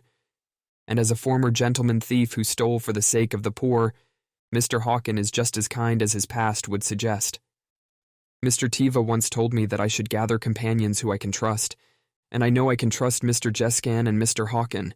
If they're willing to join forces with me, I could wish for nothing better. Thus, I gained 2 trustworthy new companions. Incidentally, Mr. Hawkins learned of all this while he was recovering from a hangover and made his own headache worse by shouting in surprise. Sophia's diary. Bones. Yeah, a girl could get addicted to this crunchy texture. It even helps me feel a little less annoyed, or at least I'd like to think so. Okay, that's probably not true. Goodness, what is wrong with those idiots? I understand Miss Class Rep, okay? It's her fiancé, after all. I'd be steaming mad too if my fiancé was all over another girl. But why are all the other girls so eager to jump on the bandwagon and bully me? What? Because I've got a monopoly on the beloved idol of the class? Yeah, right. He's the one who keeps bothering me. I don't want anything to do with him, okay? I'm not interested in little kids. Come back when you're at least as tall and handsome as Merazophis. Of course, that's impossible, since Merazophis is the most handsome man in the world. Ugh, I need more Merazophis time. Aha! Mwahahaha! I dodged it. I finally dodged that damn thread. I always get taken down with the first shot, but I finally dodged it. Hey, wait a second. I know it's always been 1 against 3, but it's not fair if you team up on me from 3 different directions. Stop that! Ah! Hey, isn't this pattern basically rope bondage? I don't even want to know where you learned the... No, never mind. I guess there's only really one possible culprit. Why would she teach them something like that? And why does this sort of thing keep happening to me? Seriously, unbelievable. Chapter J8. Julius, age 14. Youth. Yeah! Jeskan swings his axe down with a shout, lopping off the tentacle that was stretching toward him. Boss! Hawken turns to help Jeskan, but his master shouts out to stop him. I'm fine. Stay close to Miss Yana. Hey, Yana, stay behind me no matter what. Wah, okay. Yana cowers behind Hyrance's shield, her mouth drawn tightly. Ah. I cut down another tentacle, but they keep coming no matter how many we slice off. We're fighting a monster called a boilero, which has long, snake-like tentacles. The seemingly endless tentacles attack with paralyzing barbs on the end. Then it devours its helpless prey. And for some reason, this monster especially prefers to attack young women. So the tentacles keep shooting toward Yana, the lone girl in our midst. Hyrance blocks the tentacles with his shield, while Hawken covers him. As Yana keeps the monster's attention on her, Jeskan and I attack its main body. At least that was the plan, but it's turning out to be tougher than expected. The tentacles grow back as fast as we can cut them off, making it all but impossible to deal a finishing blow. The core of the boilero is a sphere, and the larger it is, the higher level and more dangerous the monster will be. The boilero we're fighting right now has a core easily twice the size of a human. Considering that the average boilero has a core around the size of a human head, that's unbelievably large. How many humans must it have eaten to get so big? Jeskan groans as he slices off another tentacle. No wonder the Adventurers Guild gave up on this thing. Defeating this boilero was originally a job posted for members of the Adventurers Guild. But all the adventurers they sent to fight it were soundly defeated, so now it's fallen to us instead. Adventurers make their living by defeating monsters and receiving reward money from the Adventurers Guild. If we were to stick our noses in and defeat all those monsters, we'd be depriving adventurers of their livelihood. In order to avoid that, we only deal with monsters too strong for the local adventurers to handle, or other special cases where the Adventurers Guild requests our involvement directly. Which means that most of the requests that come our way are extraordinarily dangerous. Eek! Yana screams and unleashes a light sphere spell toward the boilero, but it's thwarted by another tentacle before it reaches the core. The stricken tentacle grows back at an astounding rate. Idiot! Stay behind us! The tentacle rushes toward Yana, but Hyrance jumps in front of her and blocks it with his shield. His shield is large enough to cover his entire body, which is already large for his age. Since we added the attacker Jeskan to our roster, Hyrance has chosen to become a defender, focusing on the shield instead of the sword. Now he protects our healer, Yana, and our supporter, Hawken, with that shield. Not so fast. One of the tentacles tries to go around Hyrance's shield to get at Yana, but Hawken's knife slices it off. Hawken doesn't boast as much battle power as most of us, but he's definitely not weak. He's an expert in throwing knives, and I've been saved by a well-timed throw of his many times. But Hawken's real value lies outside of battle. His main role is supporting us in other ways, like getting supplies, gathering information and formulating plans based on what he's seen and learned. He even hires bag carriers or pack animals for our luggage so that we can save our strength for battle. It might sound like a modest job, but we can fight to the best of our ability only thanks to Hawken. Something about the way he works reminds me of Mr. Tiva. Ch. Jeskin notices something and clicks his tongue. An acid attack. My weapon's ruined. Without any further hesitation, he flings the axe in his hand at the boilero's core. It's blocked by tentacles, of course. But as it hits the floor, the axe emits a strange smoke, and the blade starts melting away. This thing can use acid too? Acid attack is a dangerous skill that can destroy weapons and armor. Equipment enhanced with the energy conferment skill doesn't break easily, but an acid attack can damage it regardless. Not only that, but it has its own unique resistance, so inexperienced adventurers who aren't used to it can easily take a large amount of damage from the attribute. Try not to touch the mucus on the tentacles, it'll melt right through. Easy for you to say. Hyrance is desperately defending Yana with his shield from the attacking tentacles. He doesn't have a moment to spare to worry about the mucus. On closer inspection, his shield is emitting the strange smoke that Jeskin's axe did. This is bad. We probably have a little longer before the thick shield breaks, but there's not a moment to waste. Guys, buy me a little time, please. Got it. Understood. Jeskin and Hyrance call out their acknowledgments immediately. It's been over a year since the anti-human trafficking force was disbanded. We've been traveling together to different nations, defeating monsters, taking down bandit hideouts the task force missed, and so on. I think our teamwork has gotten very strong in the course of the past year. Jeskin and I attack on the front lines, Yana and Hawken support us from the rear, and Hyrance stays in the middle to fend off attacks from the enemy depending on the situation. Early on, I often had to depend on the older Jeskin, but lately, we've been in better sync. We've even gotten closer off the battlefield and have started calling each other by name without any titles. Knowing my dependable companions, I'm sure they'll buy me the time I need. Jeskin pulls out a spare scimitar and starts lopping off more tentacles. A master of many weapons, he always carries several at any given time and can swap them out as needed. His axe is no longer usable, but he still has plenty of other weapons. However, the situation is looking grim. The hole I left in the front lines is difficult for Jeskin and Hyrance to completely cover. Hawken and Yana are trying to back them up, but it's obviously not enough. This is going to put us in the red, but you can't make an omelet without breaking some eggs. Hawken flings something toward the boilero. Whatever it is, it immediately explodes, freezing the tentacles over. Haha, how do you like that?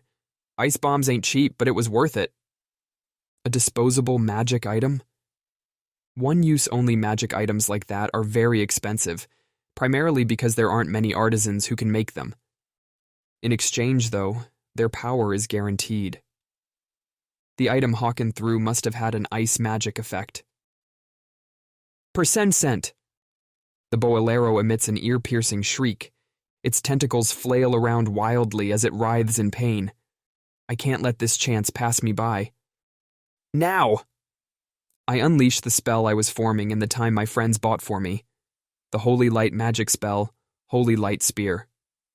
Enhanced with extra magic power, just like Master taught me. At my level of power, it takes me a while to create the spell. But Holy Light magic is already powerful on its own, so it's even more so when imbued with extra strength. The Holy Light Spear forces its way past the tentacles easily and pierces the core. Then the entire area fills with a burst of light. Good work, everyone. After completing the request, we gather to celebrate. Cheers! Cheers! Jeskin and Hawken toast with beer, the rest of us with fruit-flavored water. I never want to fight a boilero again. Yana sips her drink and sighs deeply, unable to hide the disgust in her voice. Just thinking about it gives me goosebumps. Was it that bad? We didn't really notice anything. Of course it was. Yana waves her glass at Hyrance, splashing a bit of fruit water, What are you saying? That repulsive creature was directing some horrible desires toward me. It was absolutely awful. Watching her tremble, I can't help but feel like we wronged Yana by bringing her along. Boileros are supposed to be one of the 3 greatest enemies to women in the world. It's said that their female victims are subjected to unspeakable things until they draw their last breath.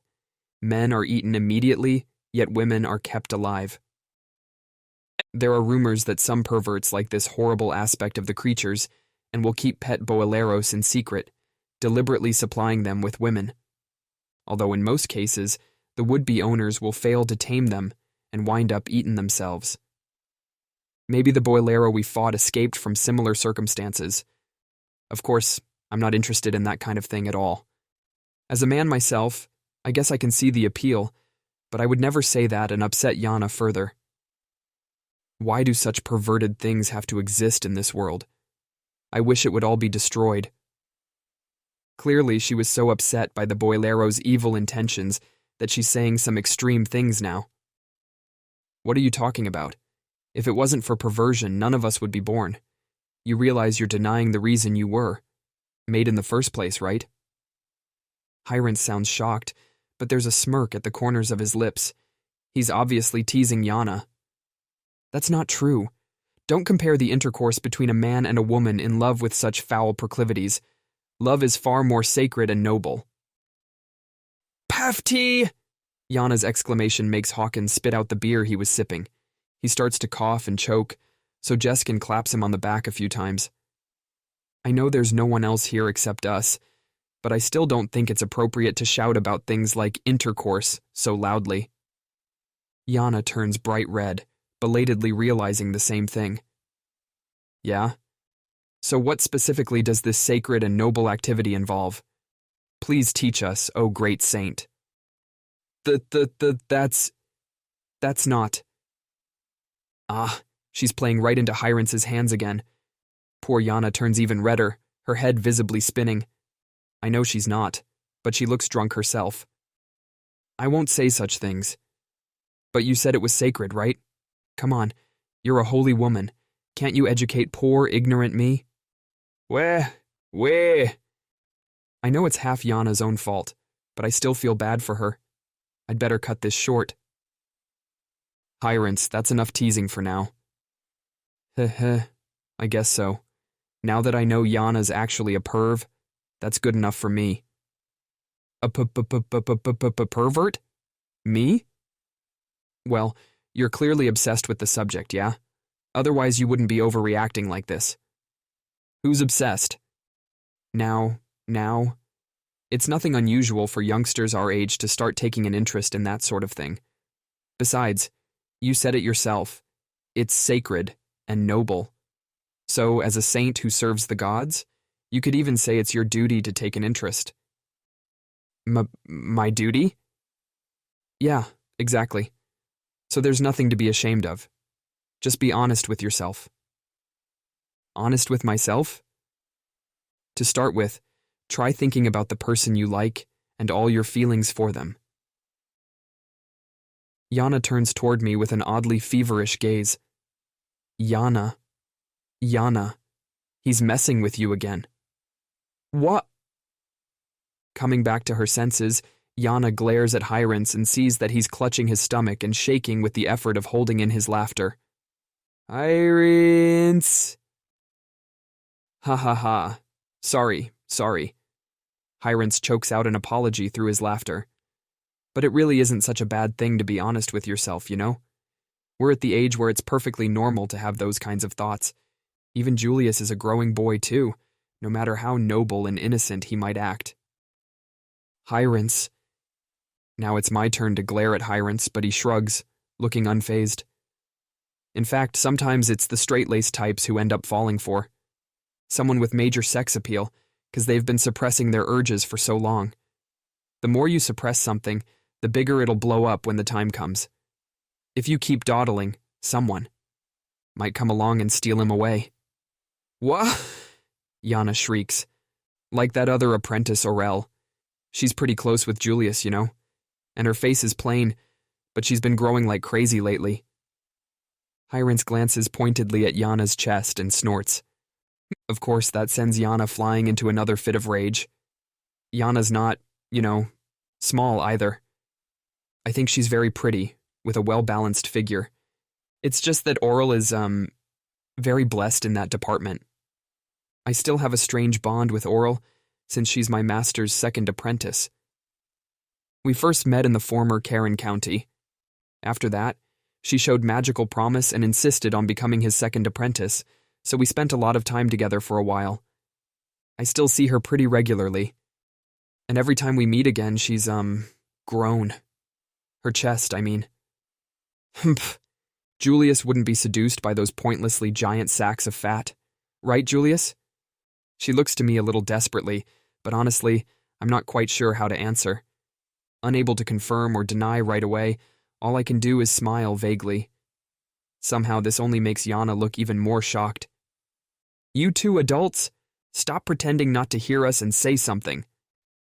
Yana's glare swivels toward Jeskin and Hawken. I'm not sure what to tell you, Missy. I've messed around a fair amount, so I don't think I can give you the answer you want. How indecent, Yana huffs at Jeskan. Now, I do think it's normal to be sensitive about this topic at your age, but personally, I think it's better if Julius gets a little bit of experience in that department, he continues. Don't try to tempt Julius down the path of evil. Turning bright red, Yana flails her hands around. All the fruit juice seems to have splashed out of her cup at this point.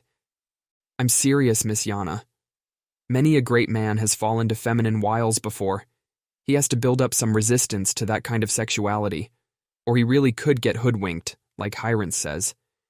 In Julius's position, he could be in danger of someone seducing him to keep him from interfering with an evil plot, or even to try and assassinate him. Yana shrinks back in response to the unexpectedly serious topic, probably embarrassed about getting so worked up. It's normal for a lass your age to be prim and proper, Liliana, but I want to make sure you know there are some real nice ladies who happen to make their living in just that sort of business. It ain't right to dismiss every one of them as evil, you know? Right. Hawken, who's knowledgeable about all kinds of trades and secrets, makes a surprisingly earnest comment as well, and Yana nods obediently. She's probably remembering that there are many women who enter the nighttime entertainment business because of poverty or other circumstances. I ain't saying Julius should mess around with women for fun, of course, although I'd say it might not be a bad thing to get some experience at a trustworthy establishment, but there might be other ways to learn that kind of thing for royalty, so maybe I'm worrying for nothing, and if you got your little heart set on someone already, that's all right too. Yana looks at me with obvious hope in her eyes, but I manage to pretend not to notice. I hear there's a race of demons who specialize in seduction too. The demons are quiet of late, but if the war starts again, Julius will have to go to the front lines, being the hero and all, and then he might have to deal with that sort of thing. The war against demons. Usually it's the biggest duty assigned to the hero. They say that generations of heroes have dedicated most of their lives to this cause. But in the era of the previous hero, the demons suddenly stopped their usual onslaught of attacks on humanity and became almost disturbingly quiet. That uneasy peace continues to this day, so I haven't had to fight any demons yet. But if they ever start attacking humanity again, it'll be my duty as the hero to stave them off. If that day comes, I'm sure it'll be a fearsome battle. A cloud falls over the faces of the others, who must be thinking about the same thing. Don't worry, I wouldn't fall for a trap that easily. If anything, I'd be more afraid of Hyrance getting charmed straight to his doom. Hey, it wouldn't be so bad to die at the hands of a pretty lady. Hyrance immediately matches my joke with one of his own. Honestly, Hyrance, you're far more worrisome than Julius. Yana promptly starts scolding him, and Jeskin and Hawken chuckle. I can't help wishing that times like these would go on forever. Sophia's Diary. 8. Bones. Today's bones are especially crunchy. Wait, these are dragon bones? Well, no wonder then. I feel like Goody Two-Shoes has been all over me even more so than usual lately. He keeps touching me whenever he gets the chance, you know? Unlike the other brats, at least he isn't trying anything stupid like flipping my skirt. But I guess he's a boy, too. That's just the sort of thing a boy his age would do. Where is he trying to touch me, you ask? Mostly on the head and the face. He's even smelled my hair and other weirdness like that. And I guess he's also tried to touch my butt and chest and stuff. Huh? What? Don't ever let him touch me again? It's dangerous? Men are animals? Where did you learn a phrase like... No, never mind. I know the answer to that. But he's still just a little boy, you know. Certainly not old enough to be called a man yet. What's that? Men are dangerous no matter what the age. Look, isn't that a little bit paranoid? All right. I won't let him touch me again. Not even my hair. Of course not. Huh? Be careful with my belongings? Don't play the recorder? Why would I have a recorder? What in the world are you talking about? Chapter J9. Julius, age 15. Partner. The strangely beautiful sight almost takes my breath away. If it wasn't the very incarnation of disaster, I might have even wanted to keep watching it forever. I gaze up at the enormous, shimmering scarlet bird flying above us. Each flap of its wings produces a dazzling flame from its wingtips, creating a wondrous trail of light behind it.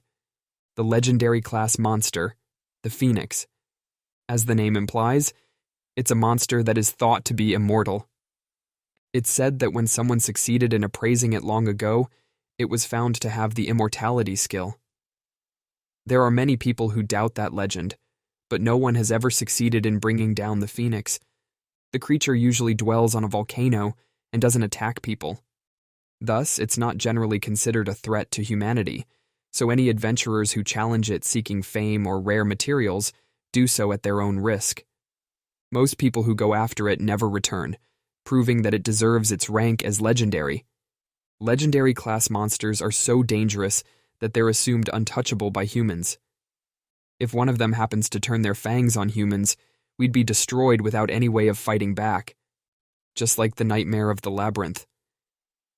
But the Phoenix has never attacked us, with one sole exception, so it's not usually considered much of a threat. Unfortunately, that one exception is happening right now. A huge crowd of humans runs after the flying bird, myself included. It's the Phoenix's migration season. Once every few decades, the creature moves to a new nest. Its destination depends purely on the Phoenix's whims.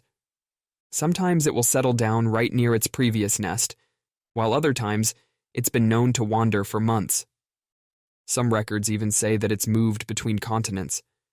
The sight of the Phoenix soaring through the sky in search of a new nest is truly fantastical and beautiful. But this is a legendary class monster. Just by flying, it causes catastrophic damage to the area around it. The swirling flames created by each flap of its wings burn the ground. It leaves nothing but scorched earth behind it, devoid of a single blade of grass. This isn't such a problem if it's flying at a high elevation, but sometimes it flies low to the ground on a whim. If there should happen to be a human settlement below it, then disaster would be unavoidable. Thus, whenever the Phoenix migrates, it's customary for people to follow behind it and keep watch like this. And in a way, it's sort of like a festival too. A feather! It's mine. I called this one. One of the Phoenix's feathers flutters down from the sky. Many in the group following the bird surge forward. The feather of the Phoenix is an incredibly valuable item. It has the extraordinary one-use-only ability to protect the holder from death. Even if the person who possesses it is mortally wounded, it's said that the feather can instantly restore them to health, though only once. For people like adventurers and knights who are constantly at risk of death, it's a highly sought-after item. But it comes from a legendary class monster, so it's not very easy to come by. Though it's an item that helps the user avoid death, one would have to risk death to get it in the first place. Still, there's a dubious legend that eating the Phoenix's heart would grant one eternal life, and selling a single feather fetches an Exorbitant price, so that doesn't stop overly ambitious adventurers from attempting to bring it down. The main takeaway is that during this rare migration, acquiring those valuable feathers can be done relatively safely. Thus, people come from all over to follow the migration in the hopes of acquiring a feather. Still, it's not an easy job. The phoenix isn't particularly fast for a legendary class monster, but it's still difficult to keep up without a horse or something like that. Indeed, most of us are currently riding mounts that excel in endurance. But even then, if it crosses through areas like mountains or forests where horses can't easily pass, the only way to continue is on foot. Terrain doesn't matter to the phoenix since it's flying in the air. Still, we have little choice but to chase this creature indefinitely until it settles on its next nest. And if its path leads toward a human settlement, we have to run ahead of it and evacuate the area. It's not just humans who are affected either. At times, the phoenix's path might cross the habitats of other monsters. If it destroys their nests, they sometimes become displaced and change the surrounding ecosystem. They could even affect nearby towns and villages when they relocate. Part of our job as we follow the phoenix is to mitigate damage like that by predicting the phoenix's route and reporting to the Adventurers Guild. They're awfully energetic. Hyrant sounds a little tired as he watches the group scrambling for the feather. Well, that's why most of them are here. Yeah, but it's been 10 days now. Hyrant groans in exhaustion, and I answer with a dry smile. That's right. We've already been following the phoenix for 10 days. The legendary monster can fly indefinitely during its migration, and we have to follow it for as long as it takes. Since that leaves little time for sleeping and eating, a staggering exhaustion has overtaken most of us. Damn it. Must be nice to get some rest. Hyrant glowers at Yana, who's sound asleep, in my arms. We're currently riding a horse together so I can hold up Yana while she sleeps. This is the only way anyone can get any rest. We have to eat handheld foods while riding on our horse, too. The biggest inconvenience is when someone has to do their business, in which case the only choice is to stop the horse, dismount, take care of it quickly, then catch up to the rest of the group. Of course, there aren't any toilets or anything, so you have to do it right out in the open. As a result, Yana is the only female in the group. This grueling march would be especially tough on a woman in many ways, so it's understandable. I suggested before we left that maybe Yana should sit this one out, but she refused, insisting that it's the duty of the saint to be at the hero's side at all times. As I expected, she's already run out of strength partway through. I can't blame her, since even Hyrant is becoming both physically and mentally exhausted. Yana should really be more cautious anyway. A girl her age shouldn't be jumping in with a big band of men like this. I'm sure that's just how much she trusts Julius.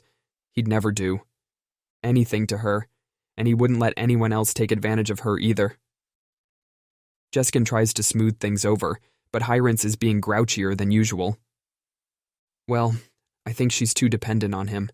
It's the saint's job to support the hero, but Julius is literally supporting her instead. You say that, but you're really worried about her, right? I wish he would just admit that he's worried that she might be in danger. Hyrant is always so contrary. You know, I've been wondering, Jeskin says bluntly. Are you in love with Yana, Hyrant? Excuse me? To be honest, I've been wondering the same thing. Hyrant is always hiding his emotions, so it's occurred to me that maybe he teases and insults Yana so much because he's actually interested in her. But Yana very obviously has feelings for me, so I've been worried for a while that Hyrant is holding off and keeping his distance out of consideration for that.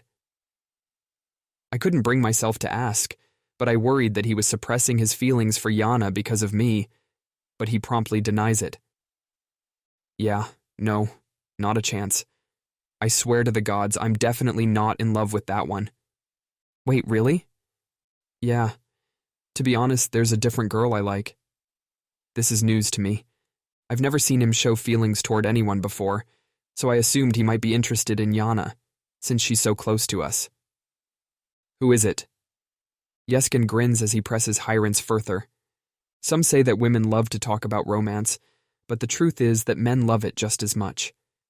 I'm very interested to know who this apparent childhood love of Hyrance's is, too. It's a secret. Come on, you can tell us. Please? It must be a childhood friend, right? I join in with Jeskin on interrogating Hyrance. I'm not telling... We can't be together anyway. When I see Hyrance's expression, I regret asking him so lightly. We've known each other for a long time, but I've never seen him make a face like this before. His expression is a complex mixture of love, sorrow, and regret. As soon as I see it, I get the sense that this person is someone he can never meet again. Maybe she only exists in his memories now. Sorry. Forgive us. It's fine. Jeskin and I apologize, but Hyrance smiles gently as if in forgiveness. In that moment, though not for the first time, Hyrance seems mature beyond his years. Forget about me, though. What about you, Julius? You gonna respond to Yana's feelings or what? Hyrance changes the subject by turning it toward me, and Jeskin jumps on board. Good point. Little Miss Yana's interest is pretty obvious, eh? I don't really want to talk about this, but we just forced a painful confession out of Hyrance, so it wouldn't be fair for me to refuse to answer. I'm planning on being single for my entire life. In other words, I don't intend to respond to Yana's feelings. And why is that? At Jeskin's question, I take a moment to close my eyes and get my thoughts in order. I doubt I'm going to live a long life, I say at last, opening my eyes. My master once told me that if you can't discern between what you can and can't do, you'll just hasten your death. So I'm sure I'll die, while trying to achieve my reckless goals. I've been thinking about this for a long time. My goal is a peaceful world where everyone can live with smiles on their faces, but I'm fully aware that it's realistically impossible. My strength can only go so far. Hero or not, I can't even beat Master in a fight, and I'm sure I couldn't defeat this flying legendary class monster either. There's so little I can actually do. But I've decided to keep moving forward toward my ideals anyway. I want to keep aiming for that goal, even though I know it's impossible. It's the very recklessness that Master warned me against, so I'm bound to die sooner rather than later. Master said that there's no point living the way you wish if you don't live long, but I can't give up on chasing my ideals, even if it means running up against obstacles I'm not strong enough to overcome. I'll keep fighting until I truly can't take another step. But I don't intend to bring anyone else down with me. I do want Yana to be happy, so I can't take her hand knowing that I'm going to die young. Hyrance heaves a sigh at my answer, while Jeskan nods quietly. If that's the answer you've chosen, I won't try to meddle with it, says Jeskan. But Hyrance seems to object. Well, if you ask me, you should grab her hand anyway. It's not like you dislike her, right? In fact, you love her, don't you? I guess so, but I think that's exactly why it has to be this way. I want her to be happy because I love her, I think. Then why don't you just be with her already? If only it were that easy. Okay, look. If you die, Yana's gonna be sad either way. Your death will weigh her down for the rest of her life. But she'll still have the possibility of a happy future with someone else. I can't let her whole life go to waste just because of my short-lived feelings. Why would being close with you mean her life goes to waste?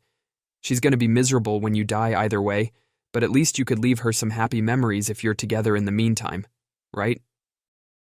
Hyrance's words remind me of what my master said to me and how Mr. Tiva lived. Besides, I've got a bone to pick with the assumption that you're going to die young in the first place. Hyrance glares at me, but then heaves an exaggerated sigh. Ugh. I can't believe the hero of all people has a death wish. Talk about a letdown. I'm so disappointed. What's that supposed to mean? You really think a coward who's already resigned himself to dying can accomplish anything? You can fight like your life's on the line and get into life and death battles, but you still gotta try to live. At first, I can't tell if Hyrance is joking around or not, but I think he must be expressing his true feelings. Yeah, you're right. It's not like I intend to die. That's the spirit. If you die, it'll be after I go down first, 'cause I'm always going to protect the lot of you. I'm sure you will. Ah, to be young again, Jeskin murmurs with a smile as he observes our exchange. Just then, Hawken, who was running ahead, speeds back toward us on his horse. Bad news. There's a village coming up. All right, everyone, did you hear that? We have to get in front of the Phoenix and evacuate the people from the village. When I shout orders at the group, they respond with a chorus of affirmations. Yana, wake up. Yana groans in her sleep in a strangely sexy way. I'm probably overthinking it because of the conversation we just had. Yana, I prompt her a little more loudly. Ah, the Eyeball King. Yana sits up with a start, shouting nonsensically. What kind of dream was she having? Huh. The Eyeball King found out about the Ear Queen's affair with the Lip Knight? What? Seriously, what was that dream about? I'm a little intrigued, but now isn't the time. As soon as Yana wakes up completely, we hurry to pass the Flying Immortal and reach the village first. What? You want us to evacuate? What will happen to our homes? Once we explain to the villagers that the Phoenix is coming, and we shout at them to evacuate, one of the men starts complaining. This isn't our first time calling for an evacuation in a settlement, and we've encountered similar reactions before. Usually, repeating the explanation a few times gets them to give in, but this time is different. If my house burns down, I won't be able to live anymore, damn it. I'm gonna stay here and protect my house. The man refuses to listen or budge an inch. Mister, staying here will only put you in danger. How are you gonna protect your house? You'll just go up in flames along with it. The hell if I care. This house is my whole life. If it burns down, there ain't no point in me surviving anyway. Even Hirons can't persuade him. Sir Hero, what should we do? One of the members of the troop asks. I'm at a loss too. Wait, you're the hero? The man turns to me. Yes, that's right. Hoping this might give me a chance to convince him, I decide to try talking to him. If you're the hero, then protect my house. You can do that much, can't you? Well, listen, mister. Give it up already. If we could do that, we wouldn't be evacuating you, would we? Why the hell not? You're the hero, aren't you? Then you ought to save me, right? The man clings to the walls of his house and breaks down in tears. He must have a deep attachment to the house. At this rate, he really will go down in flames with it. All right. Oi. Hirons grabs my shoulder. The rest of the group stirs up in alarm, too. Really? Yes. I'll take responsibility for protecting this house, so in exchange, please evacuate somewhere safe. You ain't just gonna abandon it once I leave? No, I promise. I look the man straight in the eye. Thank you. Apparently believing my words, the man lets go of his house, grabs my hand, and bows his head deeply. Then he joins the rest of the villagers in evacuating, led by our group. Well, what are you going to do now? I don't know. What should I do? You didn't even have a plan, huh? Hirons shakes his head and groans. I don't suppose you'd be willing to give up on it? I promised I wouldn't. Hirons heaves a long sigh, then looks at the rest of our party as if for help. If Julia says he's going to protect it, then it's my job as the saint to support him. We've got no choice but to do it at this point, I suppose. Psh, it's not like we gotta beat that thing, right? There has to be a way to keep the house intact, I reckon. Hirons' shoulders slump at their responses. You'll protect us, right? I prod him jokingly. Fine. Hirons sighs again and gives in, then looks to Hawken. So how exactly are we gonna do this? The Phoenix is a legendary class monster, you know? No sense fighting it when we wouldn't stand a chance in hell. Hawken is the most knowledgeable of anyone in our group, and it's always been his job to come up with strategies for us based on that knowledge. So we just gotta get it to go around this village without fighting it, eh? And so we set about putting Hawken's plan into action. Smoke rises ahead on the Phoenix's flight path. The monster changes directions to go around it, as if repulsed by the smoke. How did we do it? It's simple. We created a bonfire that produces smoke with a scent that repels the phoenix and used wind magic to control it. Thus, we guided the monster into changing its course to avoid the smoke. The phoenix shows itself to people relatively easily compared with other legendary class monsters, so there is a fair amount of research on it. In other words, there is information about what the phoenix avoids, and we were able to use it to drive the phoenix away. However, there is a downside to this method. The source of the smell that the phoenix dislikes so much is a very valuable material, namely, fire dragon dung. The phoenix is a fire monster too, but apparently they get along very poorly, so it will never make its nest in a place where fire dragons dwell. That's why we burned fire dragon dung to produce the scent of fire dragons, causing the phoenix to avoid it. But the fire dragon is at minimum an S-rank monster. Some particularly strong fire dragons have even been deemed legendary class, the same as the phoenix itself. On top of that, fire dragons usually travel in flocks and live in treacherous areas like active volcanoes. Harvesting their dung is at least as dangerous as collecting a phoenix feather, maybe even more so. This valuable dung is used when the phoenix travels toward a large population center. If there's too many people to evacuate quickly, it's safer to change the phoenix's course instead. It's common knowledge that large towns often keep fire dragon dung on hand in case of such an emergency. That's where we were able to borrow a very small amount of that dragon dung, which we burned to produce this smoke. Normally, it's the kind of valuable material that should be preserved, but using a tiny amount of it like this isn't enough to be a problem.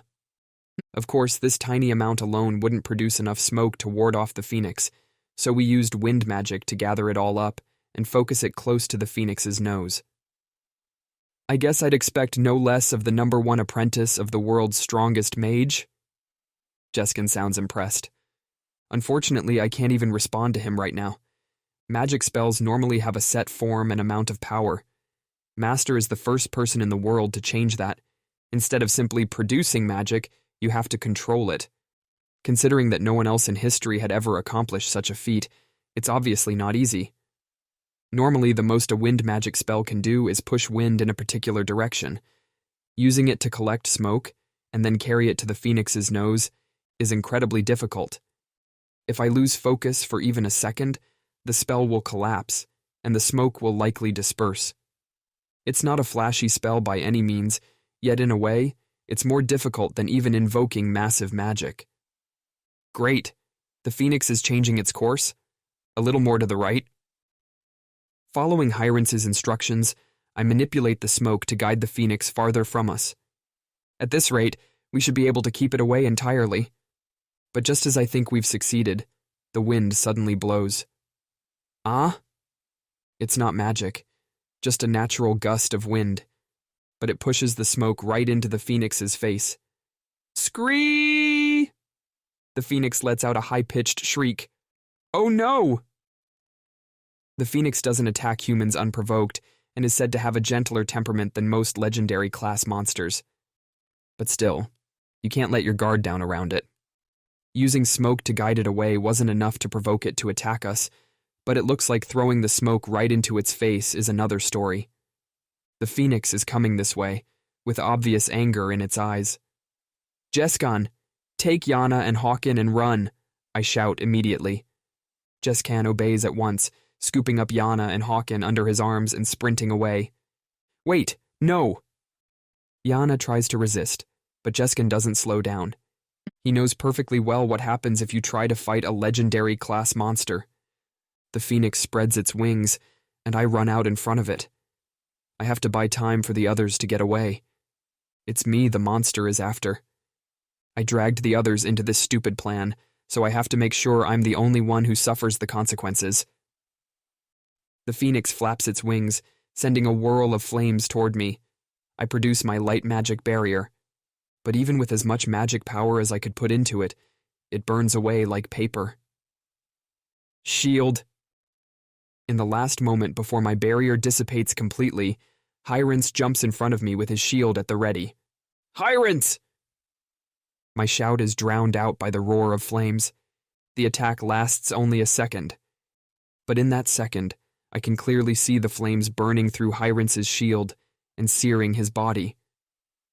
Since Hyrince protected me, I suffered only light burns from the attack. The flames whirl away, and my vision clears. Before my eyes, I see Hyrince, his entire body covered in burns, yet still standing with his shield raised.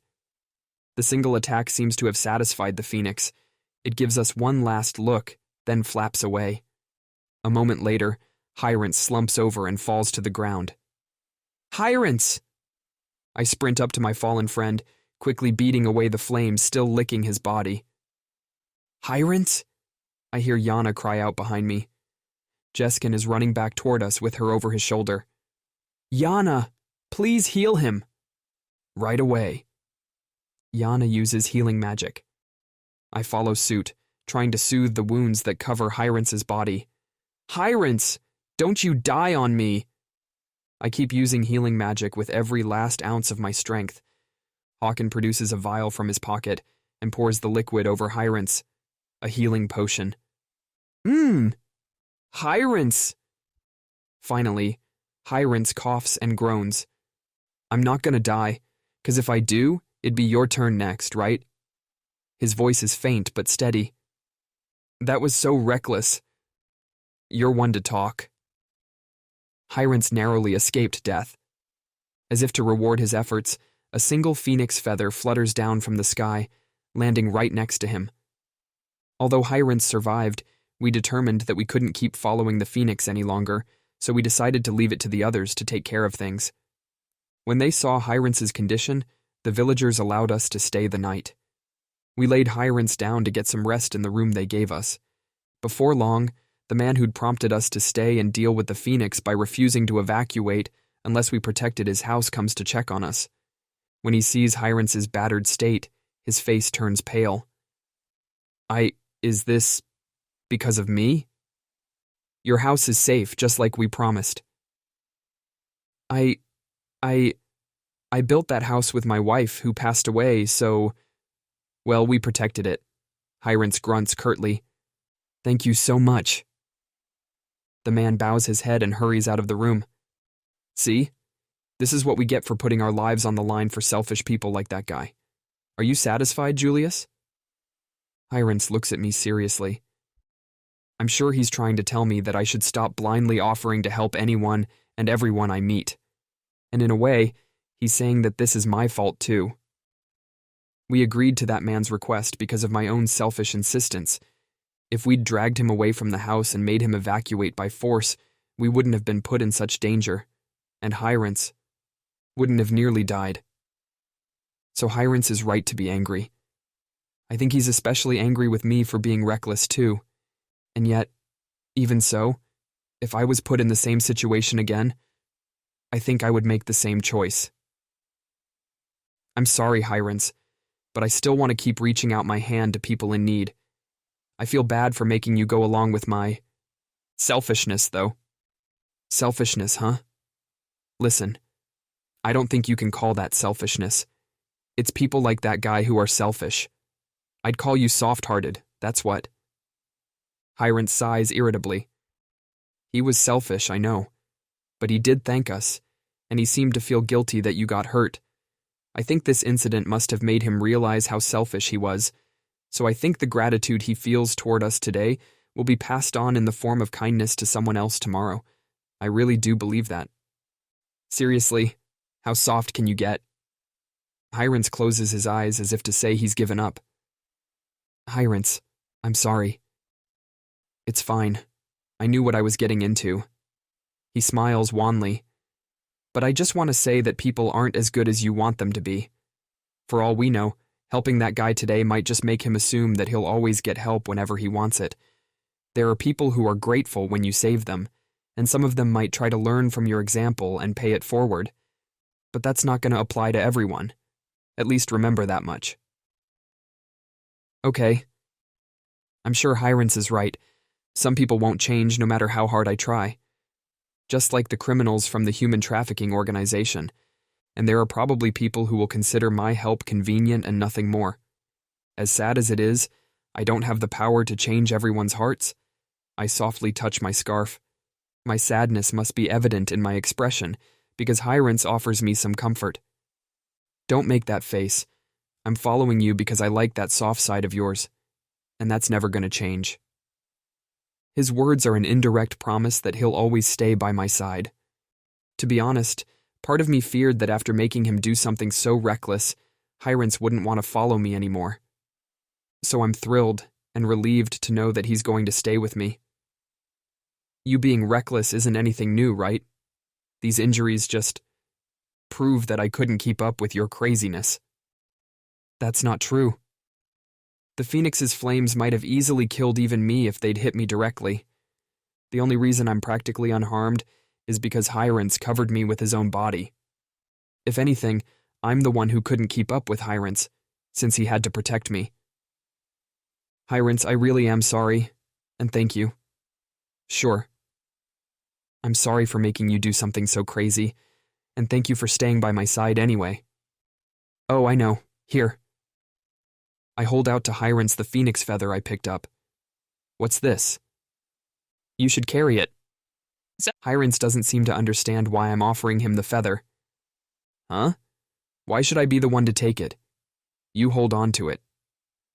Hyrance tries to push it away, but I force it into his hand and close his fingers around it. Hey. You keep it, Hyrance. Seriously, why? Do you even understand how important you are? It's way more important that you stay alive than me. You should be the one to take it. Hyrance tries to shove it back to me, but I refuse to take it. Don't worry, I won't die. What are you talking about? You said so yourself, right? If I die, it'll be after you do. When I use his own words against him, Hyrance is stunned into silence. He's the one who swore that he would protect me as long as he's alive, after all. I'm not going to die. Since you're our shield user, your chances of dying are much higher, right? So it's better if you take it, Hyrance. You're unbelievable. Still lying down, Hyrance clutches his forehead and groans. But that's got nothing to do with this. You take the damn thing already. No, I won't. You damn idiot. We continue to argue back and forth until Hyrance finally passes out from exhaustion. You know, Hyrance, like I said about Yana, I want you to be happy too. Sophia's Diary 9. The bones are pretty tasty today. Huh?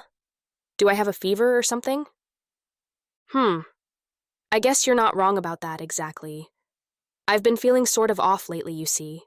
Feverish, you might even say. But I don't actually have a fever. It's just that my body feels heavy and I'm kind of listless. Other symptoms? Oh, well, I guess I've been getting urges lately when I look at boys' necks. Do I want to suck their blood? Where did you learn that? No, never mind. I already know the answer. But yes, I suppose I do have a craving for some blood. Don't worry, though. I won't. These brats are super annoying, but obviously I'm not going to attack them. I'll manage, trust me. Chapter J10. Julius, age 16. Friends. Heya. Been a while? Two swaying mounds. Even through her clothes, the movement is obvious. Watching me like a hawk, Yana notices my gaze and nudges me sharply with an elbow. Hi, Oral. It's been a while. I compose myself and greet my fellow apprentice. Right now, we're in a certain town in the Empire. All they told us was to meet with the person in charge here, but I had no idea it was you, Aurel. Ah ha ha, right? I am a mage of the Imperial Court, you see, believe it or not. Huh. You never know what the hell's gonna happen in life, huh? Oral grins, looking nostalgic. She was originally Master's caretaker, but he determined that she had magical potential and made her his second apprentice. Apparently, this led to her becoming a court mage. Oral herself had only ever planned on getting a random job, getting randomly married, and living a somewhat random life. But things have turned out very different for her. Is it tough work being a court mage? Damn right it is. She gives me a dead-eyed look. All the other mages are just as pervy as our dumbass master, you know, and they call me ma'am, too. They're way older than I am, damn it. A group of old men like our master? Yeah, that definitely sounds tough to deal with. Oh, but enough about my gripes. Let's talk business. The guildmaster's waiting for us, so come on with me, please. With that, Oral leads us toward the Adventurers Guild. Seems like we're kinda linked to this guild by fate, huh? What do you mean? I ask. You know, the mutated ogre that got away from Master? Ah, I see. That was here? I've heard about this before. The unique ogre that appeared in the Empire. It was far more powerful than any individual ogre should be, and it brought down many adventurers before our master was sent out to deal with it. Master even went into battle against it with the world's strongest swordsman, yet it still escaped from both of them, which became major news. However, the ogre hasn't been seen since it ran off into the Mystic Mountains, so it's assumed that it was killed by the ice dragons that live there. And apparently, this is the very town where that ogre first appeared. Ugh, collecting herbs again? Don't complain, Kunihiko. As we arrive at the Adventurers Guild, 2 kids around Shun's age are leaving the building. The boy's eyes briefly meet mine as we pass each other. Hey, if it ain't Mr. Go-To, is the guildmaster around? Oh, hey there, Oral. Just a second. The man walks into the back of the guild hall with practiced steps. That part of the guild is off limits to anyone but employees, and this Mr. Go-To looks more like an adventurer to me. Is he allowed back there? Come on through, he says. Gotcha. All right, this way. Once Go-To calls out from farther inside, Aurel heads in, motioning for us to follow. Down the hall, we reach the guildmaster's office and enter. Awaiting us inside are Mr. Go-To and an older man who's probably the guildmaster. We deeply appreciate you coming, Sir Hero, says the man. I am the guildmaster here. And I'm Go-To, an adventurer in these parts. It's an honor to meet you. My name is Julius Zagan Analete, the hero. Once our introductions are complete, the guildmaster gestures for us to take a seat. Well then, let's get right to it if you don't mind. How much have you heard so far, Sir Hero? Very little. We haven't been given any real details about why we're here, just that an unexpectedly troublesome situation has arisen. I see. Well, I suppose I'll explain from the beginning then. With that, the guildmaster starts explaining the trouble in the town, or rather in its immediate vicinity. This town is very close to the Mystic Mountains, and if you go a bit farther east, you'll reach the buffer zone with the Demon Realm. Border. In short, the Demon Realm is quite close by. This town is at the very border of the Empire, so it's a hairbreadth away from the demons. However, it's impossible to cross the Mystic Mountains. It isn't as if there are no routes around the range at all, but there are tribes that guard those areas. It might not be quite as dangerous as the open mountains, but it's still very harsh. In other words, demons almost never make their way through to here. On top of being inhabited by ice dragons, the Mystic Mountains are far too cold for anyone to regularly traverse. The only paths around the mountains are inhabited by clans that make their living hunting demons. So while it might be close to the demon realm, there's little fear of demons invading here. But there was an incident a few years ago where one of those clans was slaughtered by one of the demon lord's subordinates. And therein lies the problem. Are you saying demons have started attacking? Not exactly. Well, demons have come through, but not to attack us. I assumed this meant that the demons were taking this chance to slowly advance, but it appears I was wrong. But he's saying a demon did come? What is it then? Demon refugees. That was the last thing I expected to hear. What? Refugees? Sitting next to me, Yana widens her eyes in confusion. Incidentally, Oral is sitting on my other side. And the sofa isn't particularly large, so we're all packed pretty close together. I know this isn't the time to worry about such things, but the soft feelings on either side of me are very distracting.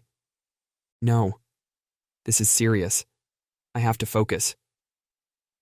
There are very few of them who have made it through, but since that clan was destroyed, the occasional demon has attempted to use that gap to reach us here, and they all invariably say they're fleeing the demon realm. In short, they've come here because they can't live there any longer. For a moment, I'm stunned into silence by his explanation.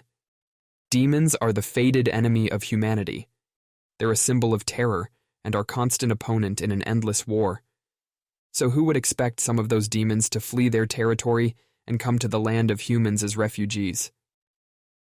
So, where are they now? While I do pity them, we certainly can't let demons enter the human realm, so we either send them back or dispose of them here. So they try to run away only to be met by a cruel fate? I can't help feeling bad for them, even if they are demons. We've interrogated captured demons about the situation in the demon realm, and it appears things are quite bad over there. How do you mean? It seems that ever since a new demon lord took over, the taxes, forced enlistment, and so on have all been quite harsh. I'd already heard through the Word of God religion that there was a new demon lord in charge. I didn't know what sort of person that was, of course, but it sounds like they must be a terrible tyrant. So that's why they're fleeing? Guess demons don't have it easy either, Hyrens murmurs. But that's all just the setup. This is where the real problem begins. The guildmaster produces a single piece of paper. What's that? One of the demon men who made it here was carrying this. He said he came to deliver it to us. May I take a look? It's written in the demon language. That's all right. I can read it. I've studied demon language thoroughly in preparation for a possible war, so I can converse and read in it without a problem. And the paper now in my hands contains startling revelations. To summarize, the new demon lord's rule is so severe that they're plotting an uprising. They want to cooperate with humans to defeat the demon lord. This demon lord is incredibly powerful, so they hope to borrow the strength of the hero for this. And they want to meet in secret to discuss this possible deal. It's suspicious. Very suspicious. Smells like a trap, all right. Hyrens, Jeskin, and Hawken immediately suspect a trap. But it's true that the demon realm is in such a terrible state that many demons are trying to flee into our lands, right? Says Yana. So maybe they really are asking for our help? The letter contains a time and place for the secret meeting. It's set to happen in a deep forest in the buffer zone with the demon realm. And the appointed time is just a few days from now. It definitely sounds like a trap to me, Hyrens grumbles. I know. I nod. Then why are we walking straight into that trap, huh? I guess we're betting on the tiny chance that it isn't actually a trap. We're currently in the forest, heading toward the meeting point specified in the letter. As far as the authenticity of the letter, we reach the conclusion that it's almost certainly a trap. It's true that demon refugees have been filtering over the border, but it's still absurd to think that they would turn to their bitter rivals, the humans, to help them start a rebellion, much less the hero, who could be called the mortal enemy of demons. Judging by the testimonies of the refugees about the state of the demon realm, the contents of the letter are believable to a certain degree. But it's just too unnatural. Even if they really are plotting a rebellion because the new demon lord is too cruel a ruler, it's highly doubtful that they would want to ask for help from their enemies. It's far more natural to assume that the letter is a trap in order to lure out the hero, me. So we're going into this assuming it's a trap. Of course, if we know it's probably a trap, the wisest course of action would be to ignore the invitation. There's no need to put ourselves in danger by showing up. But we're risking it anyway, in case the demons really are in serious trouble and are asking us for help. That's probably not the case, but from what we know about the situation on the other side of the border, it's not entirely outside the realm of possibility. In the 1,000,000 to 1 chance that it's a genuine plea for help, if they really want us to aid them in overthrowing the demon lord, then I can't ignore that. Besides, it could be a rare opportunity to lessen the animosity between humans and demons, if only a little. The enmity between the humans and demons won't evaporate so easily, but it could be a chance to take a step toward peace. I know I'm being overly optimistic. That's just a fantasy, and in all likelihood what's waiting for us is a trap. But there is a slim possibility, and I couldn't bring myself to throw that chance away. Yeah, I figured you'd say as much. If that is your choice, then of course I will follow you. Huh. You're a softie, but that's what's so great about you. If it's a trap, we'll deal with it, eh? My friends all kindly agreed to come with me. I feel bad for bringing other people into it too, but here we are, jumping into a trap. Ah, what the hell am I doing in this forest? I am a noble's daughter, even if I'm broke as hell, you know? Where did I go wrong, huh? Oral follows along glumly, muttering complaints. Oral and some Empire soldiers have joined our usual group today, as well as a few adventurers, including Mr. Goto. Altogether, there are 20 of us. It's enough people to proceed cautiously through the forest, keeping an eye out for traps without getting in one another's way. The area designated for the meeting is deep in the forest, without a path to be found, so we're cutting through brush and forging our own way there. I'd like to give the damn idiot who picked this meeting place a piece of my mind. Perhaps they were trying to avoid being seen by the clans as well as the Demon Lord. There are multiple clans living throughout the buffer zone, positioned wherever people might be able to pass through relatively easily. Maybe an inaccessible place like this was the only way to avoid them. And they probably had to keep away from the eyes of the Demon Lord too. Huh? I whirl around. What's the matter? Yana asks nervously. I don't answer, staring into the depths of the forest. But there's nothing there? Julius, what's up? Noticing my strange behavior, Hyrance cautiously approaches. Jeskin and Hawken pull out their weapons and get into battle-ready formation. I felt like someone was watching us. The others all follow my gaze, peering into the darkness. Ain't nobody there. Hawken has the sharpest senses of all of us. Maybe I just imagined it? Don't be so sure, Jeskin warns. Could be someone was sneaking around and ran away when you noticed them. We know this could be a trap. It doesn't hurt to be on the lookout for an ambush. Right. We proceed more cautiously, keeping a close watch on our surroundings. All conversation falls silent as we tensely make our way to the meeting place. When we arrive, 2 people are there waiting for us. One is a young boy, and the other, a woman. A bewitching demon woman, wearing skimpy clothing that reveals her very ample bosom. They're even bigger than Oral's? Glad you could make it? The female demon grins triumphantly and steps closer. As I stand there frozen, she grabs my hand.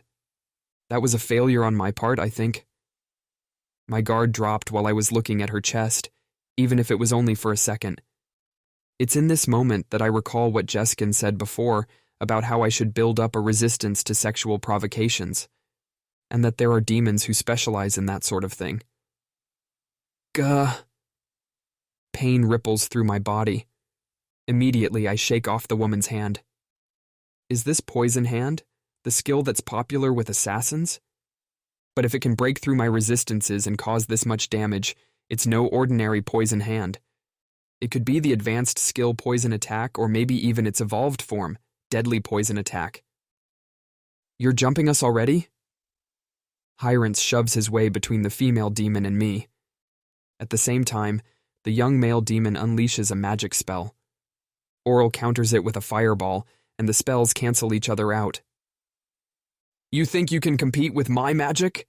The boy demon shouts in surprise. As if on cue, a large group of armed men emerges from the thicket and charges at us. Damn it! I knew it was a trap. Attack! Don't let them get away! Jeskin readies his weapon, and the female demon shouts orders to the hidden soldiers. We would have noticed such a large ambush before long, which is exactly why they're making the first move, to crush us before we get the chance to run. I cut down the first demon soldier who charges me. Blood sprays through the air, and the soldier behind him stops as if rooted to the spot. Didn't you want to defeat the Demon Lord?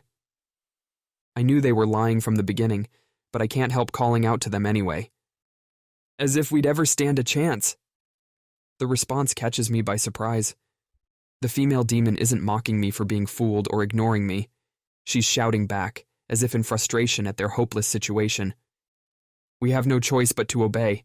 There's no turning back for us now. The female demon produces a whip and cracks it in the air. Whips have a wide range of attack, but they're not as powerful as they look. If she combines it with poison attack, though, it becomes a lethal weapon that can poison anything it touches. Hyrance blocks the oncoming whip with his shield. You really think these guys can be reasoned with? He makes no effort to hide his irritation. We were on guard for a trap, but we still didn't expect to be attacked so suddenly.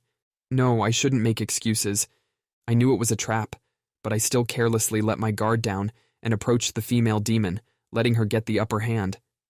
That just means I have to make up for that blunder right away. Take this. I slash at one attacking soldier with my sword, then bring down another with a fireball spell. Then I loose a light sphere at the female demon. Gah! She tries to deflect it with her whip, then grunts in surprise as the spell sends her whip flying and hurts her hand. Clutching the injury, she takes a step back, and several demon soldiers move between us to shield her. I couldn't finish her off. There's too many of them. Julius is in trouble. Shh! Retreat! As soon as he sees my condition, Hyrance calls for a retreat. I took a lot of poison in that first attack. To be honest, I'm in serious pain. Besides, we're vastly outnumbered, so our chances of winning this fight are slim. Jeskan, give Julius a hand. You got it. Come on, Julius. Jeskan supports me with his shoulder. Don't let them escape. We've got to bring them down here and now. The female demon shrieks at her men, still clutching her wounded hand, and they charge after us. The young male demon keeps shooting magic at us, but Oral has been consistently countering it. Hawken tosses one of his ace-in-the-hole magic items, stopping their charge. On top of that, Mr. Gotu swings his sword, and lightning crashes down on the enemy. Amazing. So he has a lightning magic sword? Withdraw, now! Hyrance takes the lead, urging everyone to flee. I start running as best I can with Jeskan's support, while Yana runs alongside me, using healing magic to cure the poison. With my last strength, I fire a wide-range light magic spell behind us. It's not as powerful as holy light magic, but unfortunately, I haven't learned a wide-range holy light magic spell yet at my skill level. Even if I did know one, I'm not sure if I'd be able to use it properly in this situation. Damn it! Unable to wait and see if my spell did damage, I keep moving forward as Jeskan holds me up.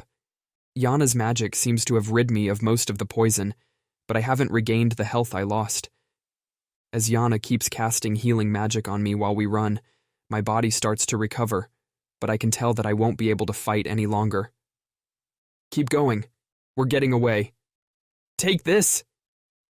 I hear Hyrance shout from behind me, followed by Mr. Gotu's voice even farther back, accompanied by a thunderous rumble. A flash of light follows behind us, then the belated sound of Mr. Gotu's magic sword attack ripping through the air. That's it! Keep running! Hyrance is bringing up the rear, but his voice sounds relatively close, so we must be succeeding in shaking off the enemy. But it's still too soon to let our guards down. I keep hobbling forward, hanging on to Jeskan for support. But then... Huh?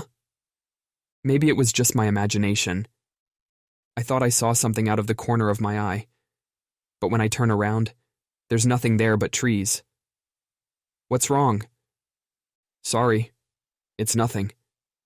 Jeskan casts me a glance, but I must have been seeing things. There's no time to dwell on it right now, so I tell myself I imagined it and keep on running. How could there be a bunch of dead men out in the woods strung up in white thread like grotesque decorations?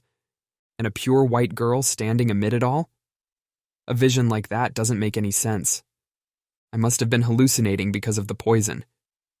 Yes, I'm sure of it. Thus, we managed to escape with our tails between our legs. Fortunately, not a single person was lost, and I recovered quickly thanks to Yana's healing. Still, I have to admit it was a disaster. I'm sorry, everyone. I knew it was most likely a trap, but I still wasn't on my guard enough. It's fine, Hyrance reassures me. They were really well prepared. We were ready for a trap, but when we showed up to talk and they immediately attacked us with poison, it was tough to react right away. But if I'd been more careful, maybe it wouldn't have happened. And on top of that, I slowed you all down afterward. I should be ashamed of myself as the hero. Oh, come on. It's our job as your friends to back you up when that happens, right? Jeskin pats me on the shoulder. But I made Hawken use up a valuable magic item, too. Those are made to be used, you know? Ain't no point dying to conserve 'em. Hawken smiles. And Yana, you had to heal me. It's the saint's job to support the hero. I simply carried out my natural role. If anything, Yana looks happy she was able to help. You really saved us, Mr. Goto. Nah, it's nothing. If anything, thank this sword, not me. Despite Mr. Goto's modesty, I don't think we would have all gotten away unscathed if it wasn't for him and his sword. Like Hawken always says, tools are part of a person's strength. Thank you too, Oral. If you hadn't fended off that boy who seemed to be one of the leaders, we might have been in serious danger. It's no biggie. Honestly, running away after was the bigger pain. It's so typical of Oral that I can't help chuckling. Yana mutters something about only because of those absurdly large bits of yours, but I'll pretend not to hear her, although it probably is hard to run with a chest like that. In an effort not to look at the area in question, I glance around at everyone's faces instead. Not a single one of them looks angry with me. If anything, that makes it worse. Why do I have to be so weak? I can't stand it. Instinctively, I clutch my scarf as tightly as I can. I really am weak, like Master said. No matter how hard I try, nothing ever seems to go right. I'm not strong enough to make it happen. I can't help but be frustrated and ashamed. Julius. Hyrance stands up and walks over to me. Then he brings his fist down on my head. You damn moron! Ow! As I flinch and look up, Hyrance stares straight into my eyes. Listen, why do you always try to do everything on your own? Why do you put all the responsibility on your own shoulders? Hyrance is right. We're your friends, aren't we? That means we're supposed to rely on one another. If one of us makes a mistake, another one of us just has to step in and help. I don't want you to save me all the time. I want us to save each other. Exactly. Do you remember the promise we made? I'm supposed to see that hopeful world of yours by your side, right, Sir Hero? By your side, not behind you. Or do you think I'm unworthy to fight beside you? I am older than you too, you know. You ought to try relying on your elders more, hey? You guys, Hyrance, Yana, Jeskan, and Hawken, they're my friends and comrades. If you can't do it on your own, we'll just have to do it together, right? Even if you're not strong enough alone, we'll be strong enough as a team. Take what just happened. You might not have stood a chance if you were alone, but we were with you. That's why we all made it back alive. You've got friends who want to fight at your side, see? So try to depend on us more. Hyrance puts a hand on my shoulder. I see. So even if I am weak, I have friends who will back me up. I'm weak. That truth hasn't changed. On my own, I can barely do anything at all. But if I'm with these trustworthy companions of mine, we can do so much more. But you'll stay by my side anyway? Of course. The four of them all respond in unison. As long as they're around, I'm sure I can accept my own weakness and keep moving forward. Now I finally understand that. Oh, that was hella sweet. Oral, come on. Read the room. Interlude. An unopposable force. Crunch. Crunch. I shouldn't be able to hear it anymore, but the wet crunching sound keeps clinging to my ears. Crunch, crunch, crunch, over and over. We blew it! I can't help yelling in frustration. Our strategy was so haphazard that we were hoping to snag an Empire leader or two, but instead we managed to land the hero, the biggest catch of all. But then we let him slip right through our fingers. If we'd succeeded, it would have been a big enough achievement to put all our trespasses behind us. Sanatoria, calm down. How am I supposed to calm down?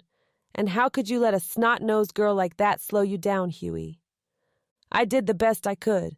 Besides, I didn't see you doing a single thing after that first surprise attack. Shouting at each other lets off some of the heat of our anger, and we both cool down a little. I'm sorry. I went too far. No, I got overly heated too. We fall silent for a moment. So what are we going to do now? We'll just have to find another way to earn some points. We've got no other choice. That's right. We're trying to curry favor and get ourselves in the Demon Lord's good graces. Huey and I are actually commanders of the Demon Army. We were born into good families and blessed with natural talents, and we put all that to work to earn our positions. It hasn't exactly been a life of luxury, since the entire demon race is going through hard times, but we were luckier than the majority and satisfied with our lot. But that all changed when the new Demon Lord appeared. She wants to start up the war against humans again, no matter what it takes. This is no joke. The demon race has already suffered so much from the incessant war that we can barely even get by as it is, you know. We don't have the resources for another conflict, and whether we win or lose, the losses will be too great. Our already bad situation is sure to get even worse. I won't claim I did it for noble reasons like the sake of our race, like Balto or Agner. I just didn't want to go to war or struggle any harder just to make ends meet. That's why Huey and I agreed to our fellow commander Nereo's plan. Little did we know that we were walking straight to our own doom. We didn't want much, only to wipe out that awful demon lord. One of the commanders, Warkus, took up the banner of revolution against the demon lord.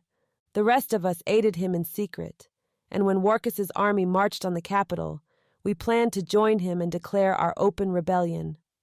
Between Warkus's revolutionary army and our own troops, we'd be able to outnumber the capital guards and defeat the demon lord. At least that was the plan. But when push came to shove, the demon lord and her army sniffed out the rebellion and crushed it before Mr. Warkus could even finish gathering soldiers for the army. And then Warkus committed suicide right before our eyes, rather than be executed. At the time, I thought I was still safe. I felt bad about Warkus, but I didn't think his death could possibly lead to my own. But immediately after it happened, Agner gave us a warning, and we realized we were in far deeper trouble than we thought. I ask only that you be aware that you have been knowingly let off the hook, that Her Majesty the Demon Lord already has a knife to all your throats. Be assured that there will be no second chances if you make any strange moves again. The Demon Lord is not so benevolent as to look after those she does not need. Agner is most likely the smartest person I know. If he said the Demon Lord knew about us, then he must be correct. That certainly put me on my toes. And yet, even then, I still didn't understand just how terrifying the Demon Lord is, until I heard that crunching sound. I'm replacing the 9th Army commander. The Demon Lord had summoned Huey, the 9th Army commander, Nereo, and me. The 9th Army currently exists only in name, with no actual troops. Its only member is the commander, so it's not much of an actual position. But the Demon Lord announced she was going to form a proper 9th Army and change the commander. Black here will be taking over the 9th. Play nice. She introduced a man I'd never seen before, clad in black armor from head to toe, a ridiculous outfit and a name to match. Obviously, it must be a fake identity. No doubt this person is a friend of the Demon Lord's, who's getting the job thanks to nepotism. But I did detect an aura of strength from the man. It made sense for him to replace Nereo, who's better suited to internal administration, and it's logical that the Demon Lord would want to have commanders she knows and trusts. I wasn't nearly as afraid as I should have been. I should have realized something was wrong when she summoned just the 3 of us. Which means we won't be needing the current 9th Army commander anymore. And that's when things went to hell. A wet, crunching sound filled the room. Nereo's head vanished from his neck. his headless body collapsed to the floor before he could even react. Blood gushed from his neck with the final pulses of his heart, staining the floor red. Crunch, crunch, crunch. With each successive crunching sound, another piece of Nerio's body disappeared. Finally, the demon lord licked her lips, and the blood seeping into the floor was gone without a trace, as if nothing had ever been there to begin with. I thought I must be dreaming. I hoped I was just dreaming, but it was reality. Now, who will I need to replace next? The demon lord looked at us with a grin. Ever since that day, the wet, crunching sound has clung to my ears. It won't go away any more than the terror that accompanies it. Where's the other squad? They haven't come back. We suspect they've been caught. How odd. We sent a separate squad to go around and position themselves to cut off the hero's escape route. If they were able to pin the hero and his party, we'd be able to catch up to them and attack from both sides. How could our other squad have been wiped out before we even reached them? Perhaps they ran into each other while the hero was on his way here. As soon as I say it, I shake my head. If the humans had encountered the other squad before they got here, surely they would have been more on their guard. Since my surprise attack succeeded, that mustn't be the case. After our fight, the hero and the other humans wouldn't have been able to fight the other squad. So by that logic, did our men run into a demon-hunting clan or something by chance and get wiped out before they ever encountered the hero? Either way, it'd be dangerous to stay here any longer. Since the humans escaped, it's entirely possible that they'll send a big army back after us. And if the other squad encountered a clan, they might attack us too. At any rate, we'd better withdraw. Let's get out of here. Are your hand and leg all right? No, not really. But I can still walk, so let's hold off on the healing until we get to a safe place. My hand got broken in our fight with the hero and his little friends, and that last spell of the hero's injured my right leg. It's not just me either. The wide-range light magic attack exploded at our soldiers' feet, causing considerable casualties. If it wasn't for that attack, we might have been able to chase them more effectively, but with so many of our soldiers unable to keep up on their wounded legs, we couldn't follow the fleeing hero for long. They got us good, all right. What should we do now? Huey's expression wavers anxiously. Let's just focus on getting away for the time being. I'm worried too, of course. We missed our big chance to take down the hero and failed to gain any merits, so now we'll have to find some other way to get into the demon lord's good graces. Since she has her eye on us, we have no choice but to obey her every command and do whatever it takes to avoid being killed.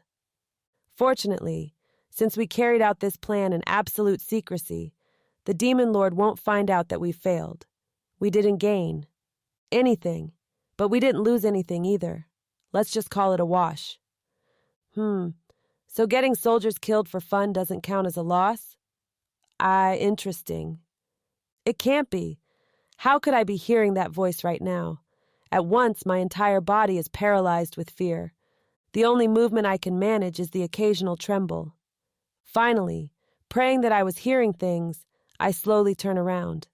If I move any faster, I'm afraid my injured leg will give out. Once I turn, I see the last person I ever want to see, especially right now. A seemingly young girl, kicking back in a luxurious chair that looks very out of place deep in the woods. Though she appears too young to even be called a woman, on the inside, she's an unknowable monster. It's the person we fear most, the demon lord. But how? What is she doing here? How did she find out? When and how did she get here? I have so many questions and no answers. All I know is that this might be the end. I heard from White that you guys were up to something interesting, so I decided to come observe, that's all. The demon lord smiles innocuously, but I can tell that her eyes aren't smiling. As soon as I heard the name White, though, I understood everything. White is a woman the demon lord brought in from somewhere, along with Black. After the demon lord put Black in charge of the 9th Army, she made White the 10th Army commander. Black brought in the soldiers of the new 9th Army, so I don't know who they are, but the new 10th Army is even more mysterious. Unlike the 9th Army, The names on the 10th Army list are people with real identities, but they all wear matching white clothes and look like completely different people from before. There are rumors they've been brainwashed or hypnotized, which would be funny if it didn't seem like a terrifyingly real possibility. And they all seem to be spies. In other words, White is the Demon Lord's eyes and ears. So the Demon Lord has been monitoring our actions through White. Our deepest apologies. While I stand there half resigned to our fate, Huey bows deeply and starts apologizing. We had the hero backed into a corner, but he got away at the last moment, and we lost valuable soldiers in the process. I am truly sorry. He earnestly acknowledges our failure, then goes even further. Great Demon Lord, Lady Sanatoria was really only helping me at my insistence. The 6th Army initiated this strategy, so I will take full responsibility. Huey looks like a child, yet here he is trying to act all cool and mature. Oh, it's fine. I'm not really mad about this or anything. As Huey tries to take the blame, fully expecting his own death, the Demon Lord laughs it off carelessly. Upon hearing this, Huey quickly raises his head. It's incredibly cold here near the Mystic Mountains, yet his face is covered in a sheen of sweat. I guess it's true that when people experience fear beyond their limits, they really do break out in a cold sweat. But I would never mock him for this, because I'm in a similar state. Sure, it's annoying that you acted on your own, but whatever little pranks you get up to don't really matter much in the long run. She's basically calling us insignificant, but instead of the humiliation I might normally feel, most of me is just relieved. I'd rather her think of us as unimportant than see us as a hindrance. I've heard that the old commander of the 9th Army, Nereo, tried to dethrone the Demon Lord in secret even after Warkus's rebel army was quashed. He got the Demon Lord's chef and an attendant on his side, and they tried to poison her. This is all hearsay, but according to the rumors, the Demon Lord calmly ate the entire poisoned plate before saying this: "Gross! Whoever made this disgusting meal is fired." The chef's head rolled the very next day, literally, along with the attendant who had conspired with them. And Nereo, who was the mastermind behind it, was executed right in front of us. I can still hear that crunching, smacking sound in my ears. My appetite has been all but non-existent ever since. The sound of my own chewing reminds me too much of that day. I don't fully understand what happened, but one thing is for certain. Nereo was erased from this world by some horrible unknown force. Since witnessing that, I now understand why Balto and Agner are so willing to obey the Demon Lord without question. Both of them are deeply concerned for the future of the demon race, so it was strange that they would obey the Demon Lord, who seems hell-bent on destroying it. But instead of realizing why, we let ourselves be fooled by the Demon Lord's youthful appearance, and we woke a sleeping dragon. Those two must have already known that it's impossible to defy the Demon Lord, although it would have been nice of them to clue in the rest of us. No, I suppose Balto did try. Every time we met, he warned me not to attempt to rebel against her. I'm the one who let that fall on deaf ears. I should have taken his warning more seriously. I know there's no point dwelling on it now, but I can't help wishing I could turn back time and do things over again. Besides, you've already been punished for going behind my back. The Demon Lord's words drag me harshly back to reality. We've already been punished? What does that mean? We're physically unharmed. Does that mean she did something else to us? Beside me, Huey turns pale. He has a younger brother. Could she have done something to our families? My imagination starts to run wild. You know those guys you were saying haven't come back? That's 'cause I wiped them out already. Though I hate to admit it, I feel a bit of relief on hearing that. I feel bad for those soldiers, but I wouldn't have put it past the Demon Lord to do something far worse. So you don't need to apologize for losing valuable men, get it? I'm the one who did it in the first place. Far from looking ashamed, the Demon Lord sticks out her tongue cutely, like a mischievous child. How can she act like that when she's just massacred her own people? Despite her cutesy actions, I can feel my blood running cold with fear of the Demon Lord. And at the same time, something seems off. Why would she wipe out that squad in the first place? It seems like an oddly indirect punishment. Yes, From a military perspective, having those troops wiped out is a significant loss. But it doesn't punish Huey or me personally in any real way.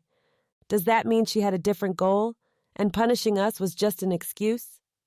Why would the Demon Lord need to destroy that squad? May I ask, why those soldiers? The soldiers in the other squad were Huey's men from the 6th Army, so I'm not surprised that he would have questions, but I'm still strangely impressed that he managed to speak up. Maybe I'm getting emotional from the relief that we won't be punished any further. Sure, it'd be a pain for me if the hero died right now, so I had to get in your way a teensy bit. Instead of growing angry as I feared, the Demon Lord answers calmly. But I can't help being frustrated by her words. What? But we set a trap to defeat the hero for you. Huey, you idiot!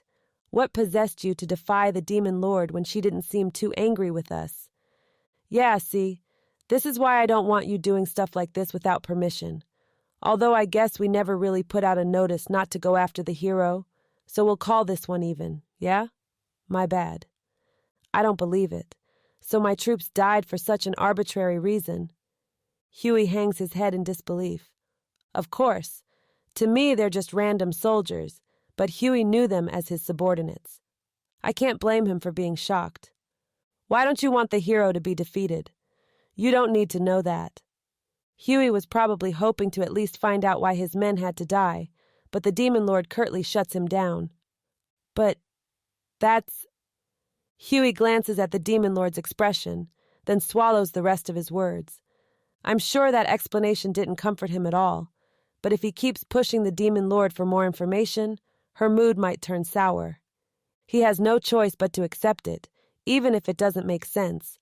I inwardly sigh with relief when Huey backs down. This might not be much comfort to you, but they were fine soldiers. Yes, thank you. I'm surprised the Demon Lord complimented the squad like that. She seems to think of us all as nothing but expendable pawns, so I definitely wasn't expecting her to comfort Huey like that. They grew up nice and strong, and their deaths will make great fertilizer for the world. Yep, some fine soldiers right there.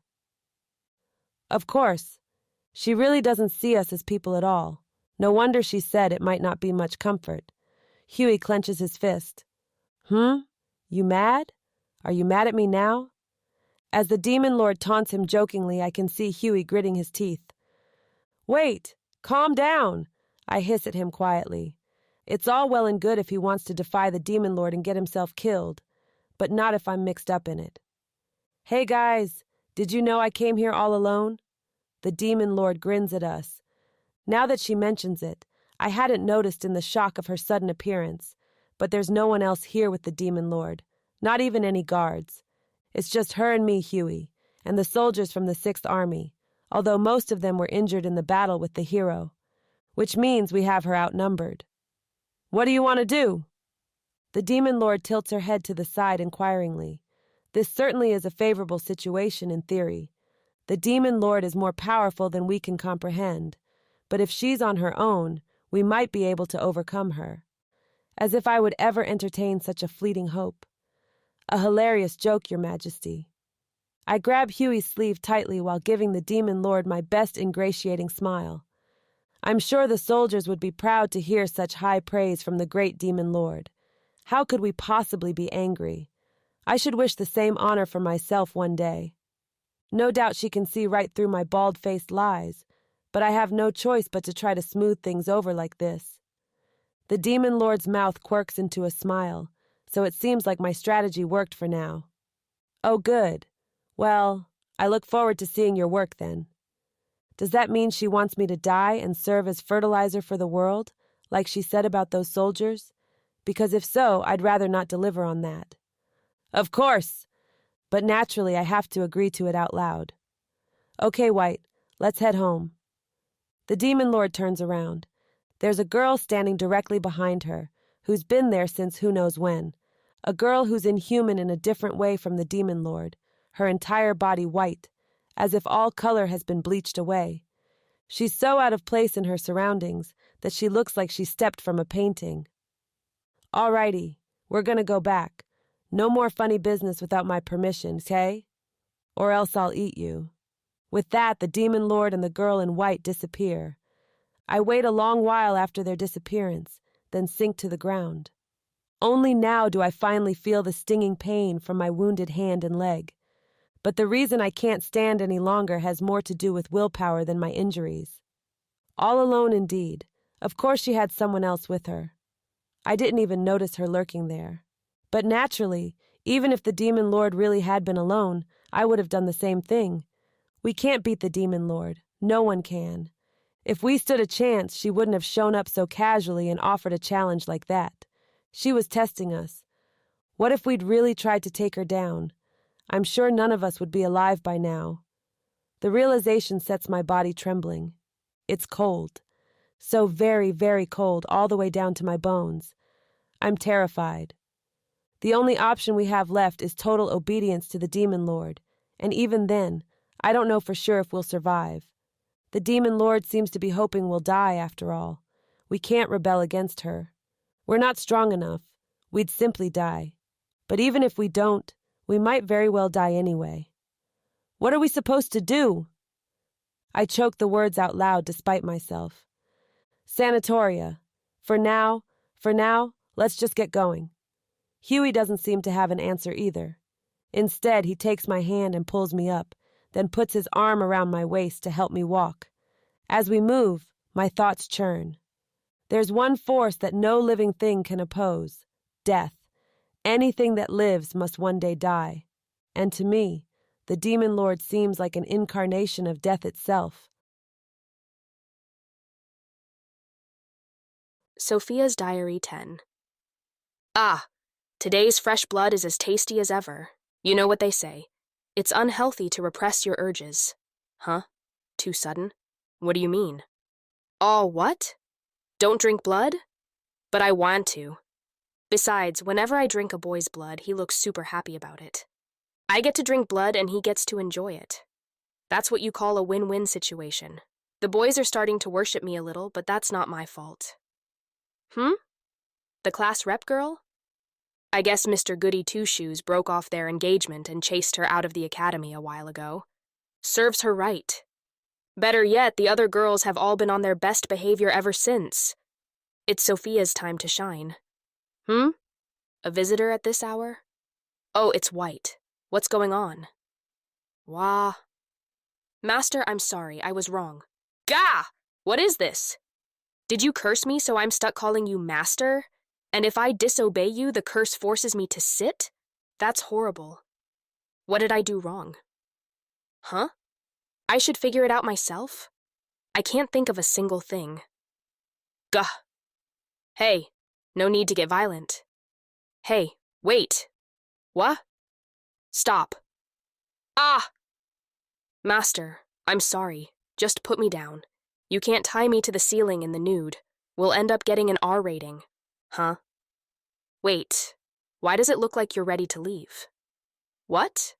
Huh? Are you going to leave me here like this? You've got to be joking, right?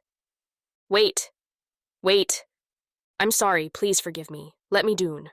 At least allow me to put on some clothes. Chapter J11. Julius, age 17. Accomplishments. Soon, the whole world learned that I'd been attacked by demons. The demon race was ending its long silence and going on the offensive. Rumors spread like wildfire, and the Empire began tightening its security at the border. I started preparing myself so I'd be ready to run into battle at a moment's notice, too. But the demons made no further movements, and time quietly went on. It's the hero. Sir Hero is here. The excitement of the adventurers who came to greet me goes to show how desperate they are. We've arrived in a wasteland near a certain village where a simple base has been built. Really, it's just a few tents with virtually no defenses, so it can hardly be called a base at all. The adventurers are using this modest outpost to fend off a monster invasion. Now we'll be able to beat that Earth Spectre. An Earth Spectre is an Earth attribute variation of the spirit race of monsters, which is said to be nearly as dangerous as dragons. The way these creatures live is very different from normal monsters. In fact, some say it's not even clear if they're living things at all. They appear out of nowhere and produce small spirits. They're underlings. Then the small spirits gradually spread throughout the area, while the parent specter stays in place and keeps spawning more. Meanwhile, the unleashed minor spirits will start to attack any living creature they encounter. This cycle continues indefinitely unless the specter is defeated. On top of that, small spirits are considered C rank as soon as they're born, a danger level at which most average adventurers would form a party to defeat an individual monster. And while even one small spirit requires that level of countermeasures, a specter can produce about 10 small spirits a day. If left alone for more than a week, that could easily be a big enough force to devour an entire town. Thus, specters have to be defeated by adventurers or soldiers as soon as they're discovered. Fortunately, since they produce so many small spirits, they're not hard to find. If anyone stumbles upon a small spirit, the parent is bound to be not too far away. And for some reason, spirit monsters only appear in areas close to civilization. If they started producing small spirits in an area far removed from any settlements, they might create a number of small spirits without being noticed, until it would be near impossible to defeat them. But that has never happened in recorded history. Instead, they announce themselves as if asking to be found. It's not known how spirit monsters are born, and they have certain features that make them seem like non-living things, such as not needing to eat or sleep. Some people even believe that they're tests from the gods, but I don't really care about the truth behind them. As long as spirits are monsters that cause harm to people, I have only one course of action. What's the Earth Spectre doing now? It would be faster to show you than to explain. Come this way. The person in charge here, a general from this nation who also participated in the anti-human trafficking force, leads me outside the tent. Over there. He points at a place so distant that it's barely a speck to the naked eye. The Earth Spectre is surrounded by countless small spirits. It looks like a strange figure made out of rocks and dirt, like something inhuman making a creepy attempt to imitate one. And it's surrounded by a swarm of small spirits, smaller than the parent but still vaguely humanoid. However, since these ones are scrabbling around on all four thin limbs like insect legs, they look like an even more disturbing imitation of humanity. At a glance, there are at least 30. There's quite a lot of them. We've been fighting to try and reduce their numbers, but we can barely keep them from increasing. The soldiers and adventurers are getting exhausted, so it might be difficult to even keep that much up before long. The general turns back toward the tent and heaves a sigh. The tents are full of injured soldiers and warriors, or others who are taking turns resting. They all look visibly drained, and even the general himself looks far more haggard than when I last saw him. The battle against the spirit will continue until the parent spirit is defeated, and it keeps producing small spirits all the while. But the spirit itself is around the same danger level as a dragon, rank S. This has to do in part with the small spirits that it continuously produces, but even on its own, the monster is not an enemy that can be taken down easily. Time is of the essence when fighting a spirit. Let's move out to defeat it right away. There are adventurers and soldiers fighting the small spirits even now, but no matter how many they defeat, the parent spirit will keep making more unless it's defeated itself. The general and his forces are getting more and more exhausted, but the enemy can keep producing small spirits indefinitely. But you've just arrived, Sir Hero. Are you not tired? He suggests that we should rest first, since we arrived so late at night, but I shake my head. I'm sure you and the other people here are far more exhausted than I am from fighting for so long. It wouldn't be right for us to rest while you continue to battle. Right, everyone? I turn to the rest of my group. Fine by me. Of course. Hyrance and Yana respond at once, and Jeskan and Hawken nod mutely in agreement. All right, then let's go. Everyone else nods firmly. General, please gather anyone who can still fight. We'll charge in with everything we can muster. Understood. The fire returns to the haggard general's eyes. I watch as he rushes over to the tents. Then I head out toward the Earth Spectre with my friends, helping others who are fighting small spirits along the way. Sir Hero? It's the hero. Hooray! Hooray! Now we can win for sure. The people who were fighting the small spirits fall in step behind us.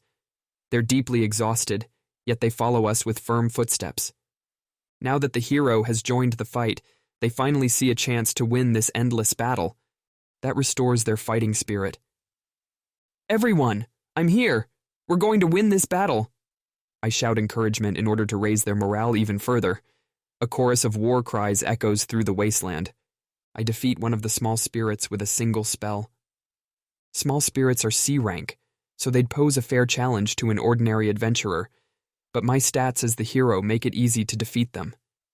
And as I defeat more spirits along the way, the soldiers and adventurers who were busy fighting them all join us. By now we've almost reached the Earth Spectre. It seemed normal from the camp, but now that we've gotten close, I can see that it's easily 3 times the size of a human. And there's a ring of small spirits protecting it. We'll deal with the Earth Spectre. The rest of you draw off the small spirits around it, but don't take on more than you can handle. I start weaving a spell as I call out orders. Of all the monsters I've fought, the Earth Spectre is second in danger, ranking only to the likes of the Phoenix and the Nightmare of the Labyrinth. I can't hold back. Here we go. My wide-range light spell crashes into the Earth Spectre and its surroundings. I was hoping this might wipe out a bunch of the small spirits in the process, but no such luck. The Earth Spectre countered my spell with Earth Magic. It constructed the spell so quickly. Ever since I embarrassed myself by walking into the demon's trap, I've been training whenever I have any time to spare. I still can't compete with Master, of course, but my magic has gotten considerably stronger. Yet the Earth Spectre was able to counter my spell in an instant. One thing is for sure, this is going to be a tough fight. The small spirits scatter toward us. Counterattack! As I call out to them, light envelops all our allies. Yana has cast support magic on them to temporarily raise their stats. Hyrance moves in front with his shield at the ready and blocks the first of the small spirits. Rah! The spirit slams into his shield, but he pushes it back. Other small spirits make their way around Hyrance's shield, but Jeskin and I cut them in 2. At the same time, battles with the small spirits are breaking out all over the place. Keep pushing forward. Right. Jeskin and I press onward toward the Earth Spectre, defeating small spirits as we go. The Earth Spectre smashes a hand into the ground and grabs the giant boulder that emerges. Look out! Just as Jeskin shouts, the Earth Spectre flings the boulder toward us. It's huge enough to flatten our bodies easily. I launch a holy light sphere at the giant boulder. The balls of rock and light crash into each other and explode. Hyrance uses his shield to fend off the small rock fragments that fly toward us. We keep moving forward, closing the distance between us and the Earth Spectre. The Earth Spectre seems to realize that it can't defeat us with boulders and smashes both its hands into the ground, shaking the entire area. For a spirit that manipulates Earth, causing a local earthquake is no challenge at all. Some of the soldiers and adventurers tumble over or fall to one knee. While my companions and I don't lose our balance, we do stop moving. Then the Earth Spectre's arm swings toward us from the side. Hyrance! Gah! Hyrance, who was spearheading the group, gets sent flying, along with his shield. Bastard! Jeskin takes this opportunity to get up close to the creature's legs and swing his axe at its shin. Eh? But his axe makes only a shallow cut before it stops. This thing is tough. Huh? The Earth Spectre deals a sharp kick to Jeskin, sending him flying just like Hyrance. Then I bring my sword down toward the monster's head. While the Earth Spectre was focused on Hyrance and Jeskin, I used dimensional maneuvering to get above it and prepare one big strike. But the Earth Spectre raises its hand to protect its head from my sword. See if I care. Ah! My sword fills with the power of holy light. Then it slices the Earth Spectre's arm right off and plunges into its head. The Earth Spectre topples backward, hitting the ground with an enormous rumble. But that wasn't enough. The Earth Spectre is still alive. I have to finish it off while it's still down. As I career toward the ground, I take my sword in my other hand, pointing it down toward the creature for the finishing blow. The Earth Spectre swings its remaining arm toward me. Julius! Hyrance's shield and Jeskin's axe block the arm together. They both threw their weapons simultaneously to try to stop its attack. However, oof! The Earth Spectre's arm doesn't stop, and it smacks me down hard. I hit the ground once, then bounce back upward. As that happens, I activate dimensional maneuvering and manage to land on my feet. Irk. As I cough violently, the taste of blood fills my mouth. I should have known it wouldn't be that easy. The Earth Spectre uses its intact arm to right itself.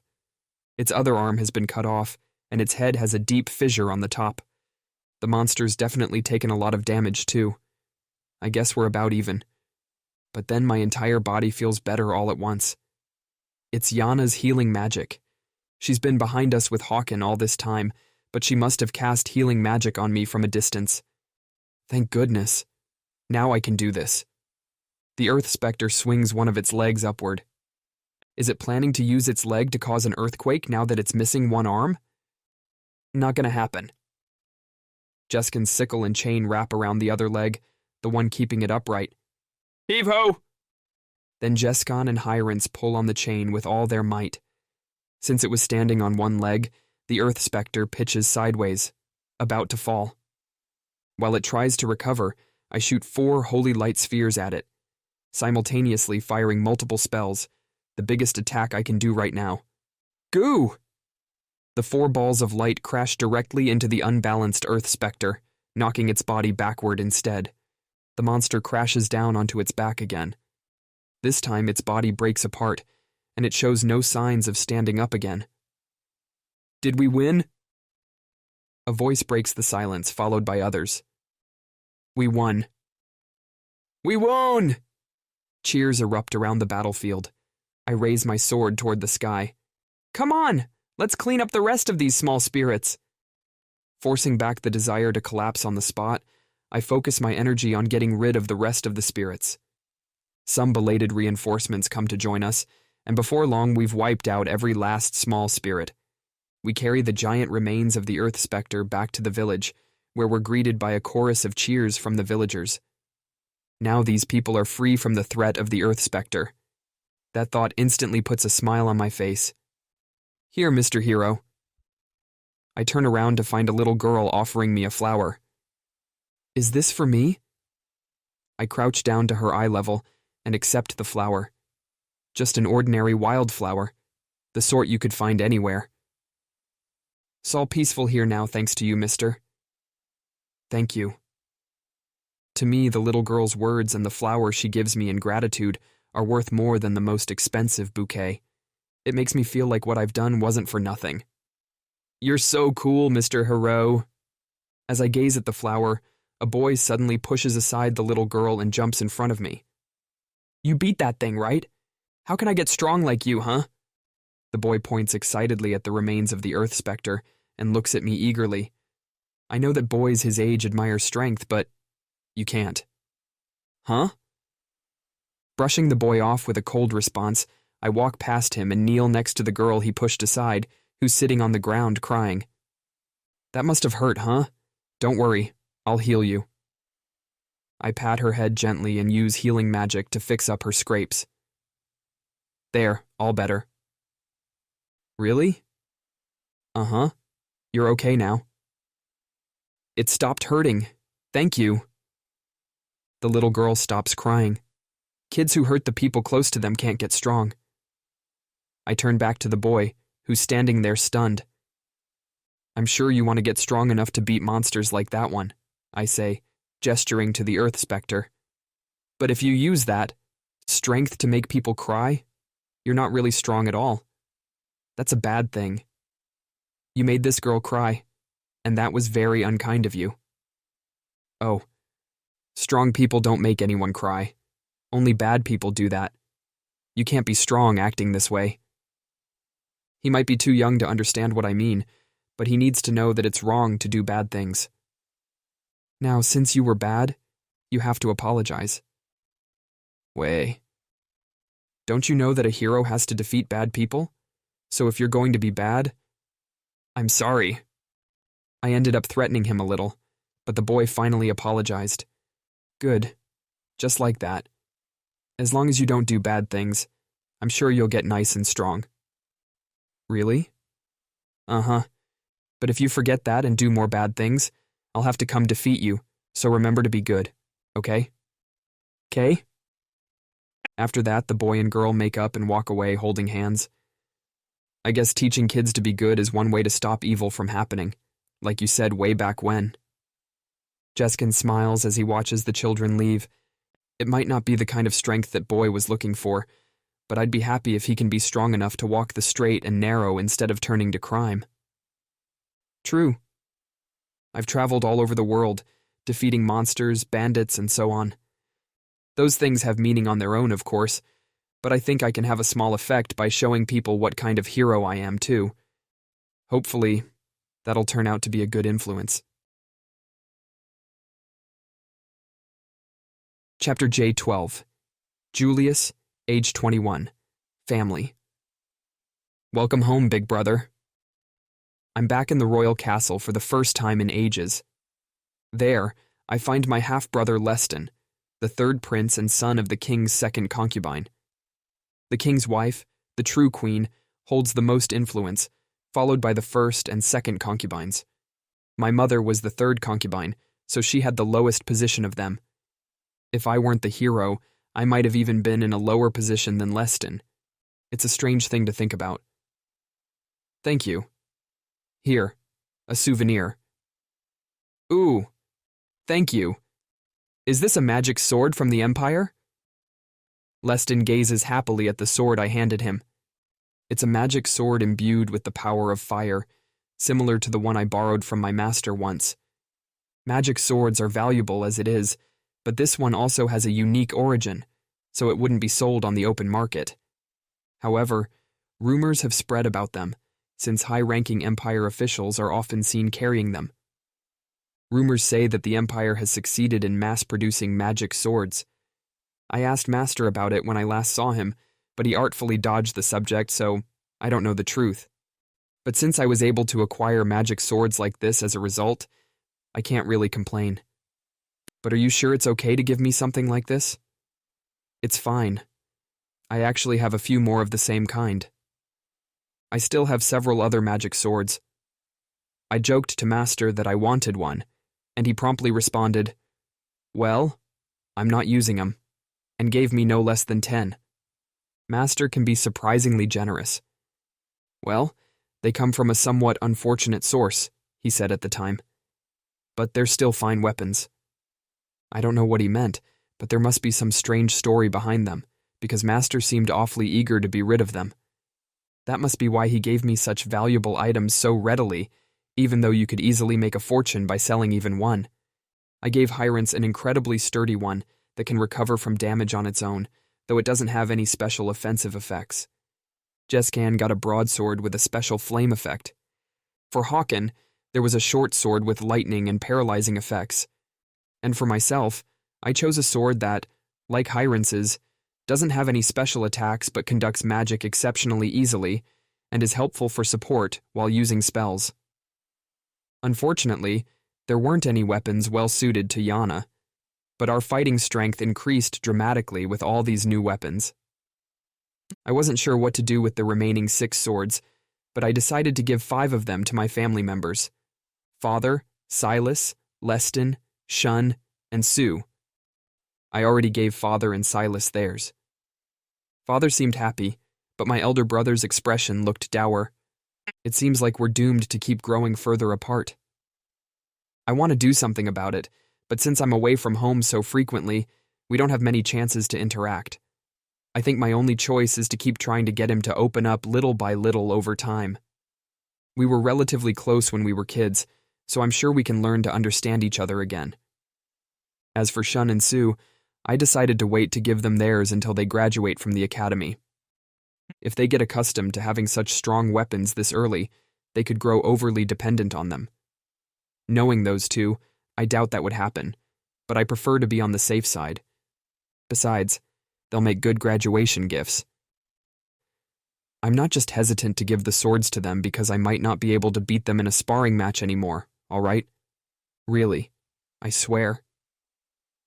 Come to think of it, Mr. Potamus mentioned something about holy swords, not magic swords.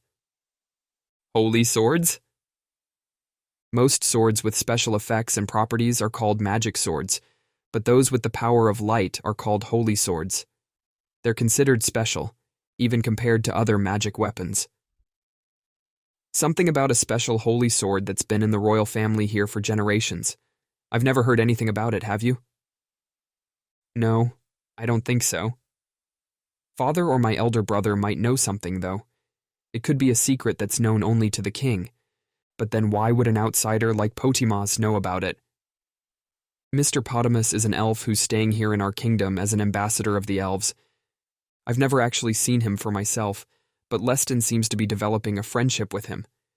Mr. Potamus's daughter goes to the same academy as Shun and Sue, and I'm told they're good friends. The elves are a race that extols world peace and often devotes themselves to charitable causes. For some reason, though, they don't work with the Church of the Word of God, and since I technically am part of the Church, I never really interact with them. Although, since their goals seem to align with mine, I'd like to get to know them if I can. Leston has apparently been investing in and even directly helping the elves with their activities. Where did Mr. Potamus hear about that? Who knows? Elves live a really long time, though, so maybe it's just an old legend. It could be that our ancestors used to pass down a holy sword long ago, but it's since been lost, or something like that. Or he might have believed a false rumor. People often make up stories about the royal family, frequently suggesting that they have a vast hidden treasury, or something of the like. Most of those rumors are fake, so it could be that Mr. Potamus heard some such misinformation. Although it was really specific, so I'm not quite sure. Oh? How so?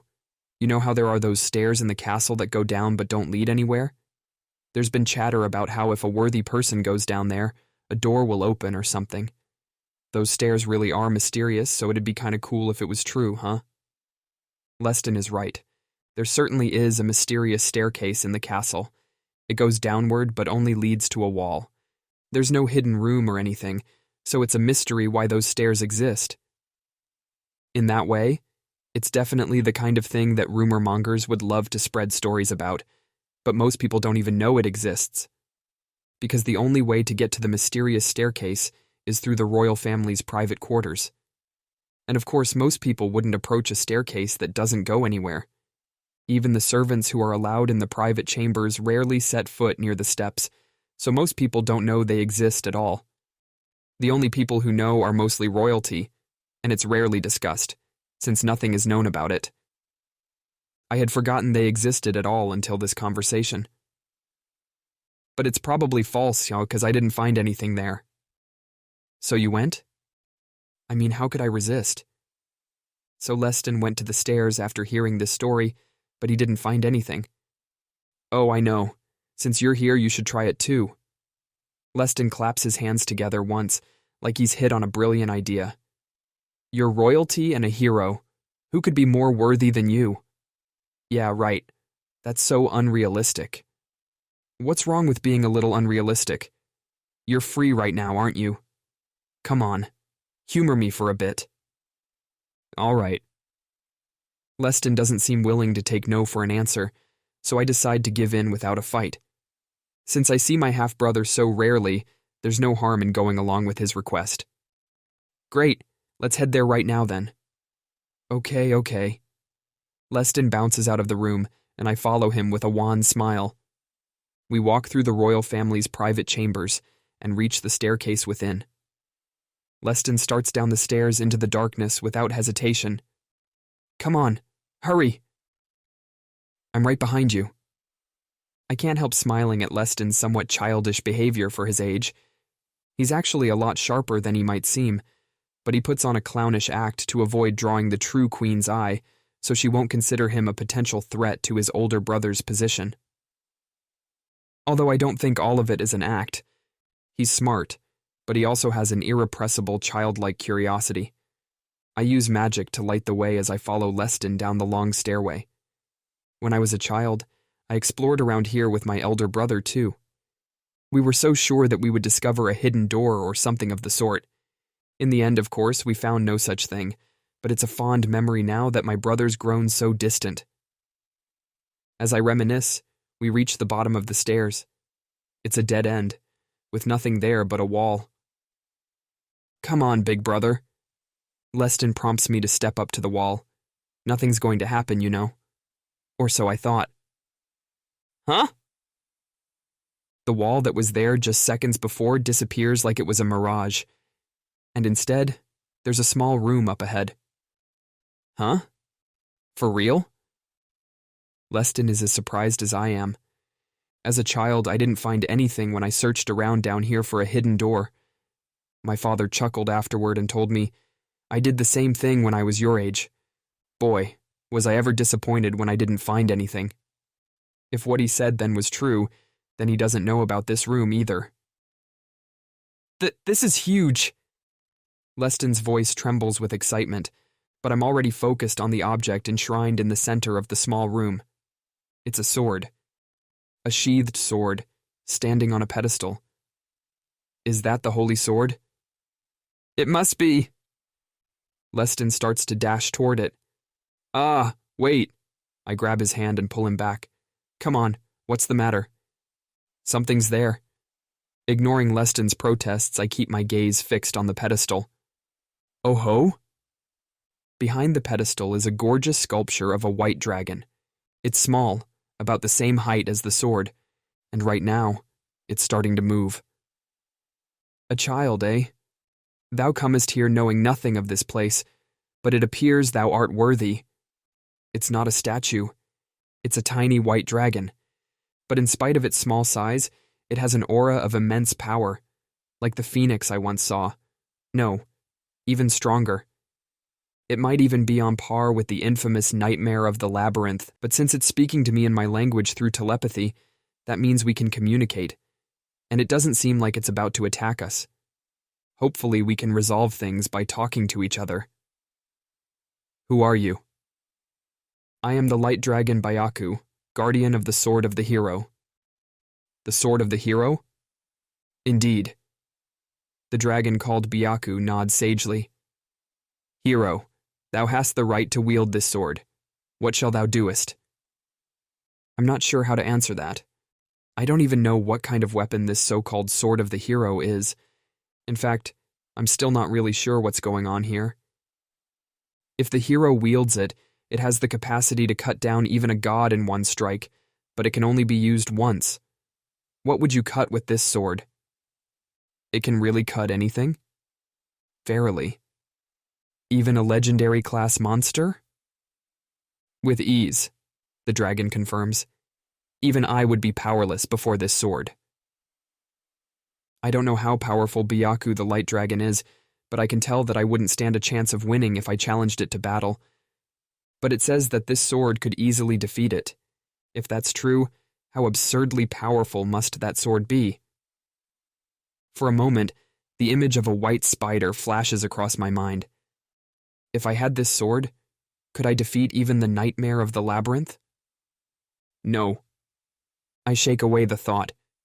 The nightmare of the labyrinth hasn't appeared since that day, so there's no point thinking about it now. I can't bring the victims of the nightmare back to life. What would you cut? Or whom? Nothing. And no one. I know my answer. I won't use this sword to cut anyone or anything. This sword can only be used once, right? Indeed. Then I won't rely on it for anything. Oh ho? The light dragon Byaku looks at me with great interest. There is little peace to be gained by cutting down one thing or one person, and I don't think it would be worth the cost. For instance, what if I used it to cut down an evil king? With the tyrant overthrown, perhaps the nation would know peace. But not for long. All manner of other trials would await that nation afterward. They would need a new leader, or leaders, to take over the government. They would need retainers to support these leaders. And they would need citizens to support the government. Even if the king was cut down, True peace could be obtained only through the hard work of the people left alive. And even then, given enough time, a similar king might appear. But this time, there would be no sword. So what would be the point? There's no point unless I accomplish things with my own hands and continue to uphold those accomplishments. Even if wielding this sword might save your life one day? I won't deny that. I can't help wondering what would have happened if I'd had this sword when I encountered the nightmare of the labyrinth. But I still don't think that all the unhappiness in this world can be solved with a single wave of some magic sword. I am weak, I know. I'm painfully aware of that fact. But I have friends who support me, so I can keep fighting, even if I am weak. There have been many times when I wished I was stronger. But true strength doesn't come from depending on a weapon that can only be used once. I put a hand on my scarf. I think what I really need is the strength to keep on fighting. There is so much injustice in the world. But I want to be strong enough to keep on fighting and chasing my ideals, no matter what. So I don't need this destructive power. I see. How admirable. Suddenly, Byaku emits a flash of light. I close my eyes automatically, and when I open them again, the light dragon is nowhere to be found. Where did you go? I am right here. I look toward the source of the telepathy, but nothing is there. Nothing except the sword on the pedestal. I've merged with the sword. Take it with you. What? Weren't you listening to me? I'm pretty sure I just said I don't need it. I was indeed. That is why you must take it. You are the one who most deserves this sword. Oh dear. I shall seal the power of the sword and enter a deep slumber. If you should ever need my power and the power of the sword, simply call upon me. Does that mean I have to take the sword with me now? I guess I don't have a choice, since I'm a little scared of refusing. A man such as you might even be able to save a god instead. With that, the telepathic connection abruptly cuts off. I hesitate for a moment, but end up taking the sword with me. It doesn't look like it has the unspeakable power Byaku described, though perhaps that's just because it's sealed. Whoa, that was amazing, big brother. Leston, who watched these events unfold in silence, suddenly crows triumphantly. Leston, you mustn't tell anyone else about this. I hate to detract from his excitement, but this is very serious, so I have to sternly warn him. A holy sword that has the single-use power to defeat even a legendary class monster? If people knew I had such a thing, it would cause an unnecessary uproar. All right, I swear on the gods that I won't tell a soul. Leston grows serious, apparently realizing the same thing, and solemnly agrees. Okay, let's go back, shall we? We leave the room and head back up the stairs. As soon as we exit, the area where the sword was kept turns back into an ordinary wall. The next day, that same sword is hanging at my waist. The light dragon Byaku hasn't tried to communicate with me via telepathy again. I haven't even sensed its presence, to the point where I wonder if it really merged into the sword at all. And the sword itself seems like an ordinary sword, without a hint of special powers. But the fear that I might accidentally unleash its real power somehow prevents me from wielding it, so I still plan to use my regular magic sword. That means I'm carrying 2 swords at all times, but I don't think I have much of a choice. You gonna learn 2-sword style or what? Hyrance greets me as we meet up in the castle. It's just a spare. I thought I should start carrying one like Jeskin. Oh, gotcha. Hyrance accepts my excuse, since Jeskin really does carry around multiple weapons all the time. We're going to the academy today, right? Yeah. The demons have finally started to make unusual movements, so the plan is to head to the Empire. I don't know when I'll be able to come back. In the worst-case scenario, if the war with the demons starts, I might not even make it back at all. So I want to spend time with my family before I go. My exchange with Leston yesterday was part of that plan. Today, I'm going to the academy to meet up with Shun and Sue. As Hyrance and I walk through the castle, a man approaches us. He has pointed ears, an elf. There's only one elf in this kingdom who can enter the castle. This must be Mr. Potamus, the one who's been spending time with Leston. Mr. Potamus stops in front of us and looks at me appraisingly. His gaze pauses on the holy sword at my waist, then shifts to Hyrance next to me. Well, no matter. Without any further comment, he passes by us and keeps walking. What's up with the attitude? Hyrance grumbles, watching him go. Considering that I'm a member of the royal family, he certainly didn't show proper manners. But I'm hardly one to talk in that department, because I was glaring at him the whole time. I'm not exactly sure why I took that attitude toward him myself.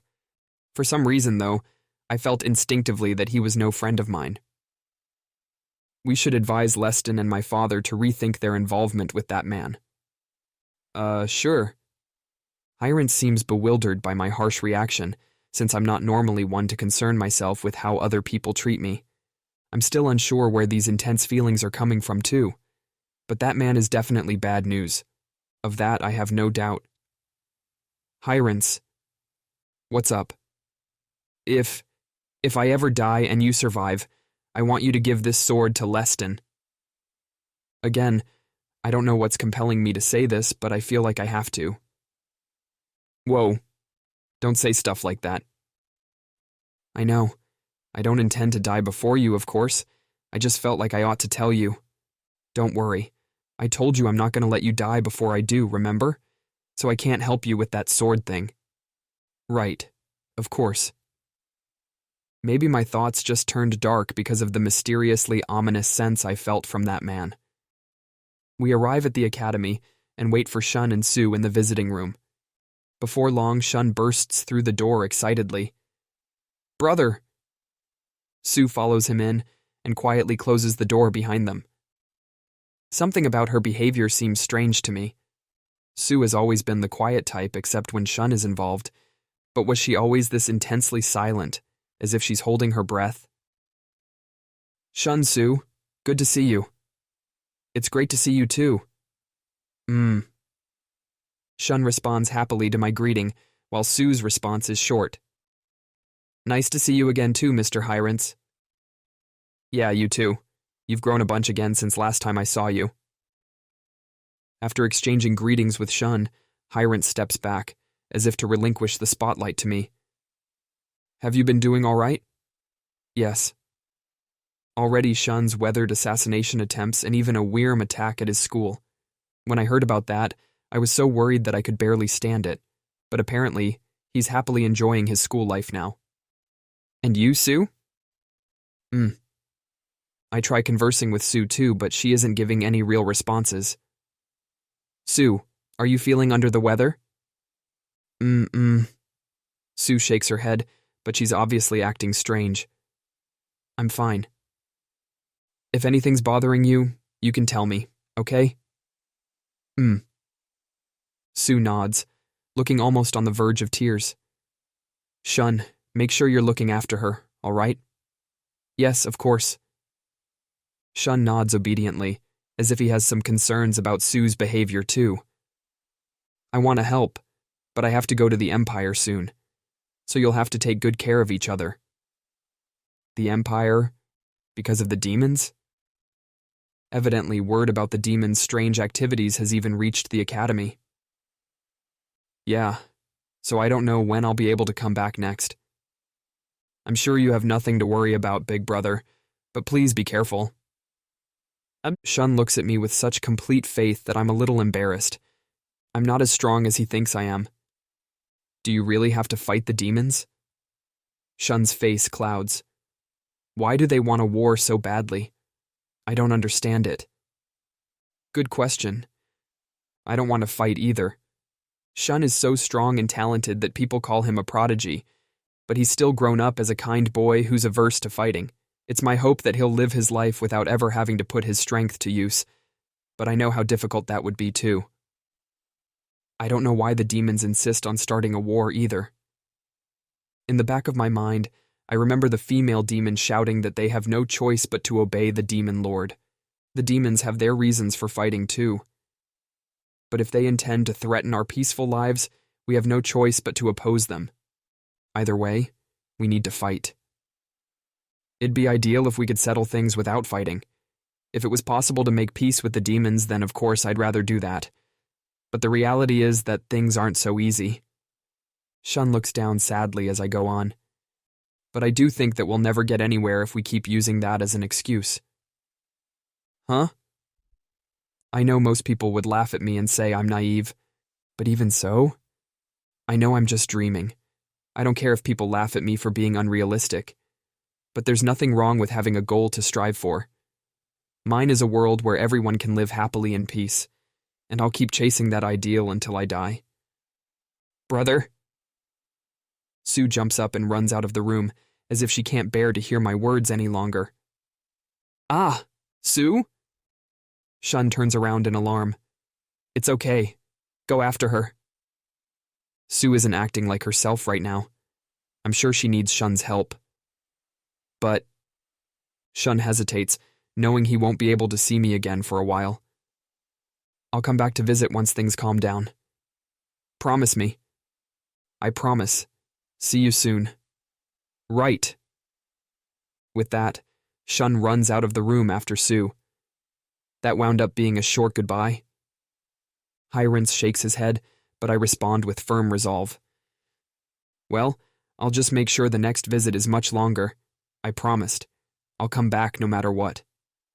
Yeah, you're right, of course. Let's all come back together. I leave the academy with renewed determination. Kingdom Calendar, 856, Julius, age 22. Outbreak of the Great Human Demon War. Year 834.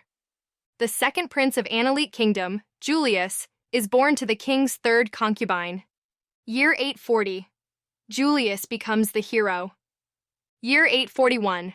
The fourth prince of Analete Kingdom, Schlain, is born to the king's third concubine.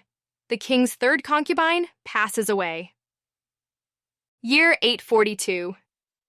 Julius encounters the nightmare of the labyrinth during the tragedy of Zatona. Julius takes part in the defense of Karen County against the white spider swarm. Julius becomes Ronan's apprentice. Year 843. Julius sustains near-fatal wounds during Ronan's training. Year 844. Yana is tentatively appointed saint. Year 845. The anti-human trafficking force is formed by the Word of God Church. Yana officially becomes the saint. Hyrens becomes Julius's attendant. Year 846. The force begins its activities. Jescan and Hawken join the force. Year 847. Schlain and Ceresia undergo the appraisal ceremony. Tiva perishes. The force is disbanded. Year 848. Julius, Hyrens, Yana, Jescan, and Hawken defeat monsters and criminals in various lands. Year 849. Julius attends the migration of the Phoenix. Year 850. Julius is caught in a demon trap and attacked but manages to escape. Year 851. Julius defeats the Earth Spectre. Julius defeats one nightmare's vestige in the Great Elro Labyrinth. Year 852. Julius defeats a greater fire worm. Year 853. Julius resolves an excessive monster outbreak in Oigi Dungeon. Year 854. Julius wipes out a swarm of mutated Podaloa, infesting the western Great Kakura Forest. Year 855. Julius acquires the Sword of the Hero in a hidden room in Analete Castle. Year 856. The Great Human Demon War begins. Hey guys, thanks for listening. I hope you enjoyed this audiobook. I'd really appreciate it if you could like, comment, and subscribe. And of course, if you can support the project on patreon.com/Gradient Audiobooks, that would also be amazing. Thank you again for enjoying, and check the description for links. With your support, we can finish the series.